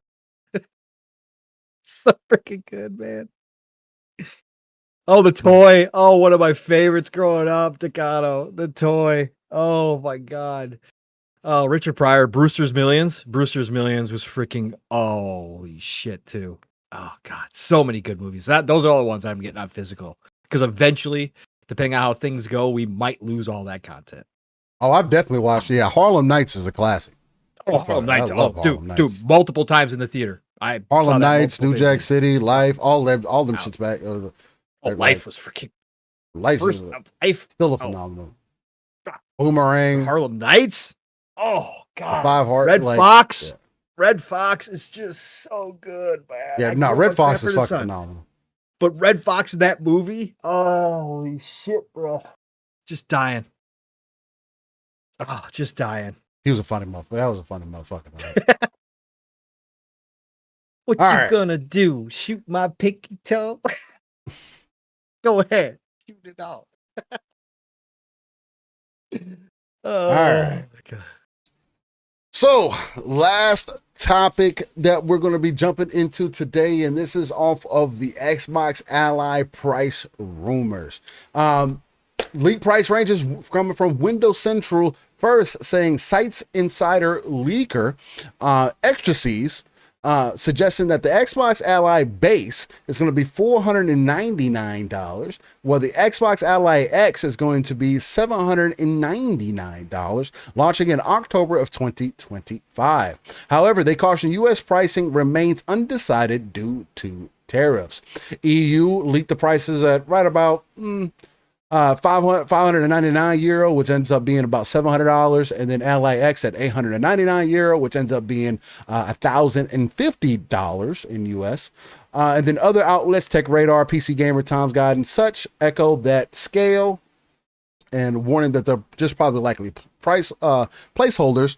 And Tweaktown was suggesting that the U.S. prices could possibly be around $649 for the Ally and $949 for the Ally X. This is, I'll give you some just additional context. It's going to be positioned alongside premium Windows-based handhelds like the ASUS ROG Ally family, Steam Deck, and the Nintendo Switch 2. The base model Z2A trades power for price and battery life. The Ally X Z2 Extreme offers top-tier specs with 24 gigs of RAM, 1 terabyte of SSD, and an enhanced battery. Tariffs on components could impact final U.S. pricing per Windows Central. So again, surface level for me, if there was going to be the device that I would end up getting, it would be that Z2 Extreme, that the actual Ally X, the big boy version, the 24 gigs of RAM, with the 24 gigs of RAM with the terabyte of storage, mainly because I have been considering getting something, getting a PC for the living room, and I probably still will. I'm also just debating on building a PC for my oldest. As she's getting older, she's getting more into digital art and things like that, and I want her to have a space to be able to create that art. I do think setting up a device like this in the living room, especially that with that Z2 Extreme, would be super dope as a versatile device that could do multiple things. Be again PC like and still have access to those console games. So that would be the entry level that I would be looking at. I will say, you could say $899, you could say $799 for the big boy version. It's $1,000 when you add on tax. At the end of the day, it's a fucking $1,000. At a certain point, when you get past a certain price point, you're spending a fucking $1,000. So I don't think that this is too far off of what I was essentially expecting. The Ally X for me, I had guessed on Boom Show quite some time ago that I was anticipating, I think I did it with the Fun Spec fam as well, that I was anticipating the big boy version being no less than $1,000, right? But again, you have to consider the type of device that you're getting. You're getting something that is literally something that you can pick up and go with and sit down with into a dock. Now, it's not going to be the 4K machine. Definitely not. I don't even know if it's going to be the greatest 1440p machine. But I do think for a multi-use device that is starting to break those barriers down, I have been on record stating previously that seeing these PC handhelds get under $1,000, I think is a telling sign overall of what our hardware future could potentially look like. And this is also why I don't think that like traditional consoles are going to start continuing to approach that kind of placeholder of that $800-900+ unless you're coming from like an aftermarket, like I do think that Xbox is going to be doing on multiple levels, again, just like they're kind of doing with the Ally here. So for me, seeing these prices, I don't think it's too egregious per se. It is going to be stronger than what the Steam Deck is. It is stronger than the Switch 2 is, as it should be, at least 3 times as much. So seeing that is enticing enough for me. And I do think it's within that price range if you are looking to get a device of that ilk. Maybe some people consider that as running defense for what Xbox is going to be, what Xbox is trying to do with this device, but we'll see. Nixie says it isn't still portable hardware makers, especially in the East, are trying to hustle the consumers. Yeah, and I get that. And there's hardware manufacturers like Huawei, hopefully I'm saying their name right, that are also proving that the West maybe a little bit further behind the technology than we think that we are, because they got the crazy foldable fucking phones. They got like solid fucking screens. I'm talking about these screens don't get creases in them, and they're only getting more versatile. I don't like how Huawei has started coming out of nowhere with like cool looking phones, cool looking hardware.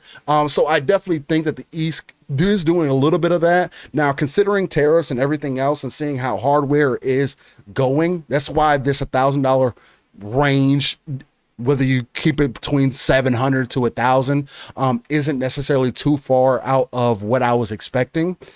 Again, you're going to have to make this decision whether this device is for you or not. I saw people have a conversation this week, though, that, oh, well, if Xbox is expecting people to buy this device, they're sadly mistaken. Again, this device isn't the one that Xbox wants you to buy. Sure, they are stepping into the door and putting their branding on it so people can start connecting. And I do think that this is going to be an entry point, especially with them having their specific OS on it, to demonstrate to people what's going to be possible, right? It's a good ground floor. I can see potential for it in my own household, right? And potential uses of it, especially for something that I could pick up and go with, especially for what they're offering. But Pong, I mean, how are you feeling about the prices that you've seen this week? Do you agree with the conversation, or how do you feel about the conversation of people saying that, oh, well, if Xbox thinks that this is the device that I'm going to buy, then they got another thing coming, and this is why I don't have faith in Xbox and all these other things? Like, I've heard a lot of this week. So how are you feeling about the potential price of this device? Is this at a point to where you could possibly consider it, or are you still kind of the outlier on it, still trying to find a use case because you still the traditional console gamer? I like to sit down, get my game in there, and go from there. Yeah. Nothing changes for me personally. Again, I thought this was going to be the price point all along. Like I said, they were going to.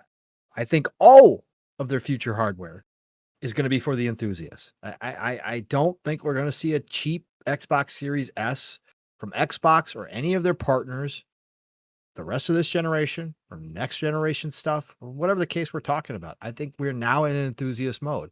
And I expected the handhelds to be expensive. I didn't think they were going to dip and go cheap. So again, all you got to do is look at the chips that they're using and the tech that they're using and compare it to what they've got now. And you just kind of knew where it was going to be. It wasn't going to be subsidized. Xbox isn't going to subsidize this shit. Like, they're not going to do any of that. Even on their own, if they ever wind up doing their own handheld, they're never going to subsidize. So they're in the mode now where it's, hey, if you want this, we're going to make high quality stuff. We're going to have our partners make high quality stuff. But it's going to be expensive. You're going to pay top billing. That's top price. So no, this doesn't surprise me at all. Anybody who kept telling themselves that this was going to be a cheap entry point version on a handheld. Oh yeah. No. I'm sorry. You're lying to yourself. Like, that's just not going to happen. And again, you wouldn't want that. Like, people don't. I'm not even a handheld dude. Still, I'm not a laptop dude. I've never played games on laptops really, besides my old cheap ass laptop, which was never a gaming laptop, but I played Age on there. But it could be a gaming laptop now. GeForce now.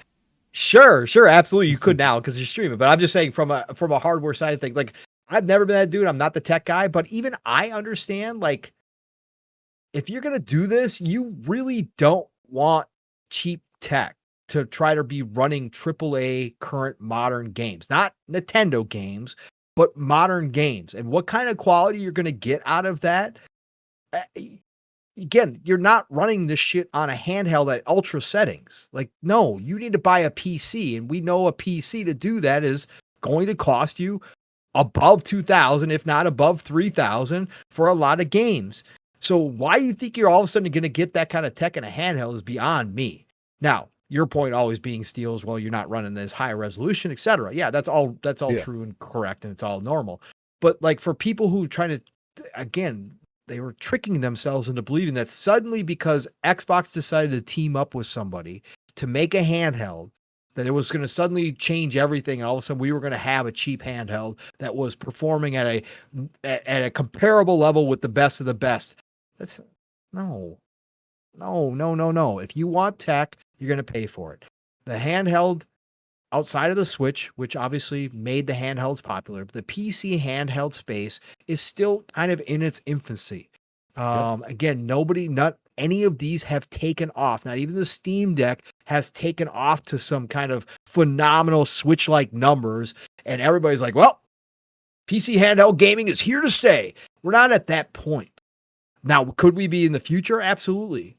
But this we're still in the infancy. So you're still going to see a lot of this. And the tech is, again, very expensive to shrink down. That's why I think ultimately Xbox has decided not to do their own handheld, because they saw how expensive it was actually going to be for them to put out their own at the end of the day. Phil had talked about that originally when the original rumors were they had an S. They had a working S handheld that they had prototyped internally. But ultimately, at the end of the day, it wasn't going to be cost effective. They were never going to be able to. Again, battery life is also a problem that still hasn't been corrected. It's getting better, but it's still also a problem. Anyways, I'm just kind of rambling. I thought these prices were in line, even if they come in a little bit less than what you were saying, Steel. Again, if we're talking about an $800, $900 machine, yeah, no, this is going to be for the enthusiasts. You're going to have to fork over. You're going to have to really want to do this. For me personally, as I've said all along, I don't have any interest in handheld market right now. None. I don't have the time to play it outside of home. I'm not traveling by train or bus. I am driving. I am my driver. So I don't have time. So the 15 minutes that I'm in the bathroom, 20 minutes sometimes breaks. No, I'm not playing. I don't play on my phone. So why would I have a handheld and play on my handheld? What I did say is eventually, Steel, if it became possible, if Xbox put out their own first party thing, and that it was just like an additional type of situation where it seamlessly incorporated into all of it and the games were seamlessly there, would I maybe think about doing it because I could dock at a different, if I wasn't in front of my main TV and I could dock it. Yeah, you can move it around. Yeah, I could move it around and dock it somewhere, whatever else. Maybe dock it at work if I had the time, and then sneak in gaming while I'm sitting there because I'm not monitored all the damn time. Sure, maybe I would do it then. But no, and I don't, as of right now, I don't have a use case for this type of device. So personally, for me, it doesn't bother me either way. I think it's cool that they're going high end. I think it's cool that they're going to be putting the Z2 chips in there, whatever else. It's supposed to be really cool and good. And you're going to want it for the most current games. You're going to need that for the most current games. But people thinking they're going to lock in at ultra settings, or people thinking that they're going to lock in at some kind of crazy frame rate, like 120 or something. No, most games you're not going to do that on a handheld. So get ready for that as well. You're going to spend a lot of money, but you're not going to be getting like 4K PC performance out of these things. Like, you're going to get good quality, but come on, bro. Stop teaching. Stop tricking yourself. Like, just stop lying to yourself. It's not going to happen. Yeah. Like I was saying a while back, if you're trying to get a handheld device that is going to be comparable to what you're asking for, you're going to pay for it. It is more reasonable for you to get another $600 console than it is for you to ask to get a $600 handheld device. Right. Unless you're talking about another Switch 2. Yeah, because shrinking down costs so much more. Even more. Again, like you were mentioning with the battery life and everything else, it just doesn't make sense to bring things down to that level. So like we're not at that point yet, ladies and gentlemen. And again, even in my use case is different. And again, maybe I'll look at the Legion Go. I know there's another Legion Go 2. There's a Legion Go 2 coming out. If it's not out already, I haven't been paying attention to whatever the case, but it's like, even for my use case is special because my kids do handheld the game, right? That is the era that they came up in, right? My kids would like to have something they can connect to a TV when they want, or can pick up when they want, or whatever else the case might be. Now, within reason, because I'm not fucking spending just kind of ducats on this shit, and then you go messing the thing up with your grubby hands. You know what I mean? This ain't your tablet or nothing like that, but nonetheless, I'm interested in it. I want to see what the Xbox OS experience is going to bring us, or bring you in general. I know Steam is doing good stuff on that forefront as well. I think for me, it just gives me some of those feelings that I had with like PSP back in the day or other handheld devices where I was jailbreaking or just essentially hacking them and spending that time loading up different games and getting into that software. Even when I was doing it with the Nintendo Switch, that's stuff that I was just infatuated with, right? When I was able to get Pokemon fucking Violet running at 60 frames before they put out an official patch for it on the Switch. You know what I'm saying? So it's like, that's more so what I'm into. Nixie says, Steel Legion Go 2 hasn't been released yet. After I saw the disappointing results of the Z2, I decided to pick up another Go for a great price. Hey, that's lit, bro. I'm waiting. I skipped the first generation, so this is going to be me stepping into the next generation. And then this is going to be a companion device to whatever next PC that I build. It's going to be something that I can, again, hook up in the living room. It's meant to be the smaller computer. It doesn't have to be the big boy, but something I can play movies off of, stream off of, whatever. I can do whatever off of and be able to pick up and go and do whatever with as well. So I don't know. We'll see. Again, it just depends on how hardware continues to go, right? But this is the first device that I am definitely interested in. I like the handles on the device as well. That's interesting to me. But again, I'm not a handheld gamer. Now, there's nothing out here, and just like Pong, I don't have a scenario right now that's going to make me a handheld gamer. There's just not. I'm not going to lay in bed playing the game off my phone. I've tried it. I hooked up to the Razer Kishi to it.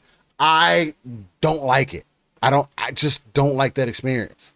I like sitting down at a TV, on a computer, whatever the case. And if a device like a Legion Go, if a device like the ROG Ally X, Xbox ROG Ally X is going to allow me to be a little bit more portable, if I do end up, whatever job that I end up getting and I end up having to travel or whatever the case might be, because I am trying to get back into the tech field and whatever the case, if I end up traveling, yeah, I'm going to want something like that. So it just depends. Right now, I don't have the use case for it.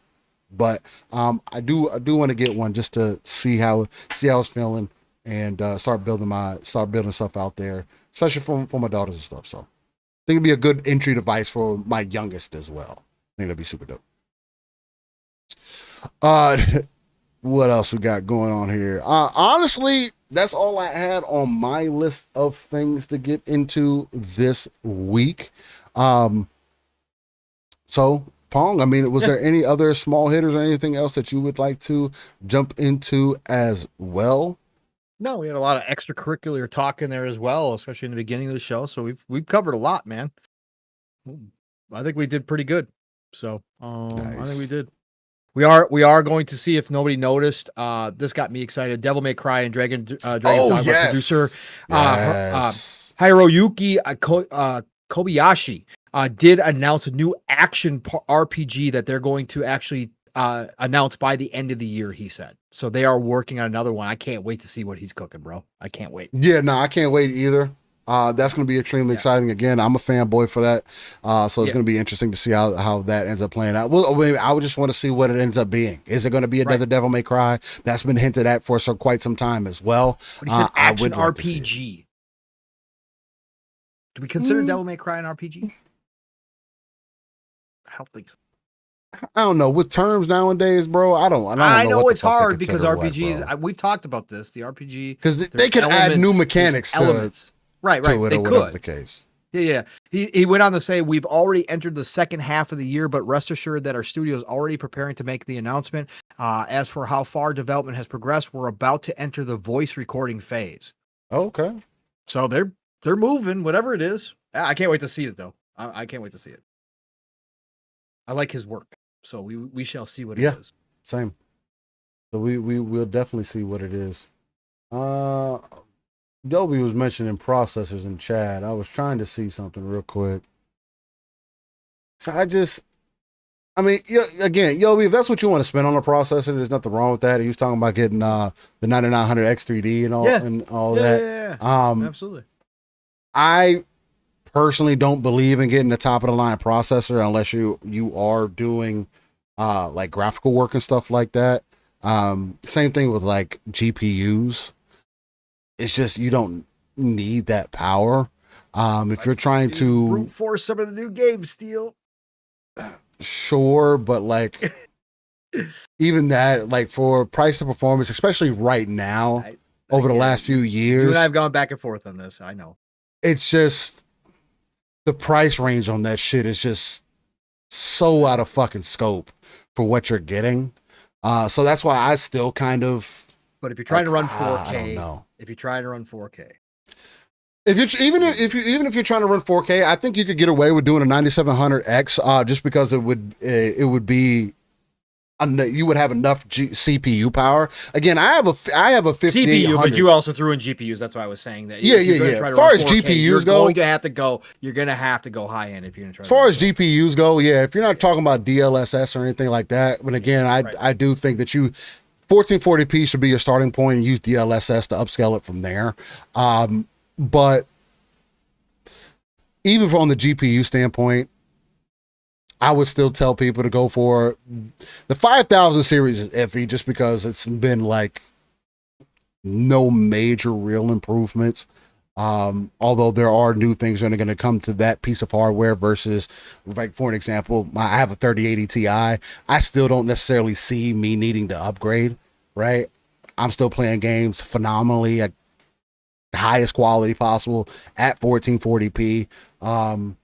Course, most of the time I'm more at 60. And right now, again, the other thing people got to consider as well, like when you start getting to a certain point, 4K, 120 frames, you're also adding heat to the mix. So it's like that's also something that you got to consider. Again, there's a lot that goes into it. So it just depends. Yeah, if you're video editing and stuff like that, if you're going to be doing stuff with it, I'm cool. I 100% get that. You don't have to spend that money because there's other things that could add on to your process to make your editing process and stuff like that even better.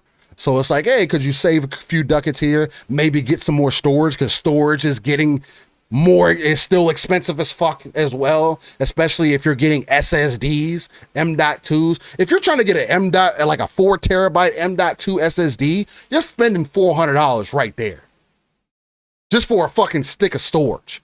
You know what I mean? So it's like when you're looking at that, that's what's going to matter more, especially if you're moving a lot of files and stuff. That's kind of where I'm at right now.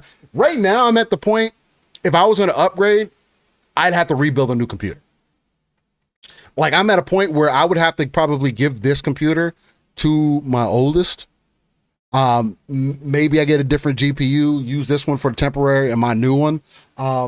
Or just build a whole new computer. Because in order for me to upgrade to DDR5, I have to get a new motherboard. Point blank, period. If I was going to upgrade my processor, if I'm going to get a new processor than what I got right now, I have to upgrade my motherboard. I don't have an option. I've reached the peak of what I can get to, at least for per my understanding, because I haven't looked into it a little bit of time, so. Nixie says, I brute force everything at 1600p with zero issues 99% of the time. Yeah, 100%. Nixie says, I've had a 4070 Ti for over a year now. It should easily hold up another 3 years, especially with my CPU. Yeah. Again, that's for the 70 series is the most ideal cards to get.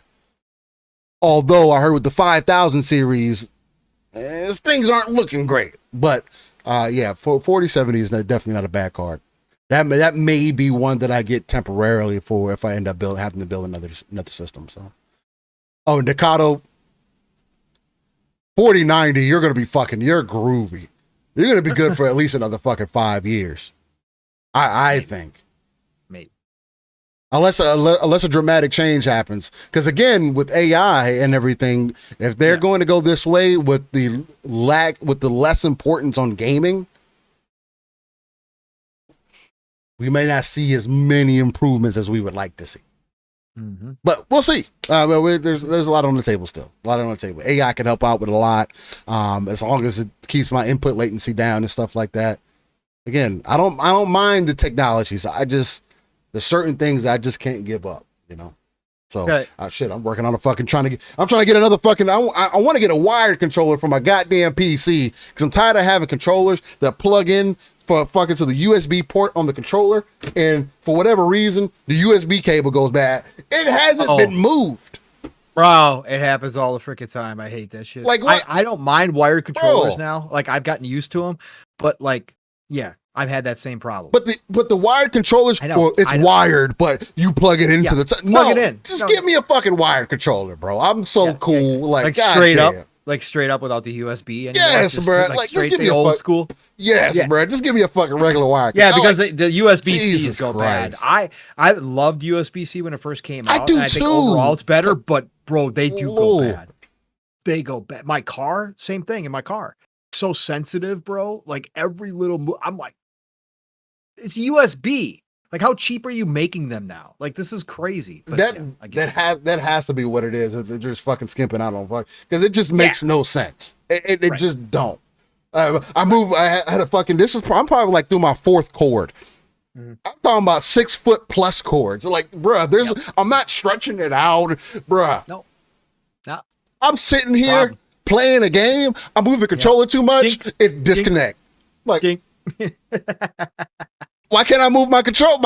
I'm in a tough moment. What's happening? Anyway.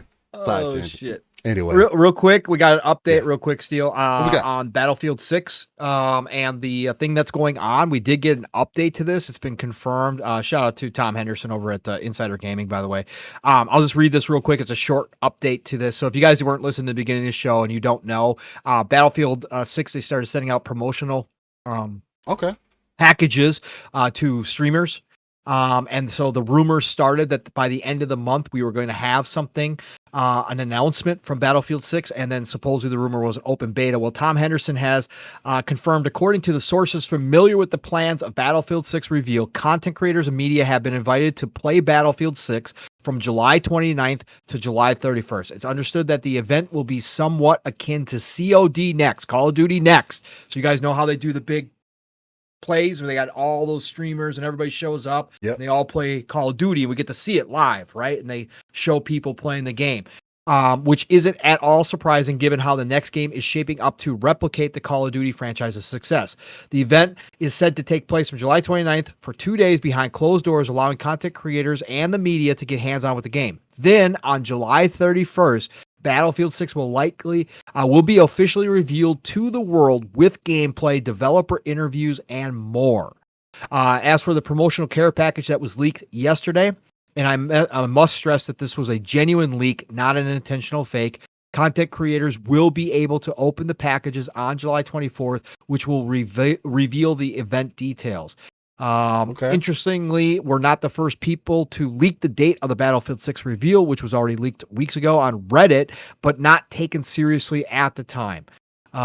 So it's currently unclear whether Battlefield 6 free-to-play game mode, if you guys haven't heard, they are planning like a Battle Royale free-to-play game mode as well. They're copying Call of Duty all the way down. Will be revealed, but it's expected that we'll learn about the game's release date, beta dates, and more. It's expected that Battlefield 6 will launch on the PlayStation 5, Xbox Series, PC sometime later this year. Are you looking forward to the... Okay, that's right. So they're saying later this year still. So it was before April next year was the mark because that's when the investors... But now they're saying later this year we could get the full release.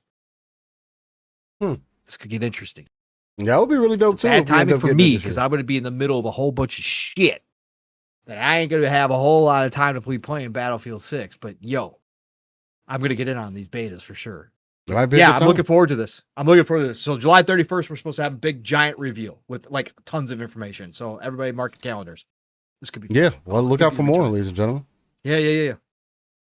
Well, with that, I think that does wind things down. I have absolutely reached my peak Yes. limit. know you have. I was going to get into this day in gaming, but we've had Hey, such this good day in fucking music, Steel? conversations today. This day in music, we can do this day in music. This Gin day- and this day in Juice, gaming. 31 years ago. Oh, Gin and Juice was 31 years ago. 31 years Shit, ago. bro. I was bumping that when I was growing up. That's crazy. I was fucking 19. Are you kidding me, bro? Doesn't even seem real anymore when they pull up this shit. Anyways, had to throw that out there. No, that's good. That's good shit. Well, hopefully y'all enjoyed today's episode. Came in hot with some what would I call it? Some personal energy, I guess I would say. A lot of love and appreciation for everybody that's got something going on out there. I do want to send you love, appreciation, positive energy, just across the board. And hopefully, I know it's not much, but hopefully what we do here, the conversations that we have, help you get through your day. Again, one of the, I think, most powerful things about us having shows that do last this long, or go as long as they do. And again, it's not like we intentionally do it.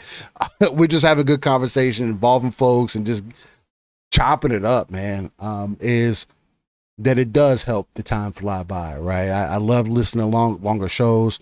Again, it's part of the reason I do still enjoy listening to the Iron Lords, because it's like it just makes time go by. Listen to different opinions, people having fun, just having a good time, and sharing it with the homies, sharing it with people in chat, sharing it with people who share the vision with you or feel like they got a platform that they can kind of chat with, is super dope. And it continues to be a great feeling and makes me excited every Saturday morning to come back here and chop it up with you guys and enjoy myself, man. So with that, you guys have voted.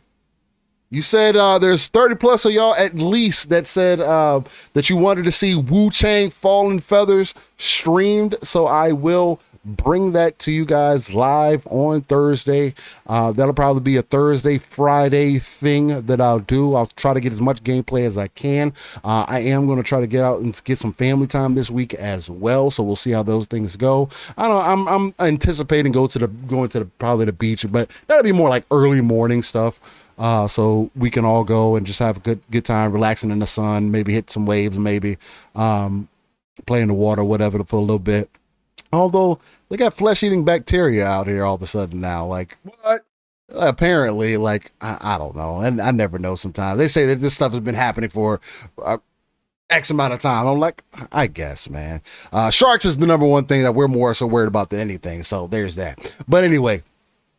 But yeah, so we're going to be playing some Wuchang Fallen Feathers. If you guys are interested in that, I'm going to create a thumbnail for that and get that rocking and rolling to be prepped for Thursday. Hopefully it's not like a late night kind of stream. Maybe if it is, it's not going to be a major problem to me because I'm typically up all night due to my current schedule anyway. So we'll see how things play out. But nonetheless, you can find me, Steel Rain, the T is a 7 everywhere.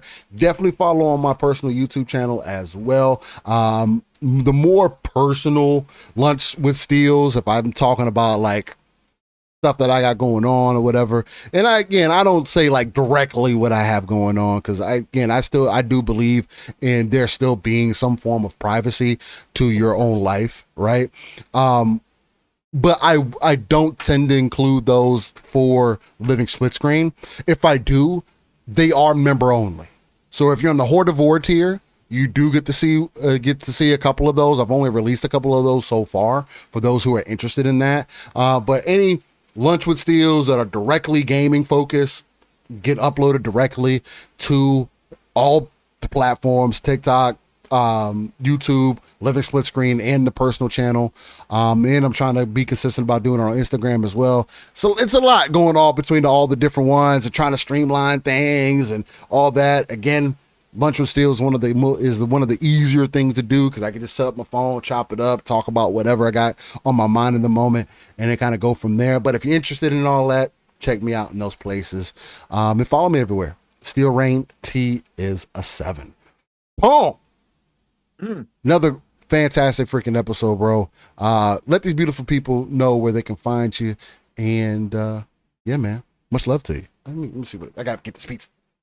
Yeah, all love to you, Steel, and everything you do behind the scenes, brother, and keeping it together. And again, with everything you got going on as well, again, it's much respect to you, man, that you even get to this point to do the show on a Saturday after working and dealing with real life and everything else, man. So appreciate you so much, brother, for being here. Because again, I love this place, and I love our community that we've built here and all the great people that come out each and every week and support us live and all the people that listen to us afterwards. You guys are what make this all go around. And as I've said from the beginning, as I've gone through tons of real life stuff and currently going through life stuff, as we all do, this is one of my therapy sessions. Get away for a bit, get together with one of my truly best friends in life, even though I've never met him in real life, in person, I should say. But one of my best friends, and get to sit down and talk about our favorite hobby and also talk about other stuff like music or movies or freaking crazy anime or whatever the hell else comes up, real life, situations that you won't hear other places. Like, that's what it's about. And we have this great chat, all of you that also come in and conversate, and just love you all, man. So thank you for another great Saturday on Living Split Screen. Glad we could get back to it this week. It definitely is worked out for me to be back here with Steel. So appreciate you all. You guys know how to find me, Pong Soul, everywhere. Again, I'm not as active as I once was because I am got a lot going on and trying to cut down too on social media, because again, it does take a lot. I'm a scroller, as I've explained before. So I do try to keep trying to cut myself and keep that addiction at bay for right now. But you can follow me and I'll follow you back. Otherwise, keep your eyes and ears open. We did have to cancel the Shop podcast last week against PTK had something come up last minute, but we should be back tomorrow. So PTK Blam's handle the Shop podcast, Blam, Fuzzy, myself, and he usually has a guest or two lined up. So keep your eyes and ears open. We'll see what happens. But that will go 5 p.m. Eastern, 4 o'clock Central Time, Sunday night. And then otherwise next week, Thursday nights, we're back over on the Fun Speculation. Yes, we're only doing one show, so it's not really PM in the PM anymore. But it has been pretty much me and Mav. And Mav takes the lead chair back because he's only doing one show. It's his channel, so he gets the lead chair back. But we still do kind of the same format on Thursday nights, except like it was Mav and I for 90% of the show this Thursday, and all of a sudden Fuzzy shows up and 3-Bit showed up right at the end. So we kind of had an impromptu extended show. So join us on Thursday nights over on Mav's channel, 9 p.m. or 8 p.m. Eastern, 7 o'clock Central Time for the Fun Speculation Ultimate PM live podcast, whatever he's calling it now. So be there Thursday nights. And then, of course, next week, God willing, right back here with this gentleman, Mr. Steel Rain, for another episode of Living Split Screen. It's the golden age of gaming, people. So get out there, play what you love what you play. Have a great rest of your weekend. I hope you have a amazing and blessed start to the first part of your week, and we'll talk to you all real soon. Steel, get us out of here, brother. Ladies and gentlemen, boys and girls, again, I want to thank you once again for checking us out every Saturday morning right here on Living Split Screen. More gameplay coming. Wuchang's lined up for this week. Let's hope we get a lot out of that one. And other than that, much love to y'all, and we'll see you on next Saturday. Peace and stay easy.